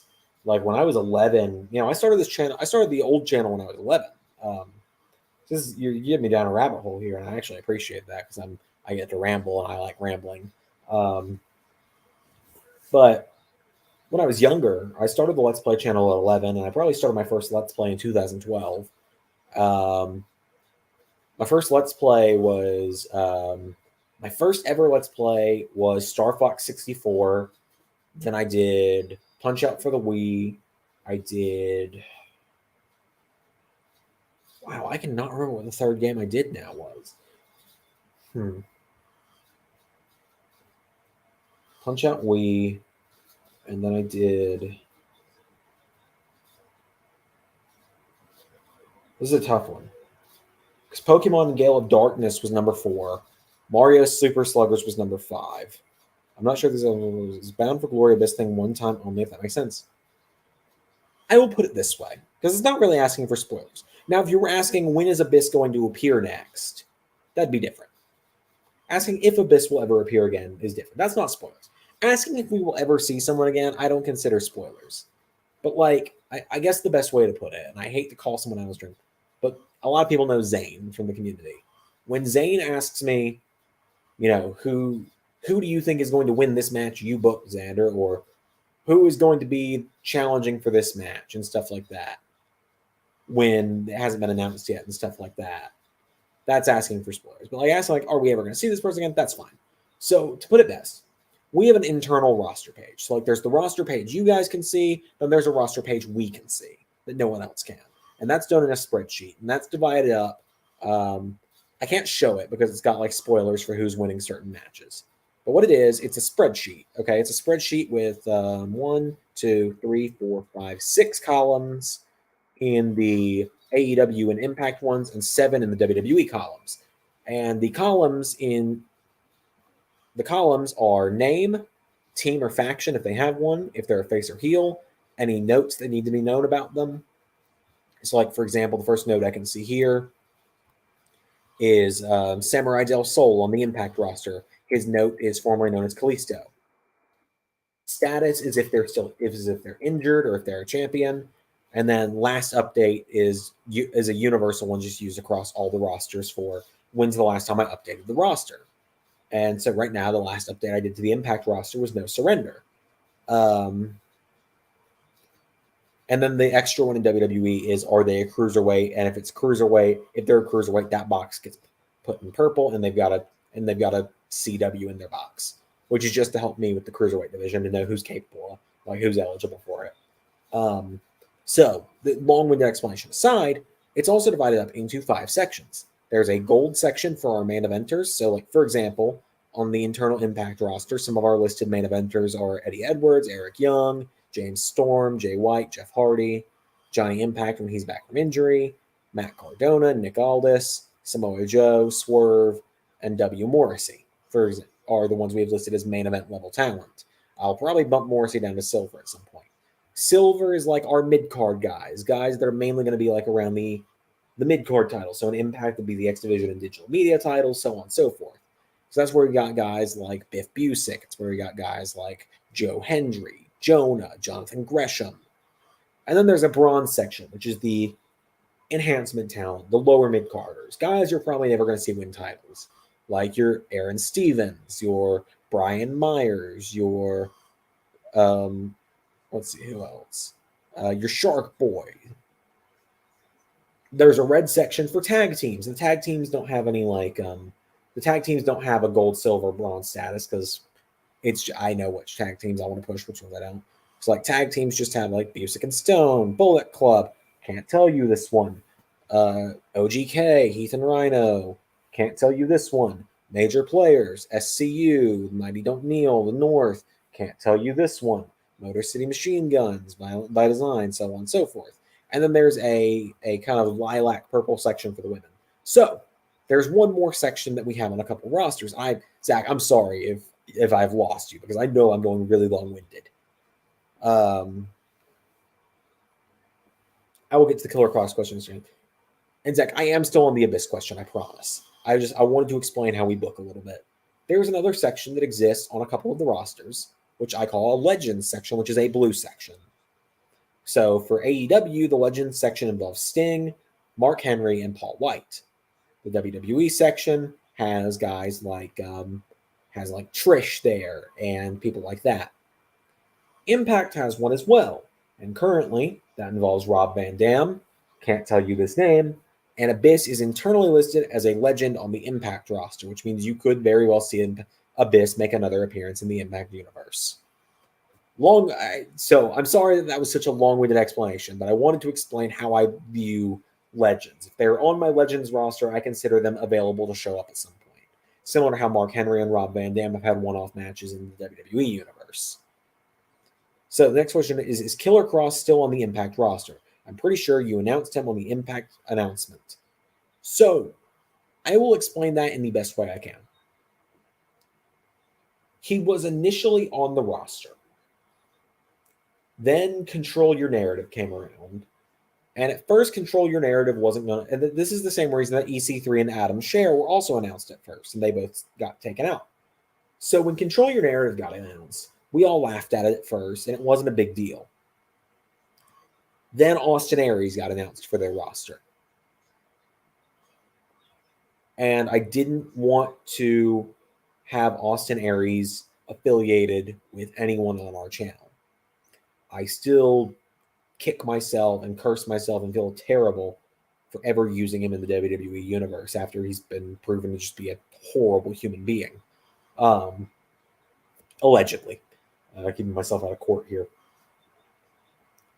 And so, because of the Austin Aries affiliation, I pulled a lot of people from the internal roster, like EC3, Adam Scherr, Killer Cross, Big Damo, and more recently, Dirty Dango, formerly known as Fandango. So, a little inside thing, Tyler Breeze wasn't going to be the only one at No Surrender. Originally, Aaron Stevens was going to bring in both members of Breezango as his fashion consultants and his private police force, the Crooked Cops, would have been their tag name. Then a lot of things start happening in the real world as well. That made us realize that's probably not a good idea. And so we took a step back and observed the Control Your Narrative thing just to make sure. And it's just kind of an echo chamber now there. So, long story short is Killer Cross is currently not listed on the LS11 Impact roster, but that is not to say he will never appear on the channel again. We just kind of needed to make sure Control Your Narrative wasn't going to ruin people's careers other than EC3 and Adam Scherr. Because I've actually not talked about this at all, but originally Bound for Glory was announced to be EC3 versus Moose, and it would have seen the Hurt Business at ringside with Moose, and it would have seen Adam Scherr, Blake Weston, formerly Wesley Blake, and Steve Macklin debut as the faction The Narrative and help EC3 win the title. But ultimately, with Control Your Narrative, we pulled EC3 from the show, replaced him with Johnny Impact. Then we pulled Johnny Impact, which you'll see why soon, and replaced him with Jeff Hardy from the Call Your Shot Gauntlet. So yeah, long story short, Killer Cross is fine with us now, so you'll probably see him at some point down the road, whether it be an Impact, AEW, or WWE. Who knows?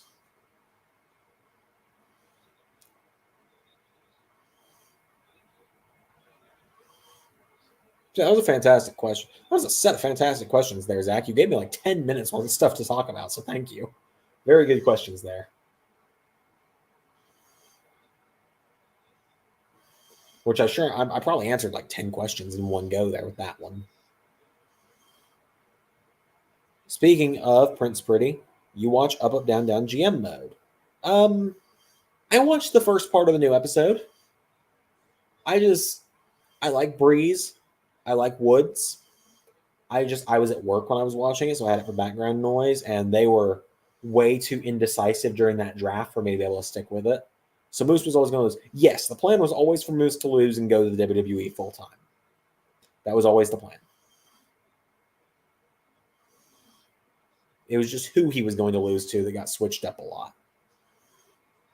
And interesting fact for you guys here is the first feud we were going to be running was heel champion EC3 versus face Matt Cardona for the Impact title. And Matt Cardona would have eventually won the world title as a face. Then he turned heel. He turned heel in real life and proved to be such a good heel that we And then he won the digital media title in real life as well. Excuse me. Again. He turned heel and won the digital media title in real life. And I was like, okay, there's something here. Let's roll with this. And then Ray pitched the brand endorsers idea, which is how we have Joe Hendry as a brand endorser for the major players now. And you'll see more brand endorsers showing up over time. Let's see if we get Kenny versus Seth in the future of your universe mode. I can neither confirm nor deny if that will ever happen. I talked about this during Winter is Coming, actually. And unfortunately, you can't see the live chat from Winter is Coming anymore. I don't know what happened, but YouTube just deleted the premiere live chat, which is probably fine because it has a former member of our community in it self-promoting the hell out of his channel. Fun fact for a few curious people, turns out that the Southern Pro Wrestling channel that showed up in Winter is Coming's premiere is formerly known as Underground, aka one of the only people that's ever been blacklisted from the LS11 Universe community because he constantly self-promotes and criticizes other YouTubers. But anyways, so I was asked on that show how I came up with Lance Archer, Danhausen, and Brian Cage being Forbidden Door. How I came up with those specific people being the Forbidden Door people from AEW to WWE. How I came up with Bliss and Ali going to Impact, and other people going from WWE or from AEW to Impact, like SCU. Jeff Hardy was one I got asked about instead of Swerve. So Jeff Hardy and Swerve they hadn't been signed by AEW when I came up with them going to Impact. Ray is snoring so loud.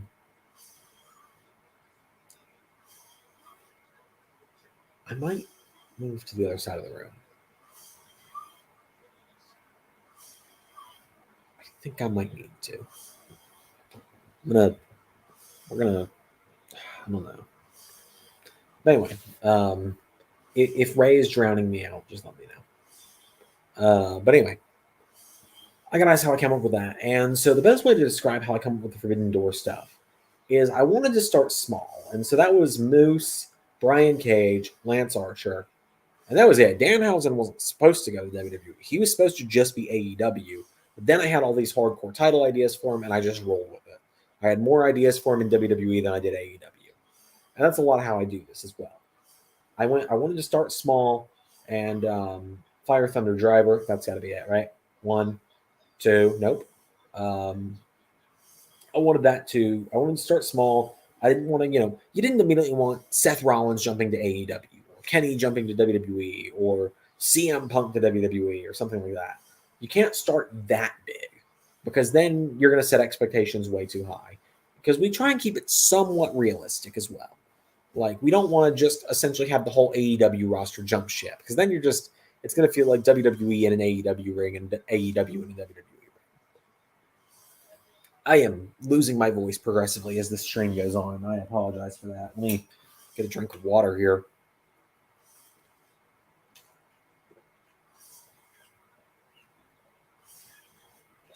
Definitely need to be a quiet drive home to rest my voice.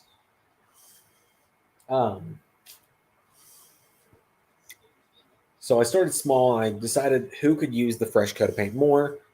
Brian Cage was always going to go because we all thought his contract was coming up, and I was just preparing for that. And then he re-signed for another year, so whatever. And he's still not been on TV, so really worked out for you, Brian, didn't it? You did the whole Ring of Honor thing with Tully, and that's done dick all. But anyway, so Lance Archer wasn't going to jump ship. Originally, that was going to be Brian Cage making that appearance on the Raw after SummerSlam.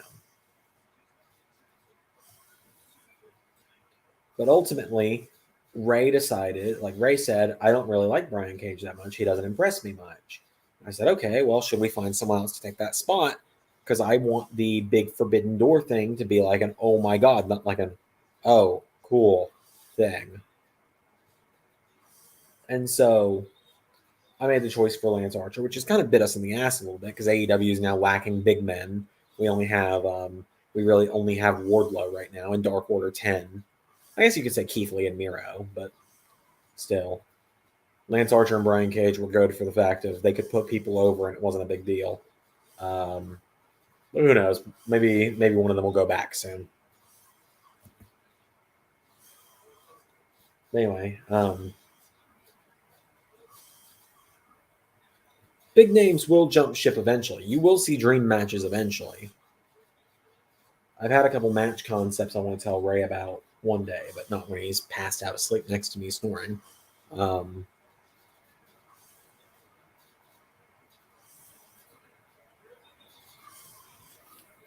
But yeah, so there's my very vague response to the I hope we see Kenny and Rollins at some point. My very, very vague answer to that one. Just wait and see, I suppose. Best way to put it.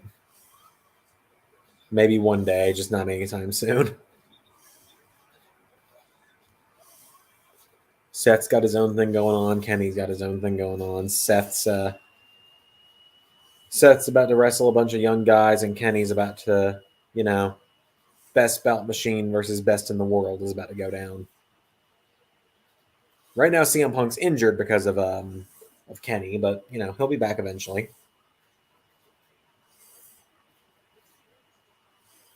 My God. But yeah, the Double or Nothing match card for LS11 Universe is pretty much finalized at this point, I think. I think Double or Nothing out of the 3 big shows is the most finalized one. WrestleMania still has some changes to go to it.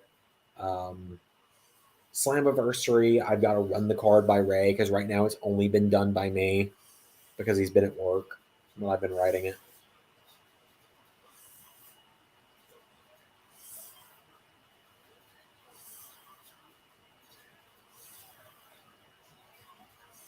Okay, that was Fire Thunder Driver, and that's a wrap. Wins the one-off show with Jinder and Carnold. So the LSWF one-off show. So it's not exactly a one-off for LSWF. LSWF is not going to be it's not going to be as often as ARW was. It's not going to be weekly. It's going to be 4 to 5 times a year is what it is. So LSWF is going to be 4 to 5 times a year. So it's going to be Bayside Beatdown, Halloween Havoc, Christmas Chaos, Royal Rumble, Zander Mania. So either Christmas Chaos or Halloween Havoc. Haven't decided which one right now. Probably Halloween Havoc would make most sense though. But anyway, all right, 10-man tag is up next. 10-man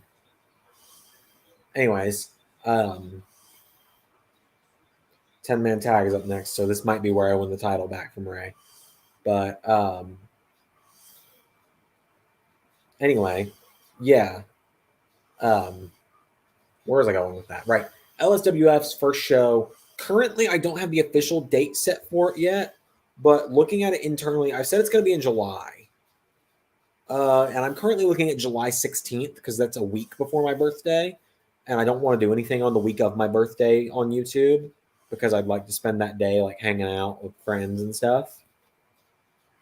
So July 16th is the loose date. Hi, Lathan. What's that title? Watch along. Yeah, I think I am watching AEW. Pretty sure I at least. Has point been updated for No Surrender? Yes, I updated that this morning. So the No Surrender points are in. No, Lathan, I'm not bringing back NXT. Not anytime soon, at the very least. Never say never, but not anytime soon.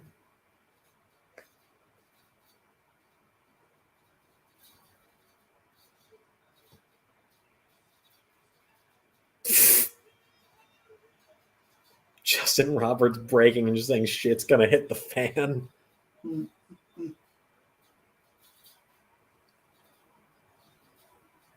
So we are down to the final 3 matches, Ray. You need a sweep to win. There's no way to tie at this point unless Team Taz wins the titles.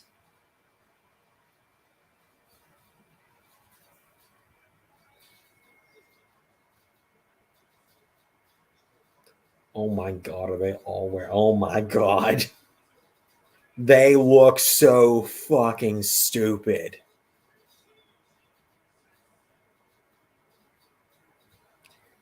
This is the whitest thing I've ever seen. Quite literally, in fact.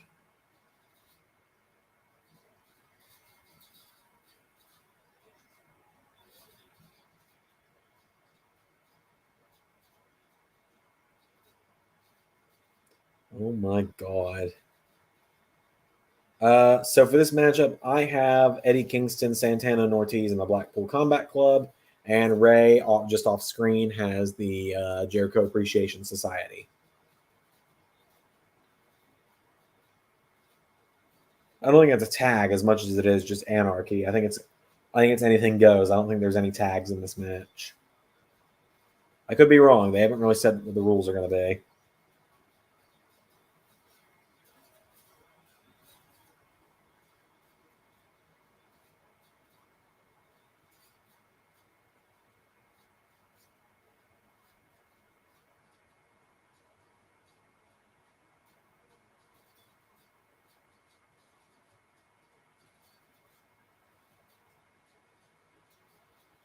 I wonder if everyone's going to come out to Mox's music through the crowd together or what. Nah, he's just going to come out on his own. Okay, welcome back, Zach. Oh, no, everyone looks like they're coming through the crowd together at least. At least Santana is with him there.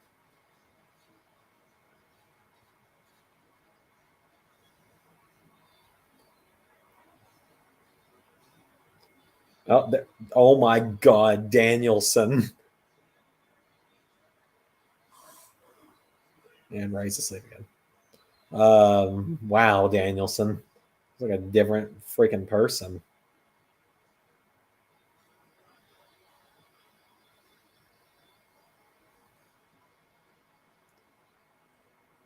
No, Goldberg will not show up in AEW.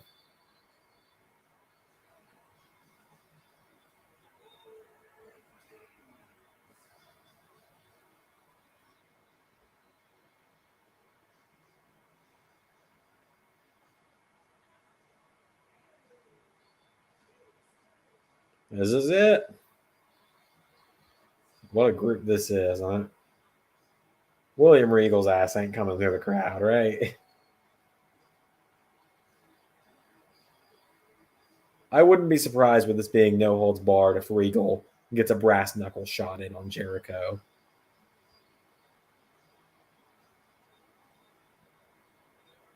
And here we go.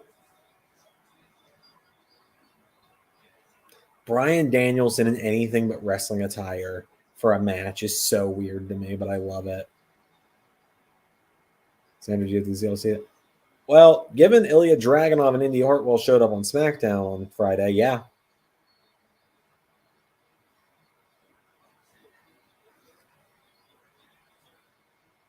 Are they just going to fight while Wild Thing plays the whole time? Because, like, if so, I'm down.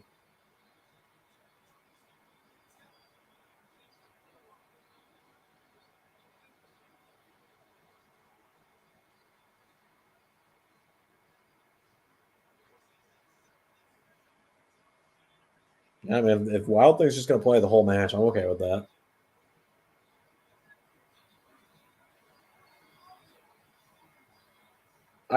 I'd quite honestly be okay if this was a squash match in Eddie's favor.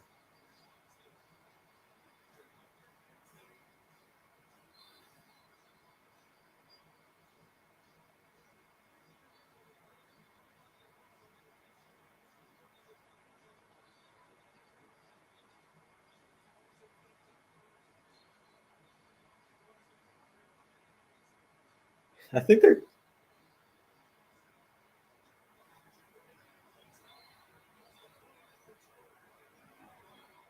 Okay, the music has finally died down. Oh, no, it was just restart. No, I think they're just going to keep playing the music. I mean, you bought the rights to it. Might as well. Get your money worth. Do I think CM Punk will win? I don't know. I've officially gone Hangman for my pick for points, but I would like Punk to... I would prefer if Punk won. As long as I get one more point, I've won down here because it'll be 10-7 if I. Because the last 3 matches we have different, so Ray needs all 3 of them to win. It's kind of a 1st to 10 wins at this point. So as long if I get to 10 beforehand, then I will just kind of I'll be rooting for Punk.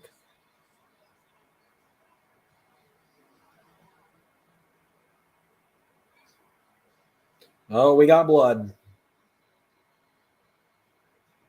So yes, it would seem we are just going to be listening to Wild Thing for the next few minutes, which also makes me think this match isn't going to be that long.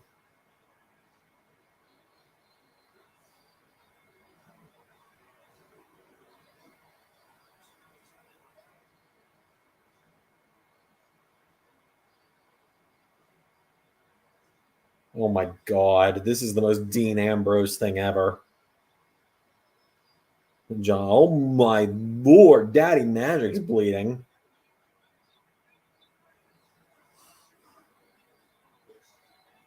It's a shame Ray's asleep. He'd be loving this.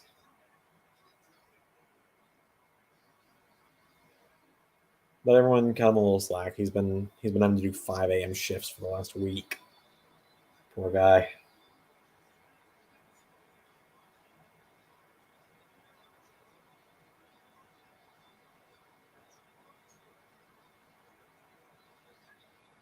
Okay, Omega Show. I wouldn't hold your breath.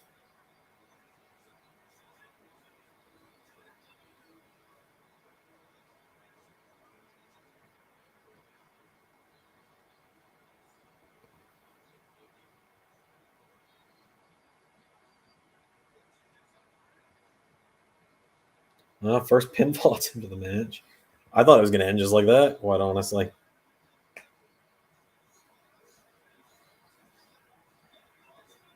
So Scorpio versus Sammy is officially done for the TNT title. Guys, who do you think is going after Scorpio next? I'd personally like to see Eddie Kingston, especially if he wins tonight. I think Eddie Kingston's got a good shot. Oh, Jericho stops the music.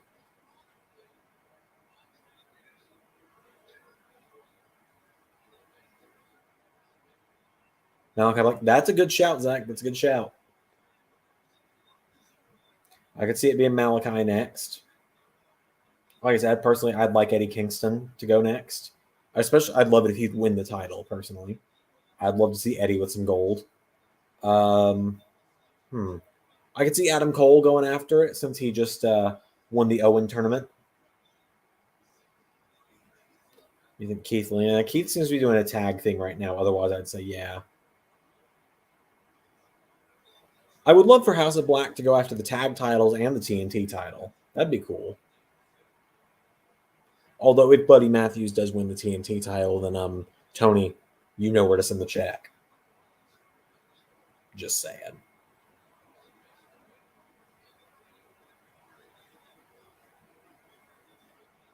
God, Eddie Kingston is killing Daddy Magic here. Oh my lord, dude. Yeah, JAS is going to get their asses whooped here, it would seem. Oh my lord.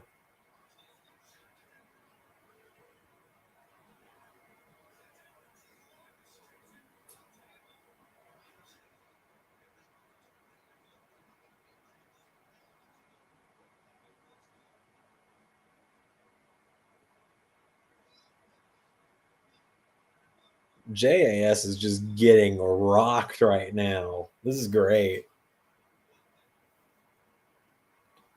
Oh, dear Lord, he's covered him in mustard. Jericho's sports entertainment hands are in this one.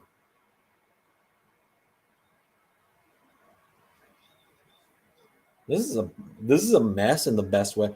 Justin Roberts said it best. Shit's hitting the fan. Former 205 Live star Daniel Garcia. He is a sports entertainer after all.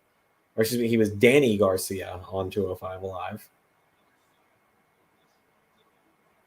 Gargano would be a long shot, yeah.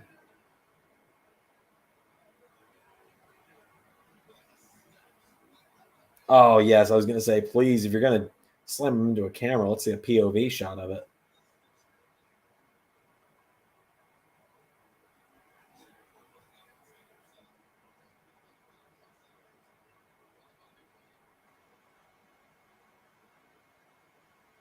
This matchup, dude, this is a ton of fun, honestly, is what it is.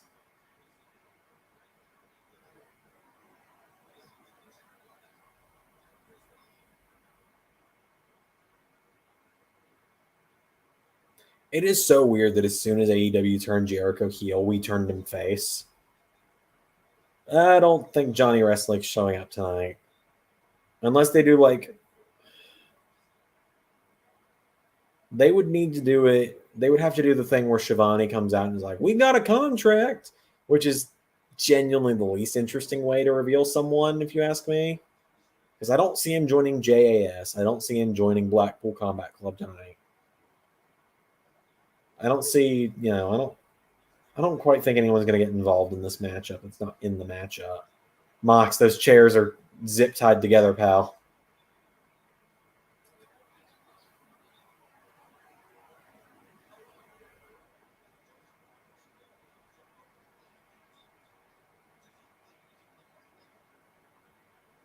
Oh, Garcia's out there now, like in the concession area. God, what is this match, man?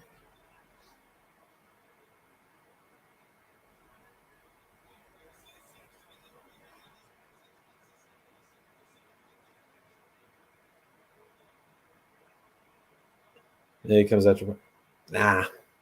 Gargano's not a pay-per-view ender. I hate to say it. I love Gargano. I do. Like, I mean, we look a little bit alike. When I got a full beard, we look alike. But Gargano is not a pay-per-view ending surprise. The only person big enough to come out at the end and attack someone, whether it be Hangman or Hangman or Punk, is Wyndham Rotunda, and I don't think he's showing up tonight either. Quite honestly.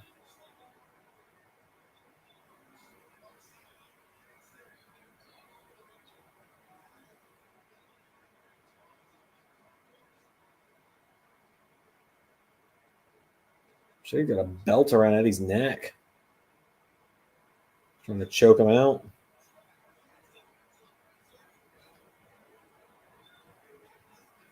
Oh, Danielson's bleeding now, and so is Mox. They've got like a bit of a fuzzy gradient around the lens. I kind of like it though. It gives like an almost old school fight night, like Fight Club movie feel.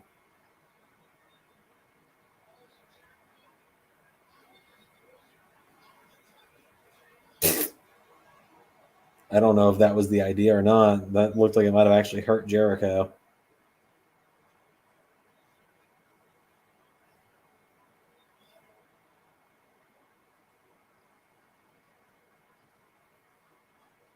This has been very entertaining so far. I'm very entertained. Bloody matches like this aren't typically my thing. Oh, there's Daddy Magic.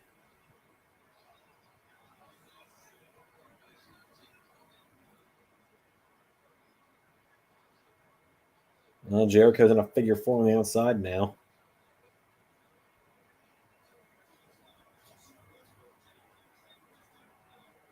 That. Oh! And there's Hager.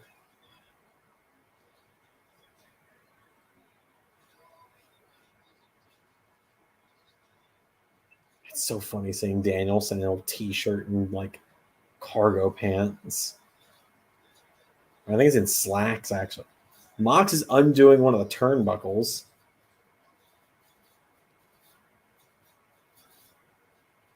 Still going.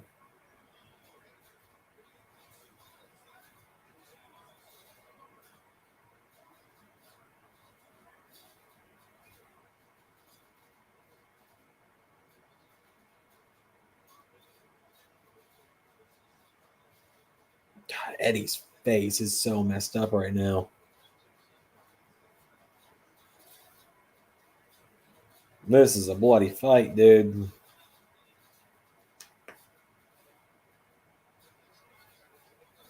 A bloody fight. Mox is taking off the entire first rope right now. Oof.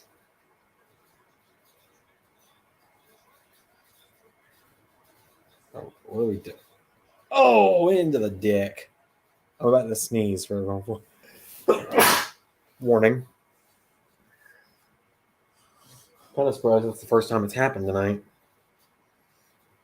I'm a very sneeze happy person. Vince would hate me. Haven't seen Santana and Ortiz since they went through that table. Eddie and Daniel are going to make their way back to the ring eventually, I would think.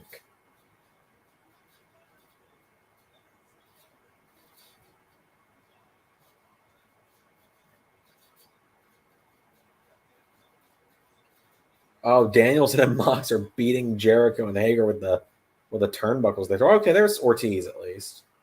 No, Santana's the one with Santana's the kind of like larger one. Ortiz is a little bit smaller. Santana's hair is normally down. Ortiz normally has a ponytail as well. It's another way to tell them apart.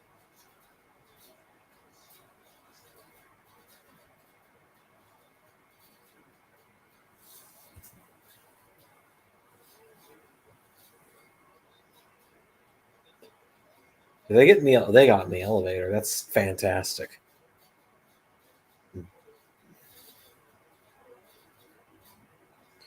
This is insane, man. This is so good. It's so good and bad at the same time, if that makes sense. Like, it's a mess, but a fun mess.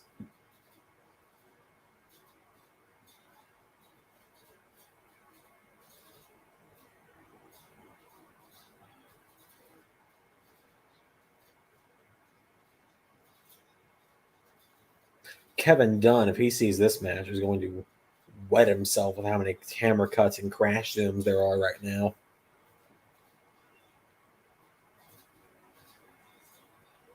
So I guess we're just going to not know what Mox just did with Jericho sat in that chair. Okay, there we go. Now we can see it. I mean, we had to see that ladder get set up, of course. Oh. Oh, boy. I'm not a barbed wire guy. I'm not a thumbtacks guy.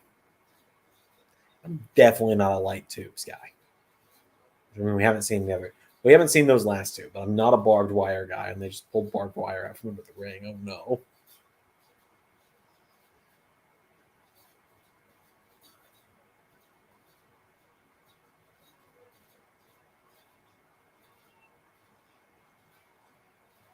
All right, 2.0 is out of the equation.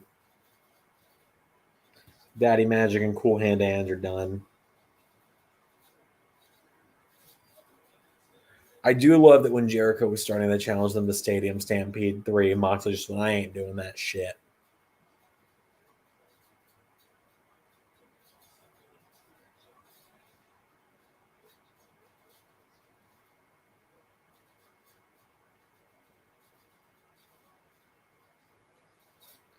Ugh, I can only imagine what a fire hydrant, not fire hydrant, fire extinguisher into an open wound would feel like. Probably terrible.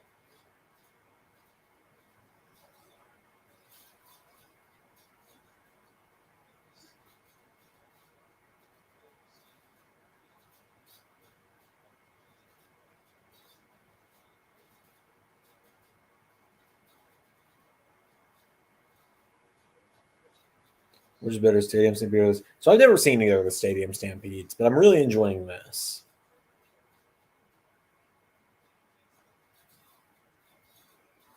I think I just saw Mox put a blade away, so I think Mox is bladed in this match at least once.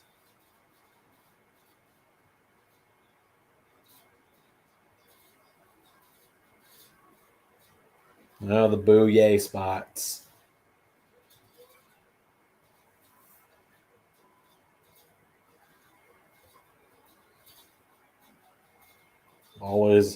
Always a good time. Yay boo spots. I'm not big on yay boo spots.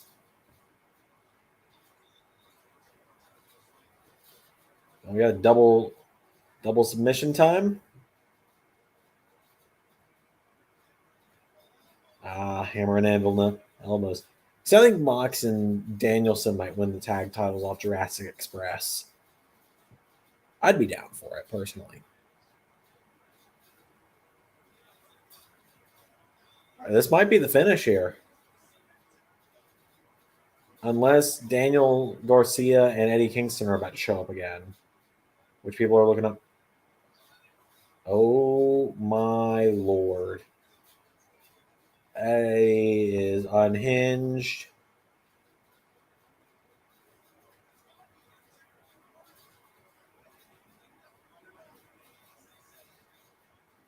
Oh no, Kingston and Danielson are about to implode. Ray might get this point.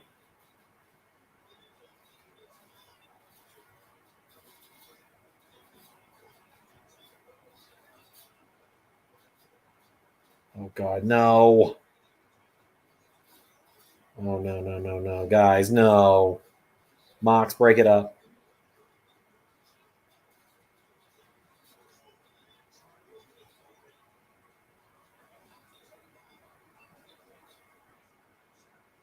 Oh no.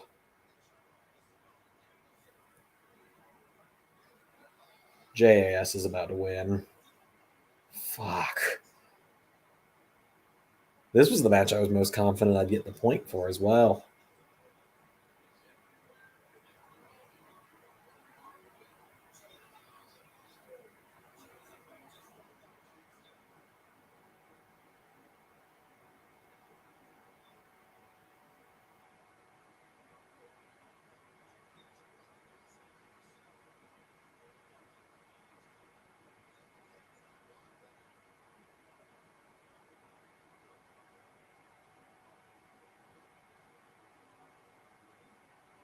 Unless Eddie's going to come to Danielson's, I don't know. Nah, that's it. Or not. Come on. I want my belt back so bad.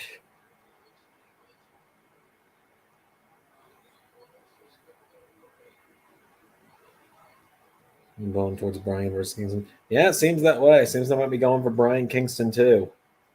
Which I'm down for, but I mean, you know that was water Eddie dumped on Danielson and Jericho. They're not going to risk actually pouring gasoline on these guys. It's way too dangerous.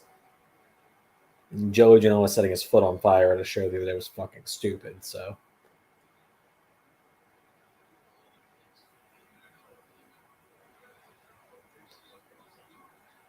God, we're going until after midnight, aren't we? Let me send my fiance a text if that's the case.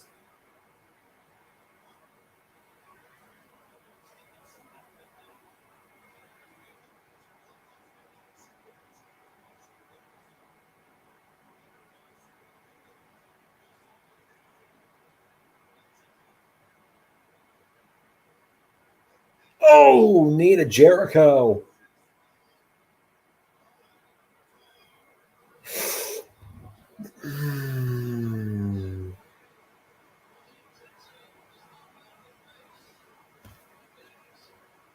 Can't handle Nick Gage match. I've never watched one for that exact reason.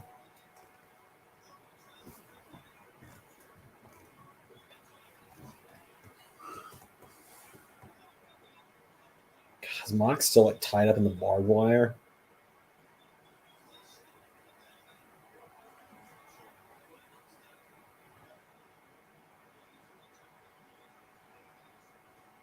Kicks are coming into Jericho. I'm not gonna get home till like 2 a.m. Come on, Tony. Tony, 5 hours is too much for a pay-per-view.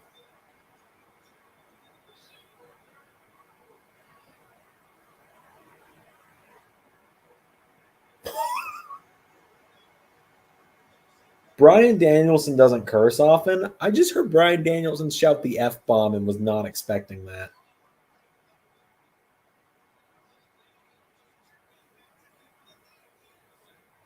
Oh, fuck you, Hager. Oh, it's done. Danielson's passing out, isn't he?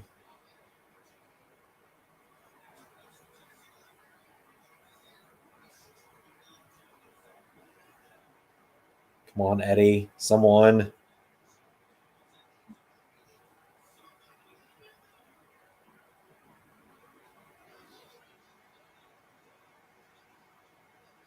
Fuck.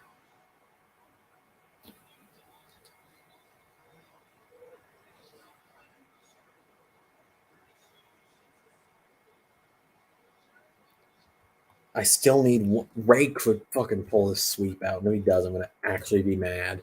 I'm gonna understand how he felt at Mania last year.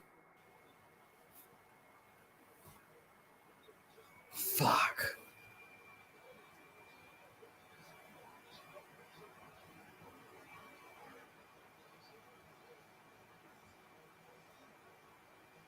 That does give me a little hope that Hangman's gonna win. Because I could see them running Jericho Hangman too.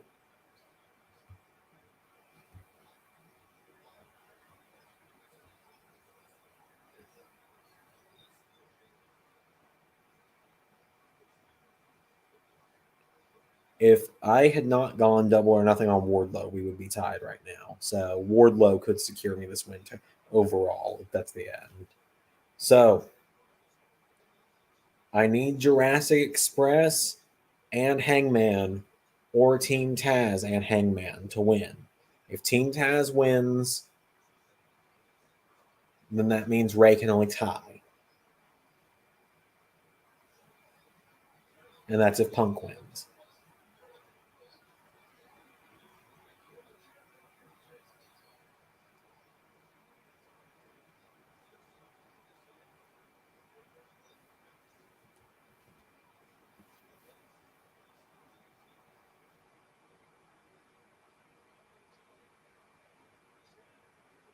That was a match. So back to the Q&A time for a bit here. Any questions? Now's the time. We still got probably another hour in this show.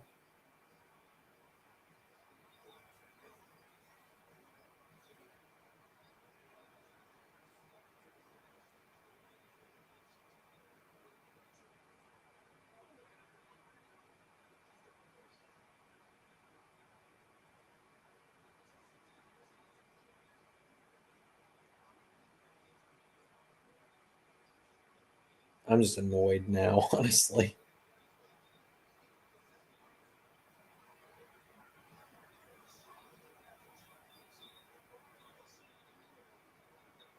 This is going to either come down to the main event or I'm winning it now.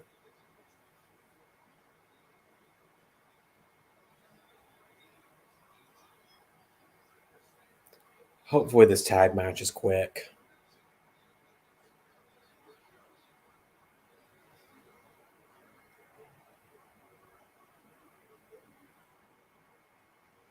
I don't want to imagine that.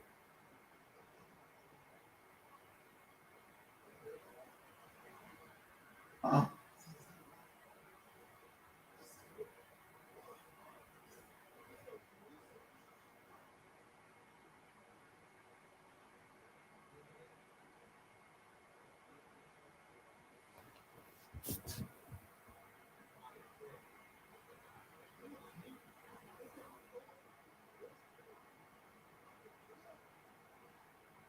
So I'm trying to hear this.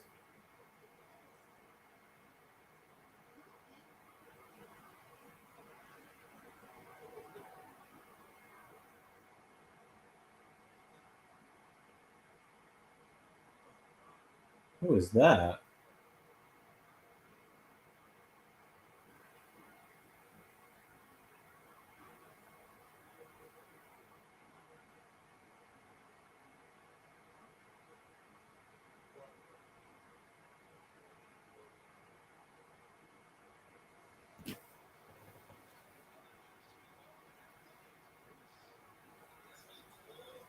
Okay, Punk versus Jericho this time. AEW think Jericho wins something. WWE did nothing. Yeah, they're not going to do Punk Jericho again. If anything, they're going to do Hangman Jericho again because that was the first ever title match. Who's your favorite AEW tag team? I guess I might have to say Swerve in Our Glory right now. Now I've got to see who that was that just showed up with Andrade.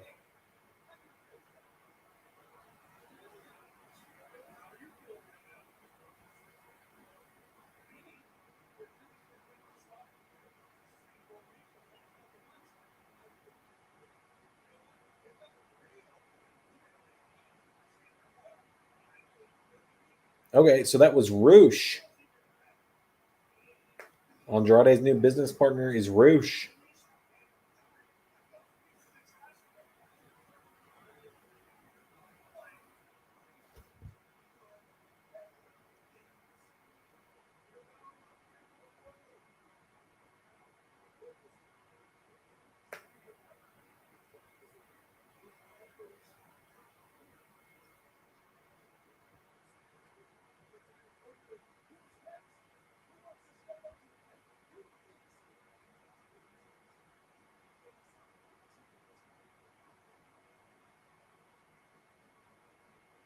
Oh joy, Dante Martin.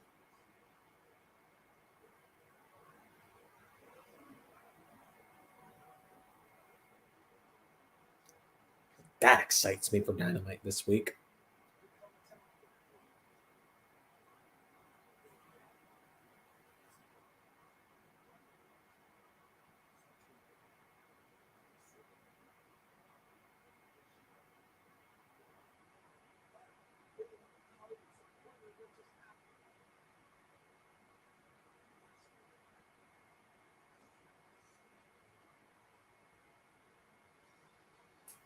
Yep, because that's what I wanted to see is Dante Martin challenging for the TNT title. Oh joy. All right, tag titles up next. Ray has Swerve in Our Glory. I have the champions to retain.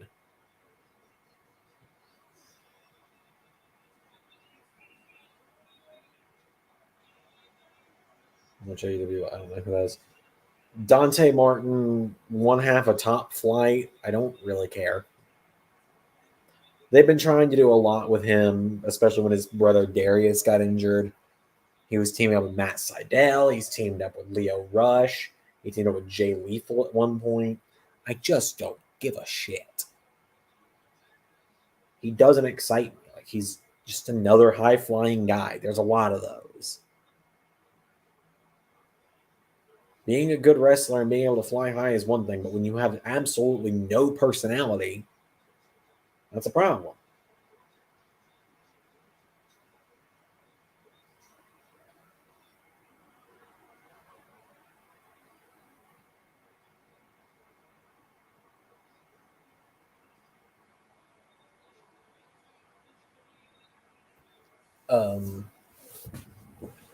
Shit. Ray.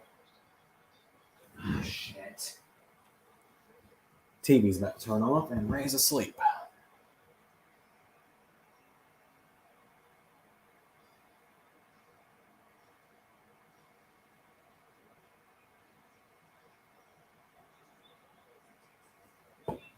Okay, this is not good. Hey, bud. Ray. It just shut off the channel because we've been idle for so long, and you have the remote, and you're asleep. I'm sorry, guys.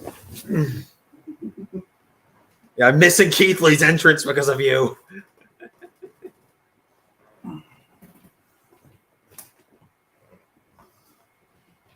No idea where the remote. I tried to connect my phone, but again, it wouldn't find your device.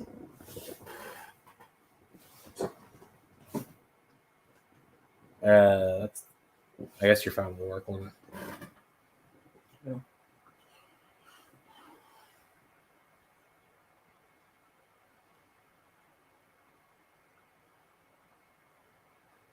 But yeah, so you're 1 point behind now. JAS won.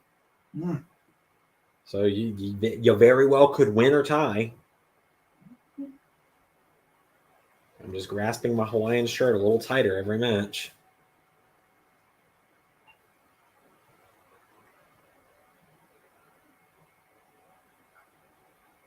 Also, Roosh is in AEW now. That happened. It's fun. And he's Andrade's new business partner or something. I don't know. I couldn't really hear it.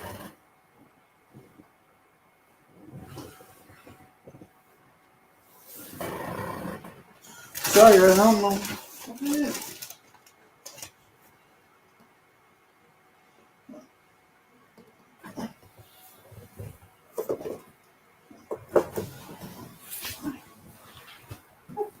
This is not good. So for those wondering what's going on the TV right now, we don't know.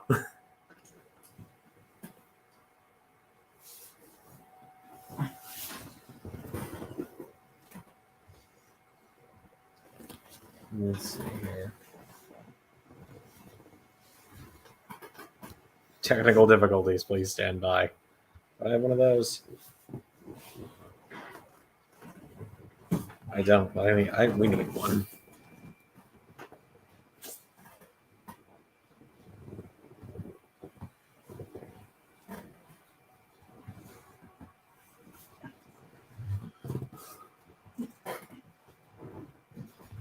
I was gonna say, you might need to stand up and see if it's under the chair.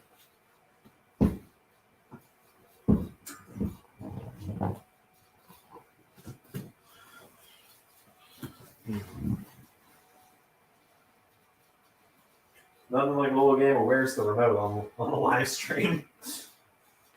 LS11 Universe. Oh, there it is, next to your TV. To the left of it. There you go.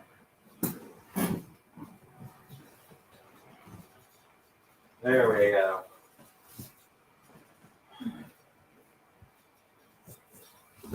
That happened.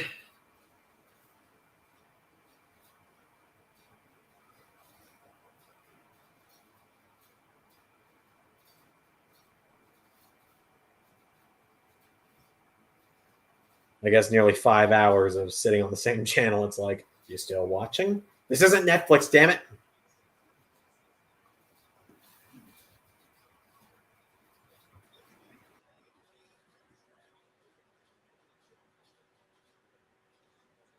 And we're live again. I genuinely don't know how I've been doing this for 5 straight hours. I don't blame you for falling asleep. I wanted to be right there asleep too. Like, hate to say it, Tony. Not everyone needs to be on the card, pal. Yeah. Not every week, not every show is WrestleMania. Keith is looking better and better by the day. Like, you can tell he dropped a ton of weight. He's in a lot better shape than he was after COVID. Which, I can't blame him for that, obviously.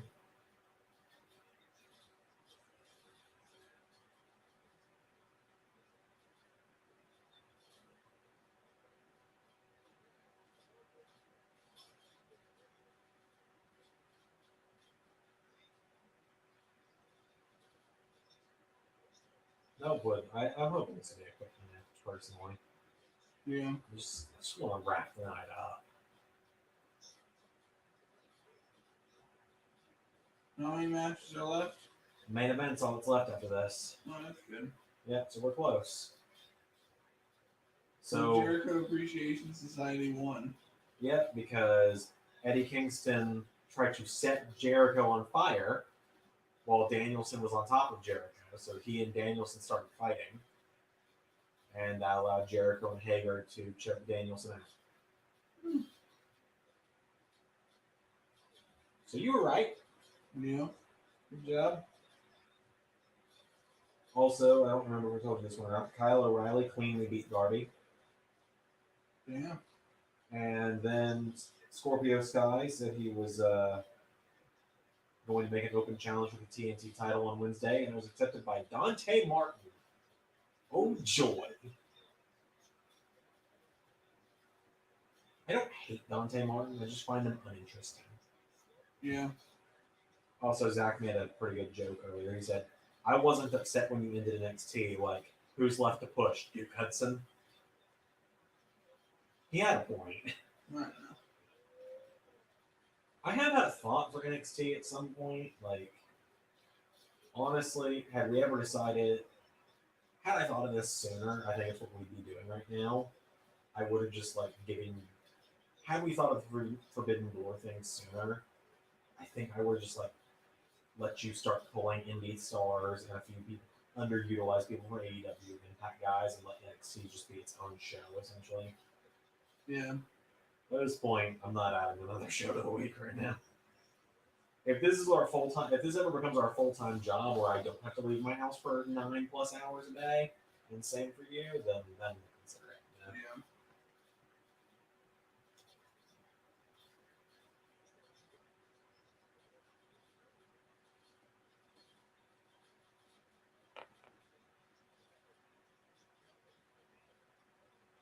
So you need a swerve in our glory win here to win tonight. Otherwise, you only have a chance to tie.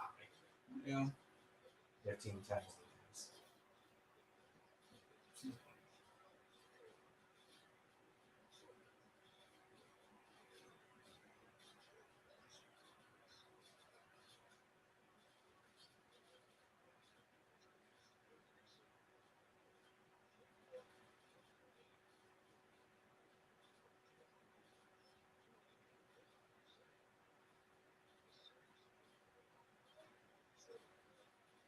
I did see a pretty good joke online. MJF's flight back home is going to be done by the time this show ends. Yeah. Okay. Would you like to see a Keith Lee heel run? I'd rather see him as a face first. Yeah. I agree with that. Like, he had plenty of potential as a face on the main roster, but they just decided, big man go heel. Big man bad. I called him Bearcat for some reason.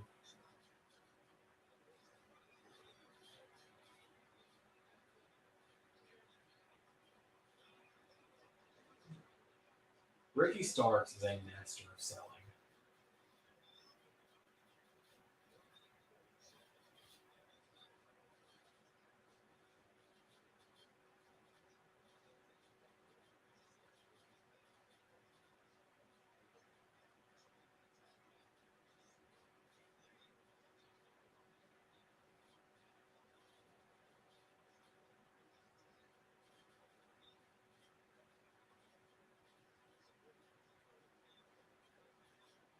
They're doing the triple threat setup. That sucks. Yeah. I mean, it's easier for the talent at least, but it's not as fun. Yeah. Granted, the version of triple threat tags we get in the 2K games are also terrible, Yeah. where it's everyone in the pool at once. It's impossible for commentary.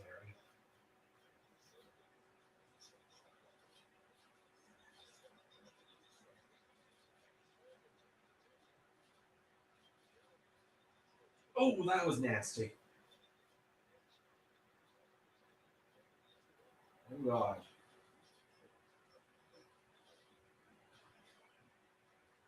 It was a bad landing for Ricky.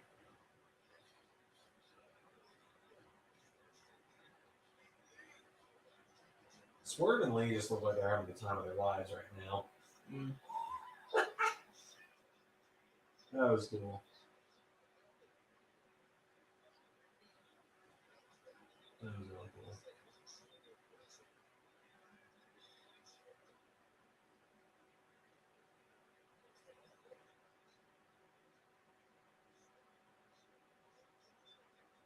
Hey, whatever you're a fan of this week, just because I say the triple threat tags suck doesn't mean I also don't think the fatal four way sucks. You can hear me. You can hear me bury the fatal four way tag matches on an episode recently with how bad they want to play. Yeah. Anything more than 5 people, anything more than 4 people in a match in the current in 22 is just not fun. Yeah. I agree. 6-man tags aren't bad when they're not tornado, but anything with more than 3 people in the ring is not.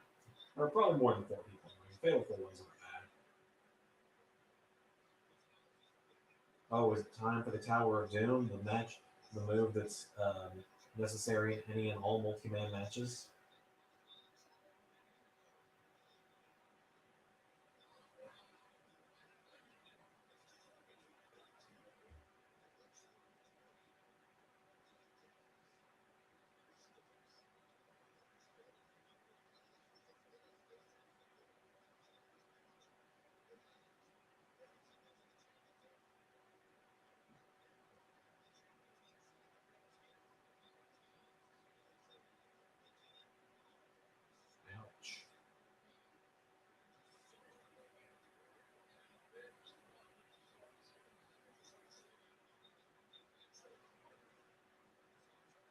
Luchasaurus being on a roll has me a little concerned.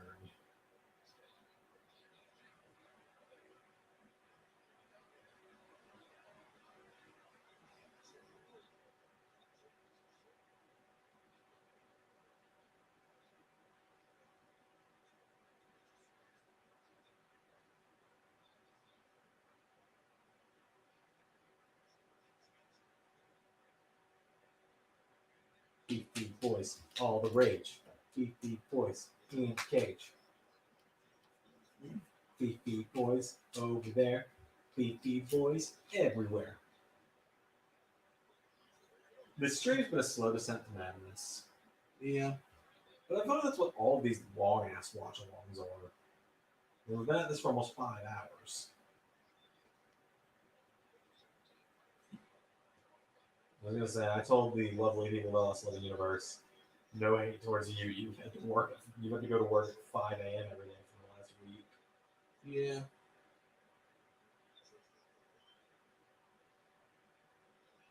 So I don't.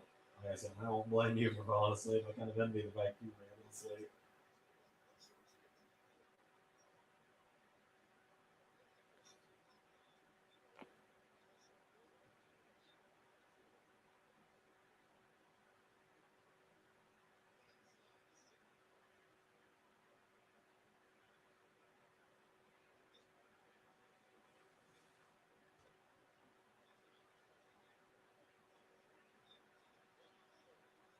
Wow.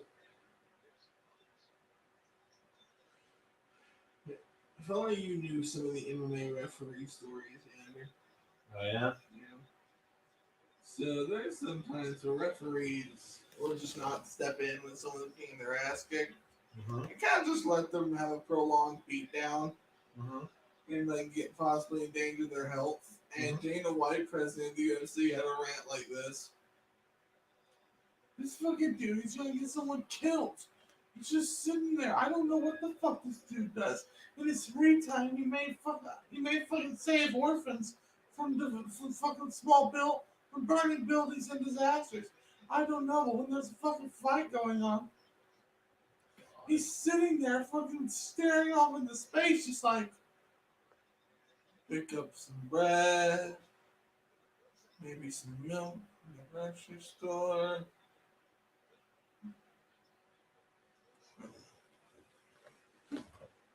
Swerve looks like he's waiting for Keith for a cue in the corner.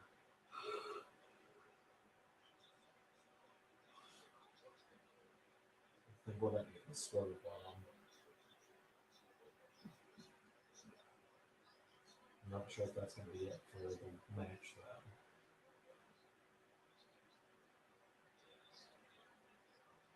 What's crazy to me is Luchasaurus did used to be in WWE. Yeah. Had he come up with this gimmick then, they would have never released him. But he was also a big part of the lawsuit against Bill Lamont.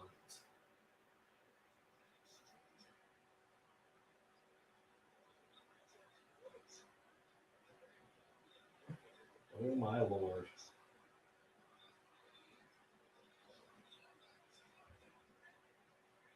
But you know what, Xander? Without that, we would never have Brian Zane's Big Hoss McGraw.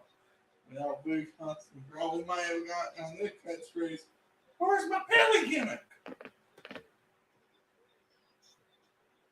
Alright, Jungle Boy starts.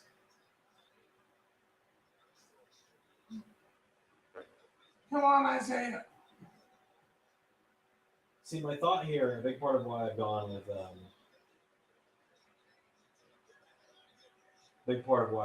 with Jurassic Express is they're the only team that hasn't gotten anything leading into this match.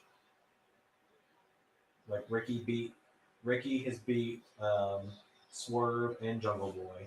Swerve beat Jungle Boy and Ricky in a triple threat. Hobbs and Stark have beaten Swerve and Our Glory. Swerve and Our Glory stood tall almost every Dad, are you okay?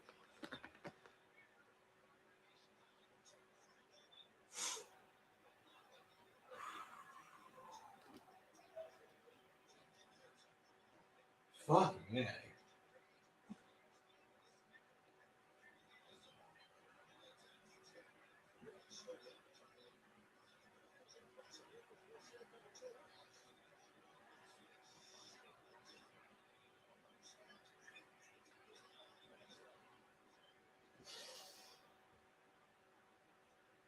any more from your falls, and a doctor's gonna have to professionally remove my underwear from my ass.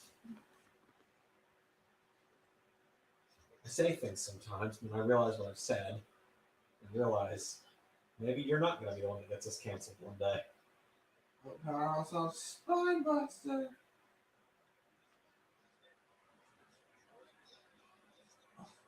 Okay, Swerve Stomp. Swerve has so many kick-based moves with different names, it's hard to tell what's what sometimes. Damn it, Luchasaurus, stay out of this. No. I was going to say, you will never see me upset to see a Keith Lee win, except for right now. Except for right just now. Yes, Bearcat! Don't you dare call him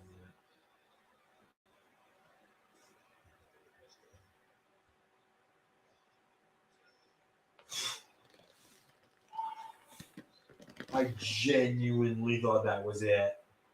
And I wouldn't have known whether to cheer or be upset. Damn you, Powerhouse Hobbs. Your stupid felt material. Oh my god, what? He has a stupid dumbass felt on his gear like a fucking tool. I didn't even notice that. He's a tool bench.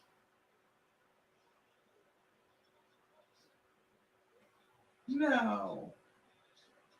No! Oh, good Christ.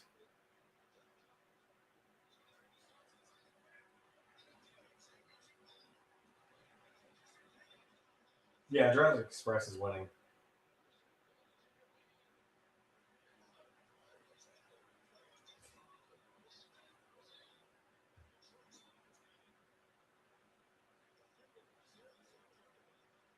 Like, yeah. Swerve Strickland is like the coolest person I've ever seen in my life. But he's unfortunately not winning here.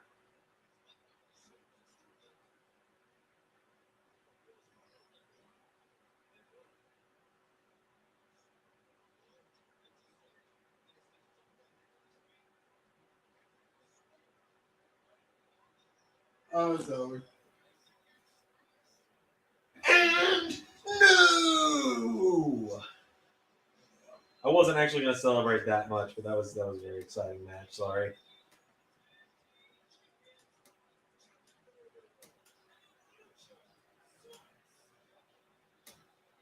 I'm just mad they kept the belts on them. Me too, actually. I would have rather Team Taz won that one. I would have rather Team Taz won and then Hobbs, or not Hobbs, and then Keith and Swerve chased and beat them down the road. As just like a story, like all predictions aside, I mean, to be what I mean there. All right, so where's the belt? All right.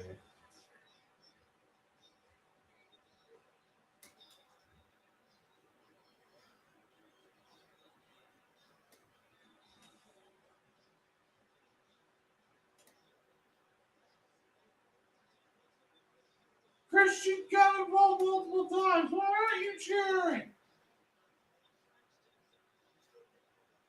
This is totally what face tag teams do. I mean, he did keep the heels from cheating in the end, is what it was there. Well, I guess technically not cheating. You know what I mean.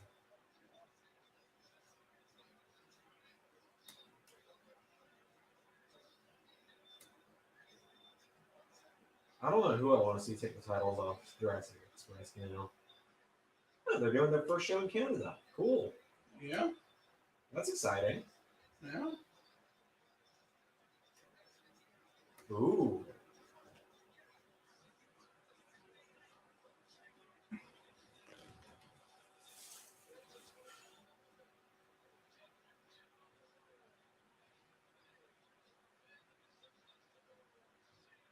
I'm gonna grab the bag and little easel thing for the belt to put my stuff so I don't forget it.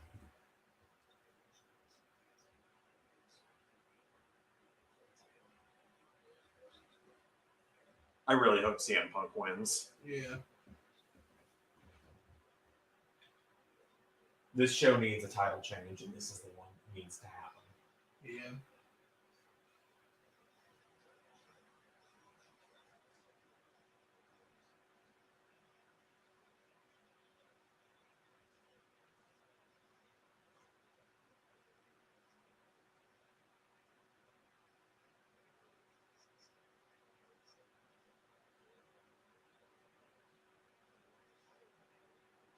colors. I haven't had roses green for both of us yet. A little spreadsheet thing we did.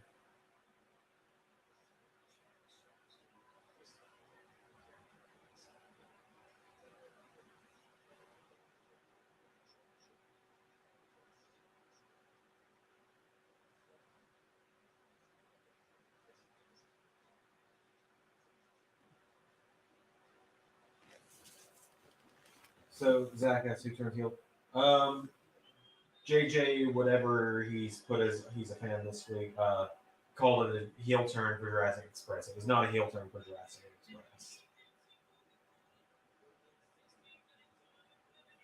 Express. 60-minute time. So help me God. If I'm here till 1 in the morning. Just sleep here.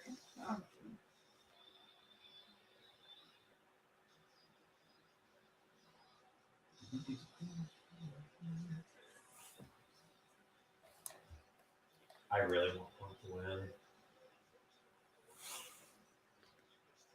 If there is going to be a heel turn on the show, it's going to be tonight in this match.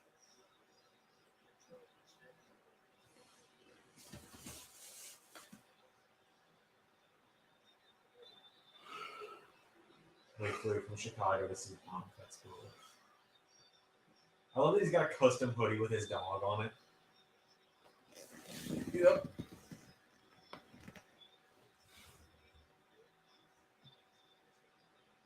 Larry's a good boy. He needs to be on the jacket. He does. He does seem to be a good boy. Look at him. He even gets all the pretty ladies. Think about it.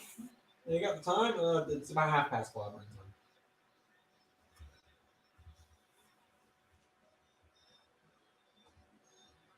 Come on, Punk. This is it. Tony, I know you want to include everyone, but that doesn't mean you have to include everyone.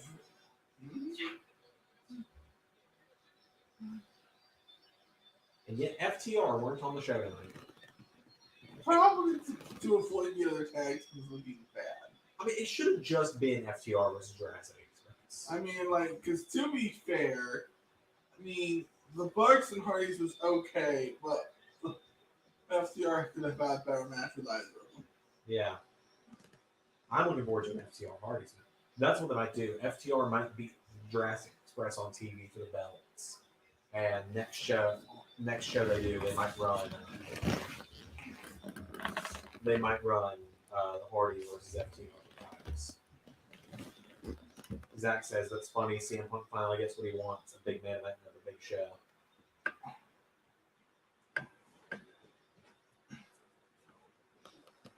All right, predictions don't really matter at this point. I'm just gonna take the Baron off the screen at this point because we're just watching now.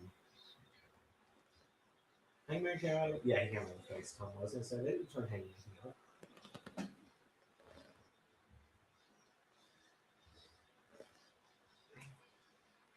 I'm a star! They did a good job building Hangman. I just don't want to see him beat Punk. Yeah. Hangman, who has accidentally been very absent from LS11 Universe. I've been trying to fix that lately.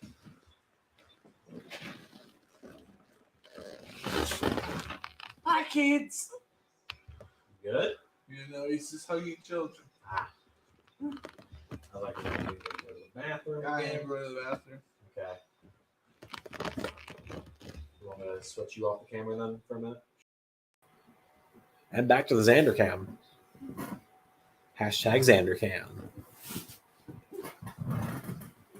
You sound like Tom Haverford. You know what? It's not the worst thing in the world I've been called. At least I'm not a Jerry.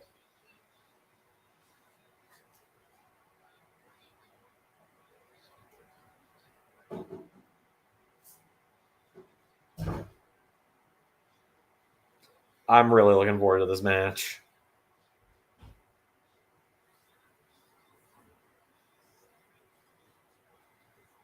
Oh my God, Fila, quit emailing me. I literally just wanted one pair of your shoes and you sold out 3 times. Or twice, excuse me. I've been waiting for that third restock to see that you might not even do. Stop emailing me. Unless the email is Sonic the Hedgehog sneakers back in stock.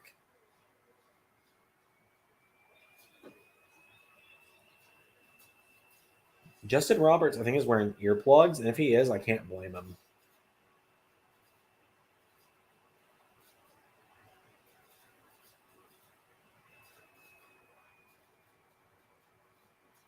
I love that Punk is rocking like the vintage Punk trunks and everything, not doing long boys or anything.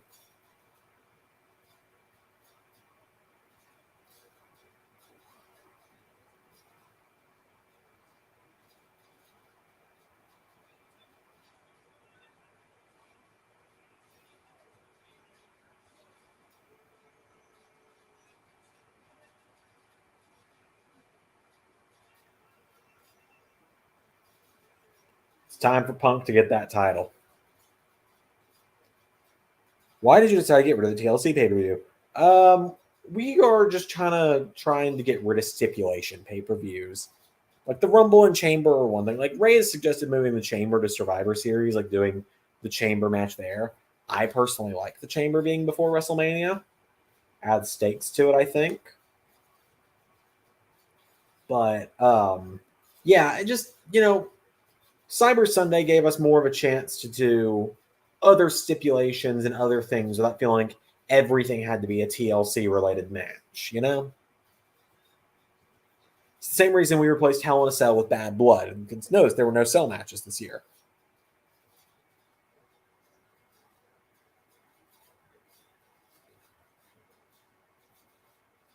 Extreme Rules was literally just because it worked.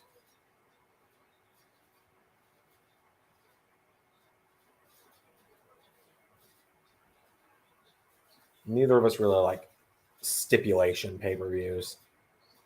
All right, here we go.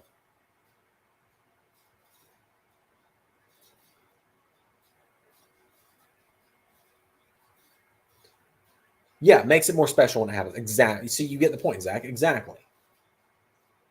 So, yeah, there is going to be a tables match on Cyber Sunday. There is a ladder match on Cyber Sunday. Or there's a TLC match on Cyber Sunday. There's also a steel cage match. And there's a street fight for the main event. And there's a big fatal four-way match. It's going to be a lot of fun. I'm really looking forward to recording the show this week. It's probably the most excited I've been to record a pay-per-view in a long time.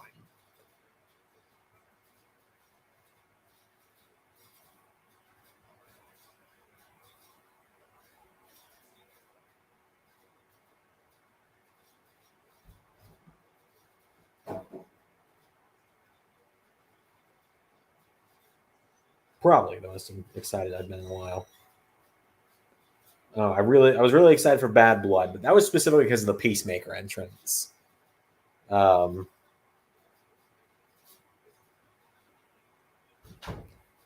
yeah.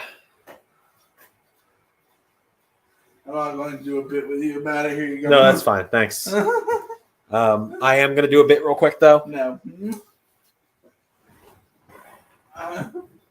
Oh, my bit was just simply this. I'd like to thank my mom and my dad and the Academy.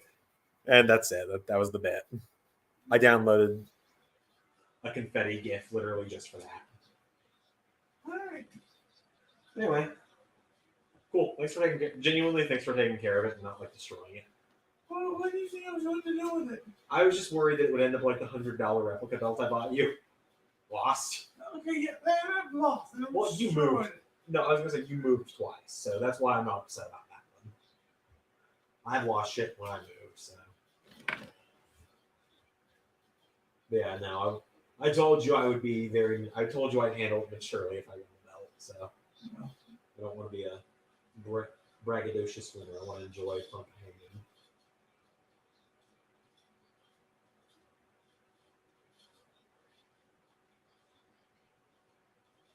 Is Punk's gear a callback of any kind, or is he wearing championship colors? I think he's just wearing championship colors. Okay, I wasn't sure. I was going to say, because I know he's one of your favorites, so I wasn't sure if maybe you recognized it. Is this... I think this is his first title match in 8 years, 9 years.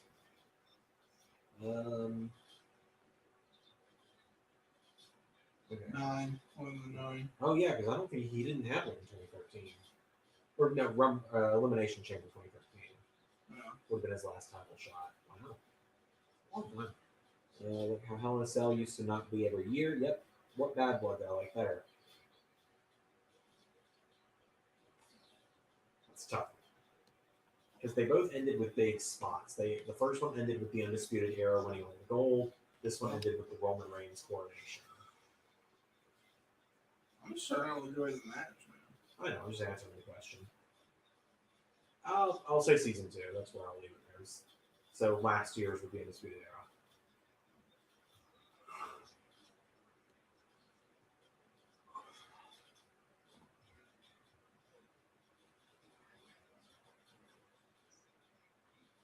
You have the sleeping schedule of an old man now. Do I? I do. Oh, I thought you were saying I do. I mean, kinda, yeah. I want to sleep early in the day, waking up before the ass crack of dawn. Yep.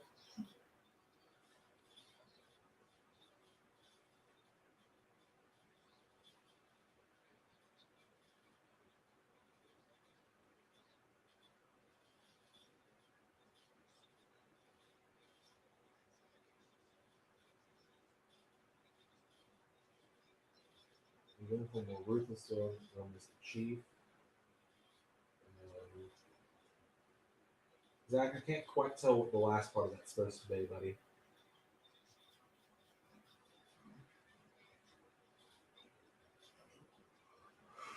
You can clarify, I'll answer though.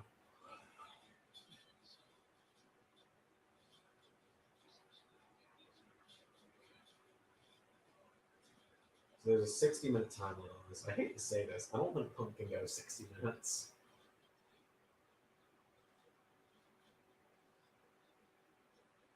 I thought according to AJ Lee, he was still a 60 minute. Oh, no. Oh no. Oh no, Ray. It's terrible.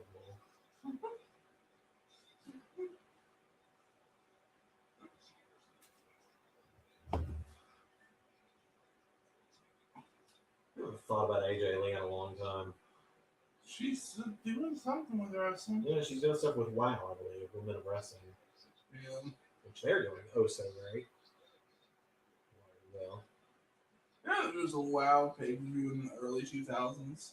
I didn't know. Yeah, so it's like a revival brand. There was this one called WoW Unleashed. And it was one of the old, it was an early women's wrestling pay per view. And some of the gimmicks they had on this show. Zach says, I meant to put or match him like real life or make him more ruthless. I think we've been aiming for a more ruthless version of Roman rather than the acknowledge me 20-minute matches with rest holds and Uso interference every minute. Yeah, more ruthless. So, you want to guess what the characters on this WoW show? Like, there was Blonde, Jane Blonde. Oh my god. Uh-huh. I hate that. Secret Spy Women's Wrestling. I hate that, but I love that. There was a group of Asian women. They called, I'm not kidding, early 2000s people, they called them the Asian Invasion. That's terrible. And their theme song started with da da da da da da da. That's dumb. Yeah. So did you, by the way, did you cut like the audio issues part out of your big announcement? Yeah. I was gonna say because it's weird that it's got 2 dislikes.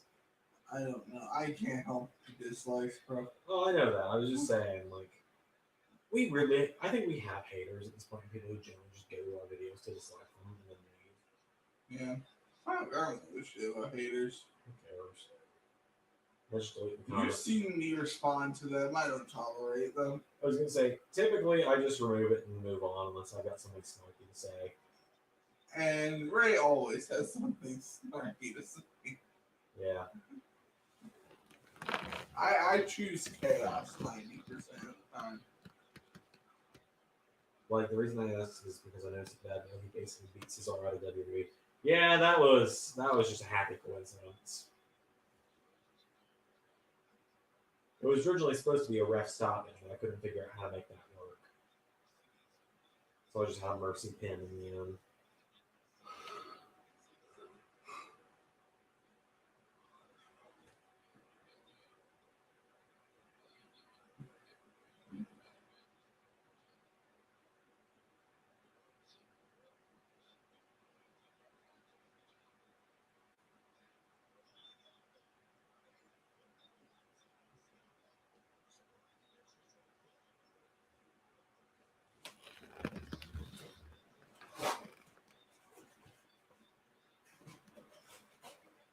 Midnight pizza. We aren't living bachelor lives right now. What are you talking about?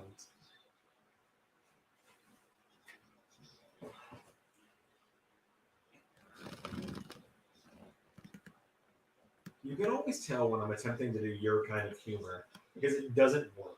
Because that was, you could tell who I was trying to do your humor there.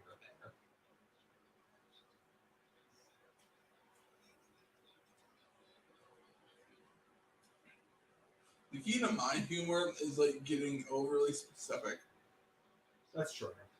Yeah, there's my 5% notification. Tony, tell him to bring it home. Like this thing, reading like bachelors, reading like bachelors with chronic depression and probably some other shit going on. You like to watch YouTube videos about the most random of bullshit at 2 a.m. just to hide the fact that they're so fucking lonely all the time. And sometimes they just don't even masturbate. They just visualize possibly cuddling with someone after intercourse. Looks like we might be coming towards the end here.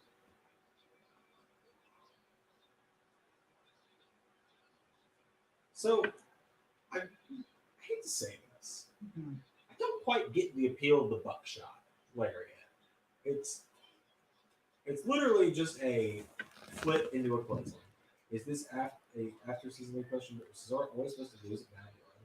What was that last one? So yes, Cesaro was always supposed to lose to Roman at Bad Blood. Whoever was going to beat Rude was going to end up losing to Roman 2 months later at Bad Blood. Cesaro leaving WWE just kind of helped out because it made the beatdown easier to do because we didn't have to figure out, okay, where are we bringing back? Jesus.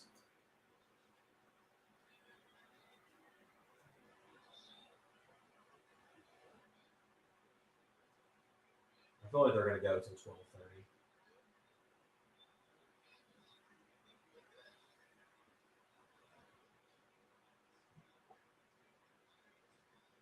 Although seeing that apron powerbomb just makes me want a modern day Kevin Steen CM Punk match. See, like, how's that not a buckshot later? Why does the flip make it more effective? I'm probably questioning something that I just shouldn't bother questioning. I don't know. Hot take. I've never really seen the appeal of Hangman Page. He's a good wrestler. He just doesn't. Zander, the momentum you built off the leap from the buckshot lariat is equivalent to 4 Gs. You're getting hit with a 4G shot. I'm giving you like I'm like right like a kayfabe reason for this. Yeah, I mean it's like more momentum with the flip according to Zach. You want to know what you could do? What's that? You could Lex Luger it. What do you mean? So you know like about Lex Luger and the forearm? Okay, so they had like a thing a few years before that where Lex Luger broke his arm and had a steel plate infused into his arm. So they're like, he's hitting him with the steel plate. Just do that, but for Hangman. Zach says, plus looks cooler. That's the only explanation you need. Is it looks cool. It's like the people's elbow. It's not a good finisher, but it's the Rock. Well, it didn't start off as like that. It started off like a braggadocious thing to do. Yeah.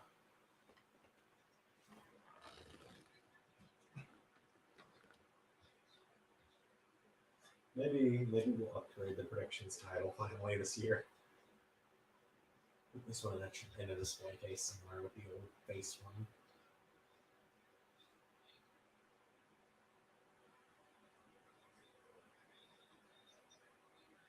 Maybe get the people who made my AEW title to make a new predictions title for the channel.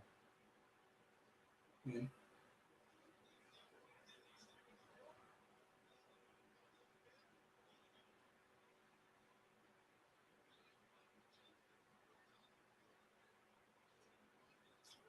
Please, CM Punk. Please win, I guess. Is Yeah. Yeah.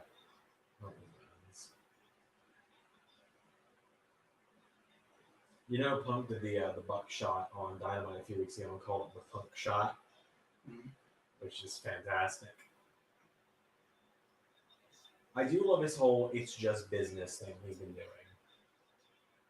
I like that this feud's not been super personal. It's really just been to Hangman, it's been Punk personal. Punk, it's just been, I just want to be champion.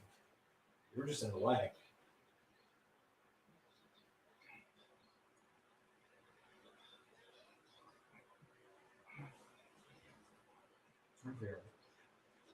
Who's gonna hit their finisher first? Because I think whoever hits it first is losing, personally.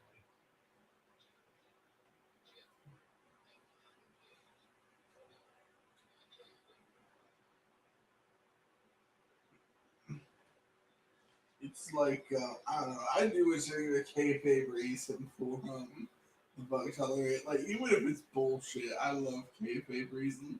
Yeah. Like, the SummerSlam 2007. Do you want to know what the World Heavyweight title match was? I am trying to think. Was that wasn't Cena Orton yet, was it? No, the World Heavyweight Oh, title. World Heavyweight. Okay, so this was 2007. I kind of want to guess it first. Okay, what do you think it was? Okay, so this was 2007. This was the World Heavyweight title. SmackDown. Batista. Mm-hmm. This wasn't Batista Kali, was it? I cannot believe I got that in one.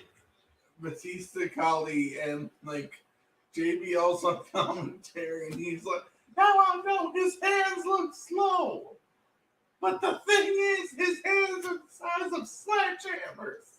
So you have to be thinking in the context of a sledgehammer Oh my coming out of god. your head." Oh, here we go. Buckshot. I feel like the finish, if Punk's winning, well, I was going to say, if Punk's winning, is going to be buckshot caught into a GTS. Yeah, Punk doesn't really do a bunch of the false finishes, though. Which is nice. It really is nice. Think we'll get a Pepsi plunge in this match? I hope so. He has hit it once in AEW. I think he hit it on MJF.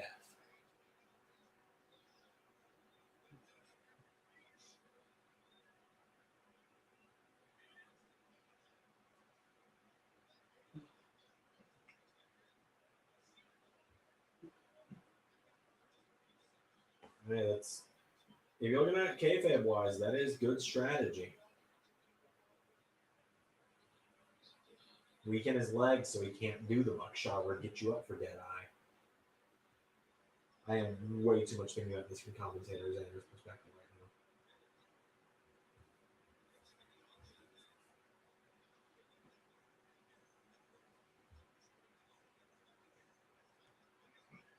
right now. So, yeah. Watch Wrestling with Regret more. You son of a bitch. You're gonna see some hilarious things. Oh no!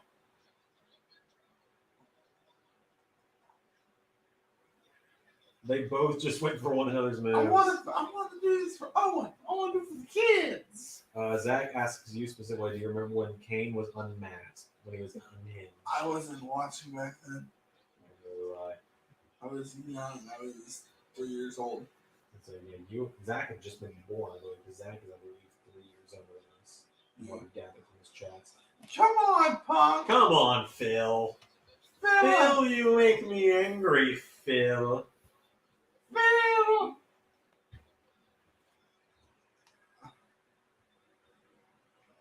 Come on now, Phil. Phil, you look like the lead singer of Radiohead. In the words of MJF, for someone who's been straight edge your whole life, you sure look like someone who knows how to get some good math.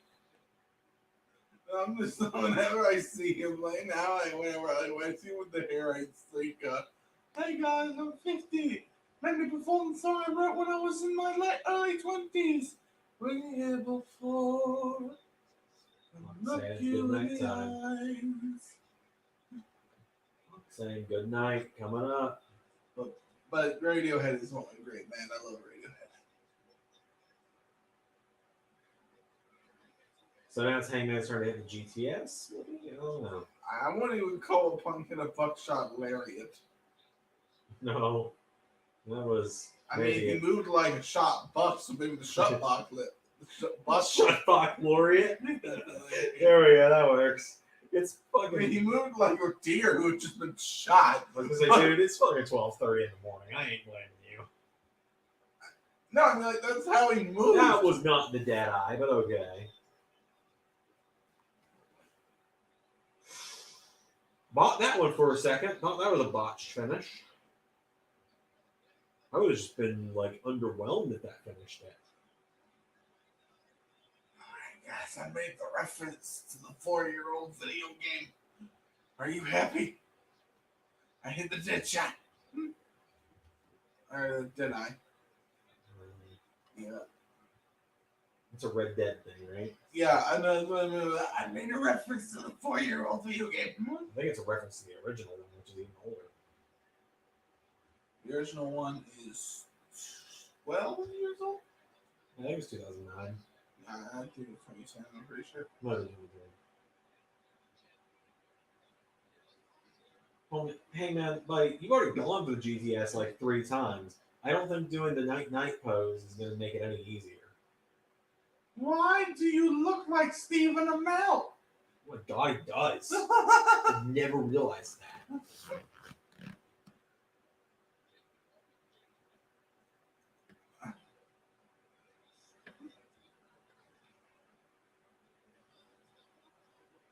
I go, now! Take that, Sonny! Well, here it is. There's the Hangman go to sleep. Oh no, this is over. This is it. Now, just say Punk's not losing to his own move. I'm hoping that the GTX does end this one. You know, or the Anaconda device. I don't see Hangman tapping. And they just did a pass. I mean, or they're going to have someone return at the end. Hi, Kenny! I don't think Kenny's healed up yet. I think Kenny's probably going to be out for. I think Kenny might be out for a full year total.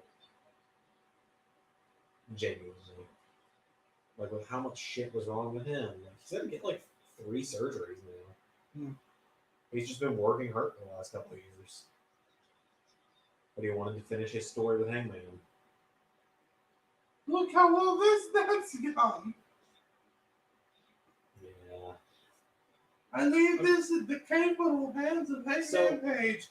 I'm sure it'll be through the most enthralling television. Oh no! So, hang on.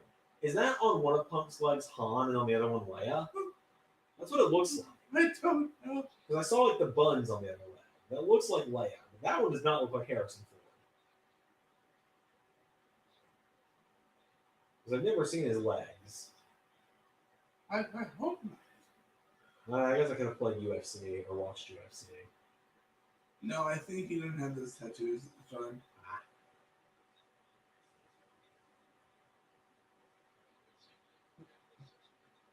So we've yet to see Hangman go for the buckshot. No, we saw it. Yeah. We saw it countered into the sharpshooter. So CM Punk did like a Q&A segment on the UFC one time, and this is one of the questions.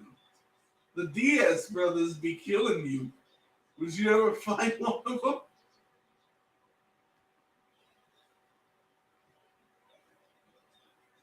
So the question was essentially, would you fight one of the Diaz brothers? Yeah.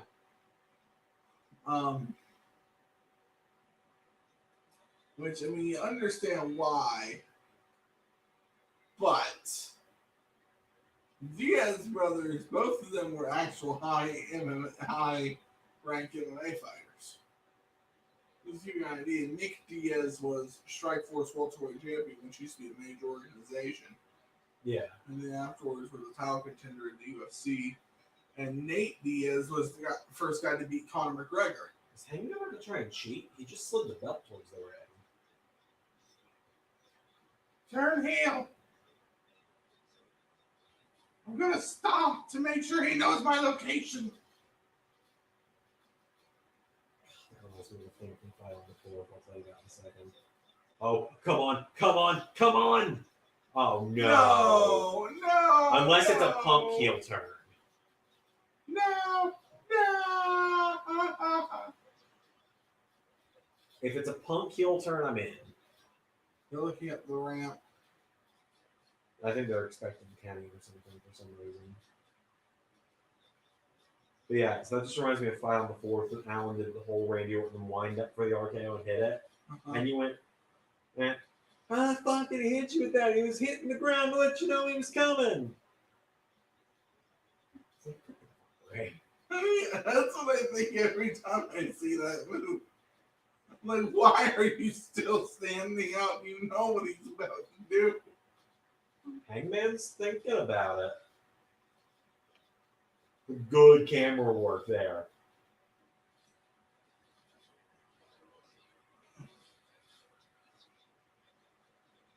Okay.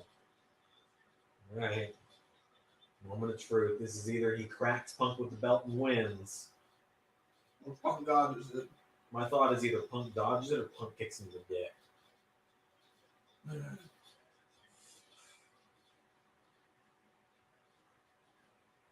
Sad never been a better tale of woe. Of course, Hangman has. You act like he looks Punk really looks like he's about to just go. You act gassed. I don't Punk's gonna be like, you're the chosen one, Adam. You were supposed to destroy the heel champions, not become one.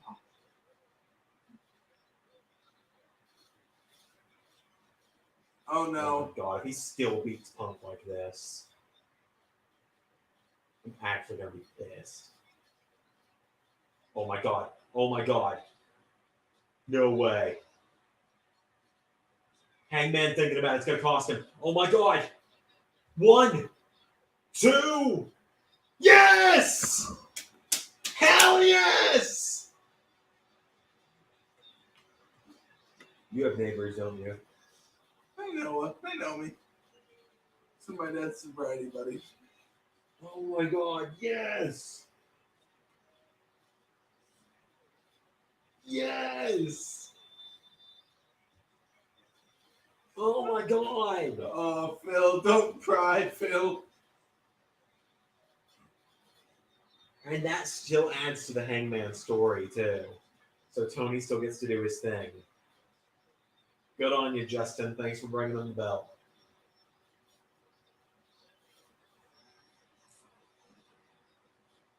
Punk is now the 5th AEW champion. There's people crying. They're so happy. Oh my god. Sucks your best rival's about to walk out.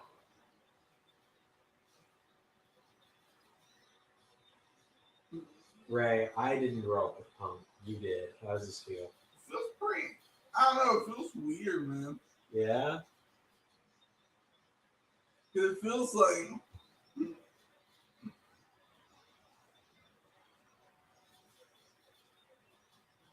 he looks good with the belt. He does. I don't know if they're just going to end it with this or they're going to have like a teaser at the end. Like I said, this has got to be the end. The first Double or Nothing was in Chicago, I'm pretty sure. Sounds right. No, Double or Nothing was always Vegas. As I say, Double or Nothing was the first time people really thought Punk was going to come back.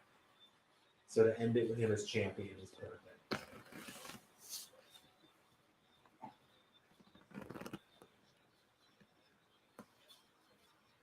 Wow.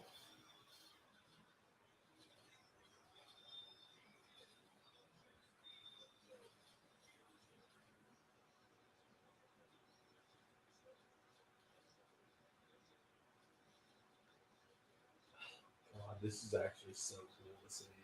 Yeah. A year ago, a year ago, Punk wasn't even rumored. I'm just kind of sitting here like asking myself, where are they going to end it off? It's got to end with Punk holding up the title. Are they gonna end it with like someone coming out? Like I said, the only person who can make, unless Kenny's coming back, which I don't think, Bray or Wyndham is the only thing big enough to end the pay per view, where Punk just won the title. So imagine that promo battle.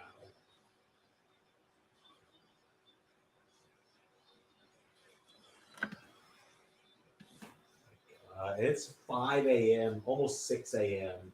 in England. Jobber JJ is probably freaking the fuck out right now.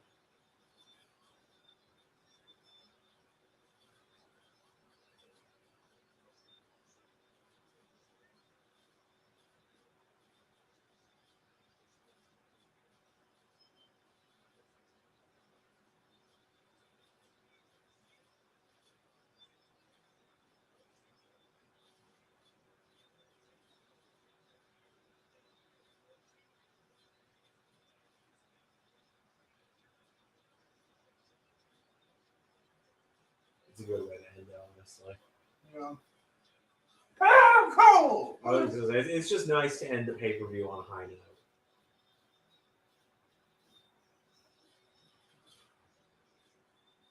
All right, we've gone to black. So, Malachi Black. not yet. That is a feud we need down the road. Yeah. So, thank you all for joining us on this nearly 6 hour live stream. Sorry, I was asleep. You're fine. You probably needed it. An hour and a half, 2 hours. How long did I sleep? Probably about an hour and a half, yeah. Combining all of your little naps in there. Yeah, I think I was perfect. I think Athena being the only debut was the right move. Yeah. You don't need every So, move. like, how I was sleeping though was weird. Because I was like, and then, right, and then like 5 minutes had come by, and it literally means like I went like, oh. Yeah, I would mention something, and then like a few minutes later, you'd go, "What?" And I would say something, and I'd be like, "You up?" And you just go back to sleep. And I was worried because you were snoring over me talking about the times. I'm snoring too loud, waking me up. I got you. All right, well, thank you. Now all. you know the struggles of the thick man snores. I'm wearing my father's a thick man, remember? Thank you all for watching this live stream. Thank you all for joining us for 6 hours almost. Until next time, I've been Zander. That's right. And that was a live stream.